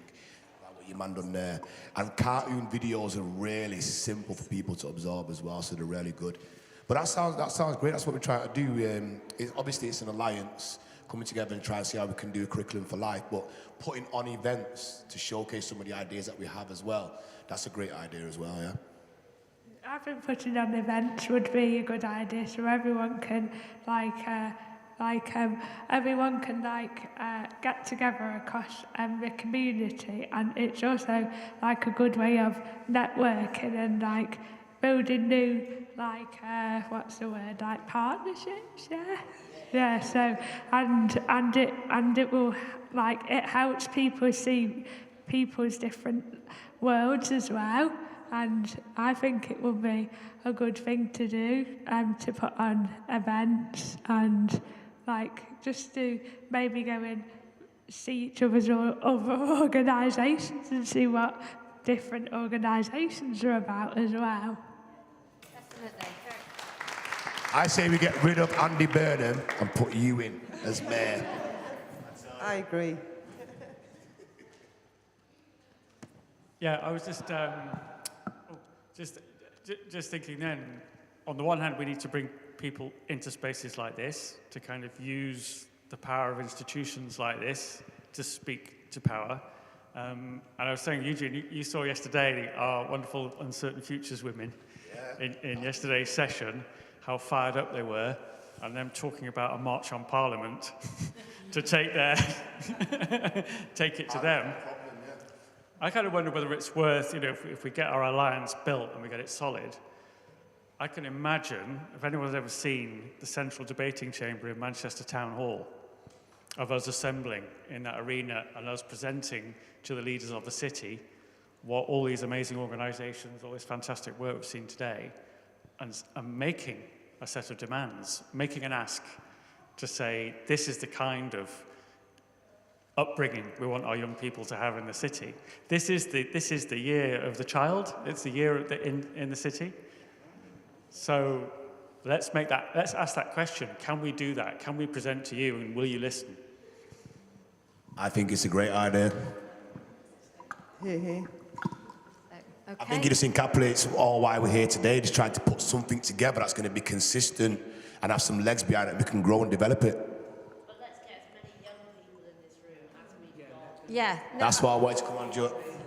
Because for the next one, what idea we have is, I've got a 3-year-old, she's 4 tomorrow. She copies every single thing I do. So what I realized again is, the kids copy everything we do. So if them kids that you have around you or see you going on all like this, they're gonna copy the same thing. Now, if them kids was to walk in here after 3 or 4 of these sessions and seeing all of us pally-pally and getting on there, if it's great, they will copy the same thing. That's what I seriously believe. So when we get ourselves straight, we bring in the younger generation now. Because when they start seeing us kind of trying to get things together, they're like, listen, I've got things to do, man. I'm going to go and sort myself out and come back and see you when you're done. But we work on it. One second, please. We work on it. We develop ourselves now to where we know what we're talking about. We know what we're trying to do, what we're trying to develop. So when they come in and sit down now, because you've got 2-3 minutes attention span with children, 2-3 minutes, or they're going to switch off. I'll even go short, say 15 seconds. Let's try to make sure we've got our end right. We bring them in. We invite some of the groups to bring some of the people, which I've told them to the next one down, and then we start rolling it out with them soon to take over the helm. I don't know what age you're talking about there, actually. Maybe it's younger, but I think the young people should be involved in the process of decision-making. But maybe we're talking about different age groups. I think No, that we want them is to the make idea, decisions, and I think guidance. as we were saying earlier, I mean, before that we met today, we have had some consultation with some. Well, not consultation. Yeah, we've met with young people where they've said what they want, and one of the big things that comes out of it is that they want to be the ones doing it and leading it, actually. So, there is a thirst, particularly for that sort of, I would say, well, right from the 11-year-olds. I mean, I met some of the creative influencers the other day, and everything that we've kind of been saying, they already said. You know, they definitely, and talking about an event where everything could be different cultures, different skills, different ways of doing things, that is what they want, because basically what they're saying is in school, they see all these people, but they don't have any time to talk and to find out who they are. You always get to know the same old people, whereas if you get a chance to really celebrate and really get to know people, that's what the young people want. And that is, in many respects, one of the things that's holding us back in a society. That's just my opinion. But I think, like, you know, so many young people, they grow up with all different types of cultures, but still don't really know loads about it. And they want to know. They have a thirst. They're curious. They've got loads of questions. They don't necessarily always know how to do that. And like you say, it takes the confidence to do that. But, you know, in terms of wanting to know about neurodiversity, wanting to have kind of equal opportunities fair access, to equal opportunities, all those sorts of things. They already have some very clear ideas, and I think it's absolutely right. We need to get them in the room. And I tell you, I was kicking myself the other day because I suddenly thought, hang on a minute, I'm missing a trick here. I'd already invited some young people. Of course they're not going to come on a Friday. They'll get in trouble for missing school. So, you know, it's like, duh, I've got to sort that one out. Amber, please take the mic. Maybe what we need to do is a good idea when it's warmer is we should come together and have like a big event like full of cultural arts, music, drama, and just come together and do that. Just keep it simple. Any part. Keep it simple. Yeah. She's just saying basically, guys, keep it simple. Yeah. Let's just do something, just keep it simple like that. Yeah. I think from 11 upwards really is the age group that we're trying to colour in here. It's not really a question. I was just going to make a comment. And like one of the things that I've been really highlighted today that I've thought about is the transparency and the real people and real stories and how that's what's effective and that's what works. But thinking about, you know, the youth and things for young people and that line just kind of resonating all day of it's for young people, but it's led by young people, and the importance of having the young people working with the young people themselves. Because, like, for me personally, I work with young people, but I'm a young person. I'm 17, and I work on a project at Manchester Museum, Our Shared Cultural Heritage, and it works with young people, and it's a really great project. But I think one of the strengths is that when you have young people working with young people themselves, it creates a support network, and it doesn't become this thing where, you know, typically it feels like I hate the words when you're helping young people or giving young people the chance or the opportunity. It's like, no, it's just like I hate the word helping, but it's like that pathway almost, and being able to blend that and kind of almost taking away the hierarchy, the age hierarchy, and taking away the power from the older people and kind of giving more power to the young people to begin the discussions themselves and giving them the chance to start in the beginning kind of thing. Yeah, I don't know if that made sense.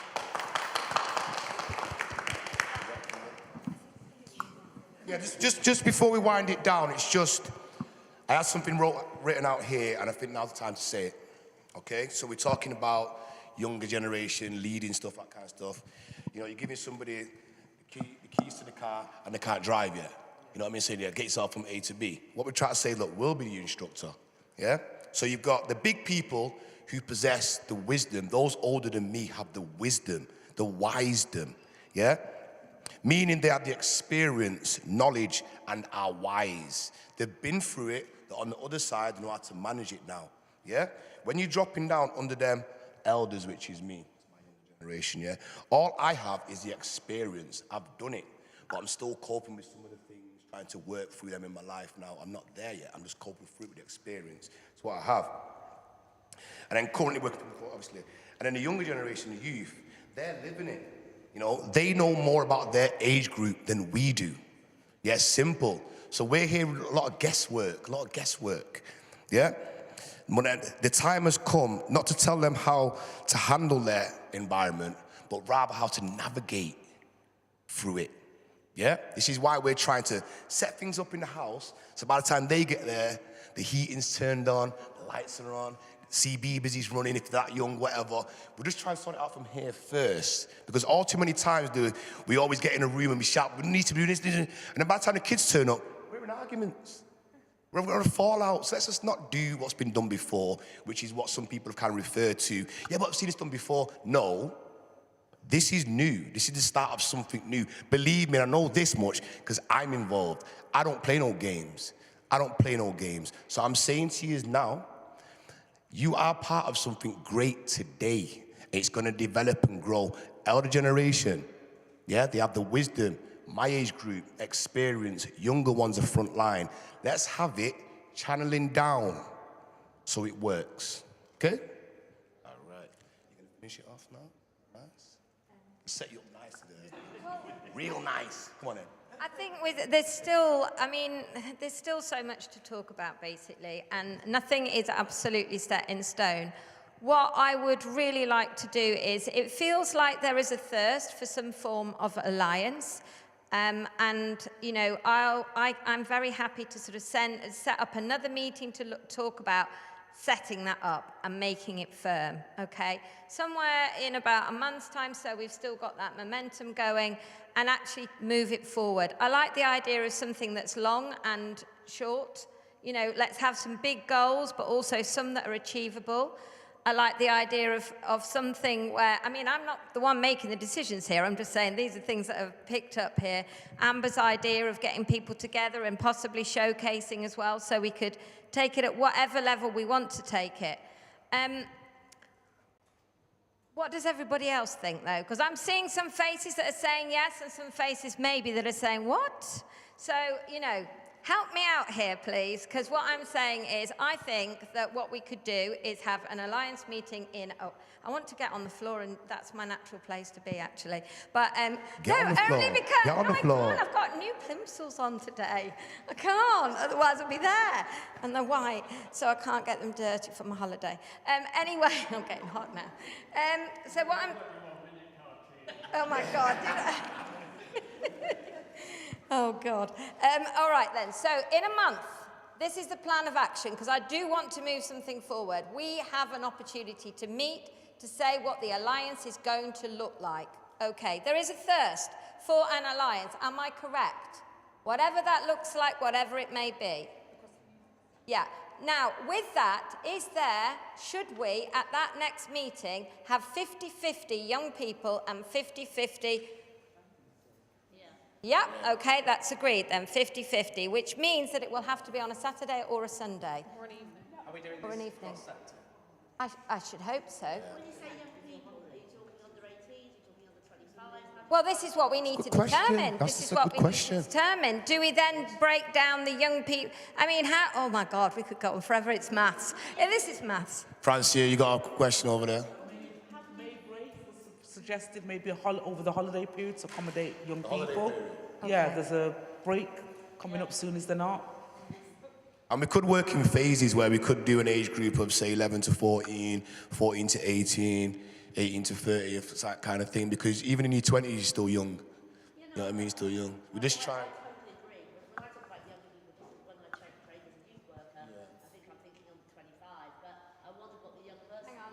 Yeah.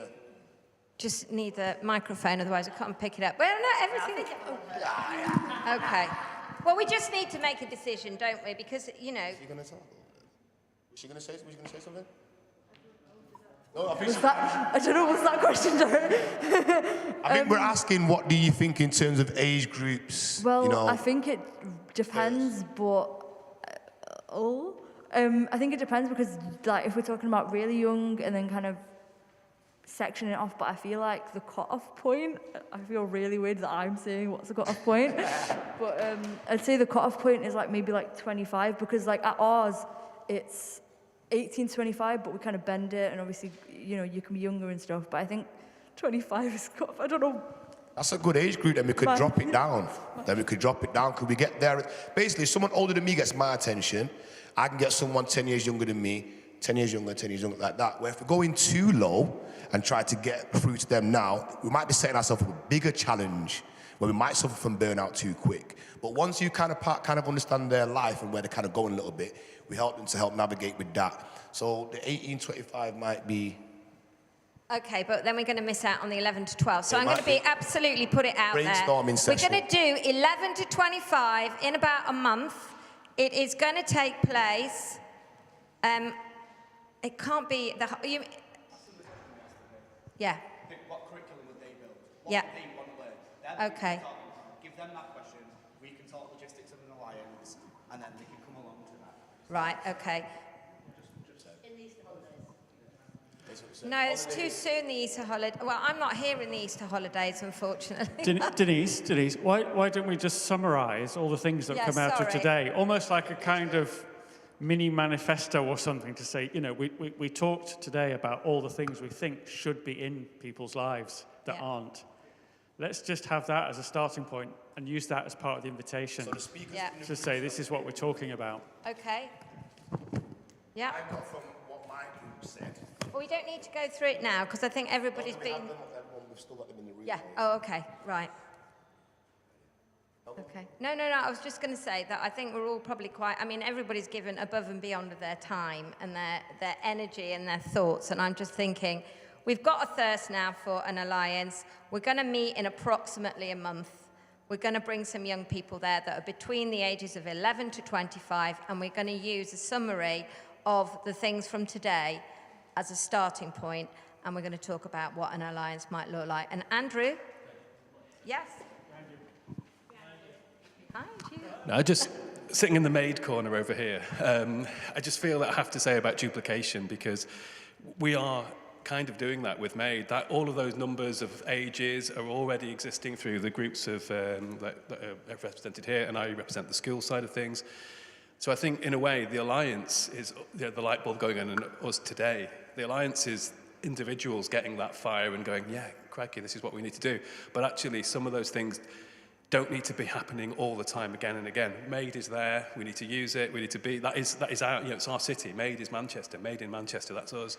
So I think we just need to align it so we don't just kind of spin off in another alliance. Let's use what we've got, and let's use it really importantly. I was going to say, in the meantime, we could probably have a conversation in MAID. Having had this conversation today, we could have a conversation with MAID. Maybe that becomes the alliance, or maybe that, you've already got building blocks there. It's maybe just extending the alliance so that it includes everything we've heard today. And what's perfect is... Oh, sorry, go on. I was just going to say, I think maybe, because we have that network, we've got MAID, and that includes the cultural organisations and it includes schools. But what's missing from that is maybe the organisations that have been represented here, third sector, community groups, grassroots organisations. And maybe that's what we build on, and we include those people as well, because that's where the gaps are, isn't it? This is why I like you and your team, because it was about strengths and weaknesses today. And we're talking about people in the community don't know what everybody else is doing. Now, we're here trying to think, how come we didn't... You guys just come in. This is what we're trying to talk about. If we bring everybody underneath this roof, we'll find out what we're all doing. And we'll say, you know what, why are we beating this drum on our own? We join forces. So you guys, we've made there, it could be a start from there, because all what we mentioned, you're already doing it. So all we do, we just add some strength to that, put some wheels on that, and just develop that. Great start. It's just you guys are doing so many amazing things with young kids, and if we all network and come together, we've got a MAID party in Manchester, and everyone is helping each other, and all the young people get where they need to go. Since we're on the topic of parties, are we going to be doing any parties or anything like that? I think we definitely do need a party. Well, I think we've got an action plan there. In terms of, some of this is going to be taken back to MAID. I'll bring all this together. We'll start looking at that alliance in partnership with, and yeah, thank you. Got everyone's details as well through the Eventbrite. If you sign up through Eventbrite, we have your details as well, so we can stay in touch with you. If you haven't got your details and you just rocked up, then we need some deets from you. Okay. Well, on that note, and thanks so much to everybody's generosity, to everybody's knowledge, skill, just general enthusiasm, and thank you for all the amazing work that you do with our fantastic young people in Manchester, keeping them safe, looking after them as a whole big care package. You're just doing amazing work. Thank you so, so much, and well done, everybody.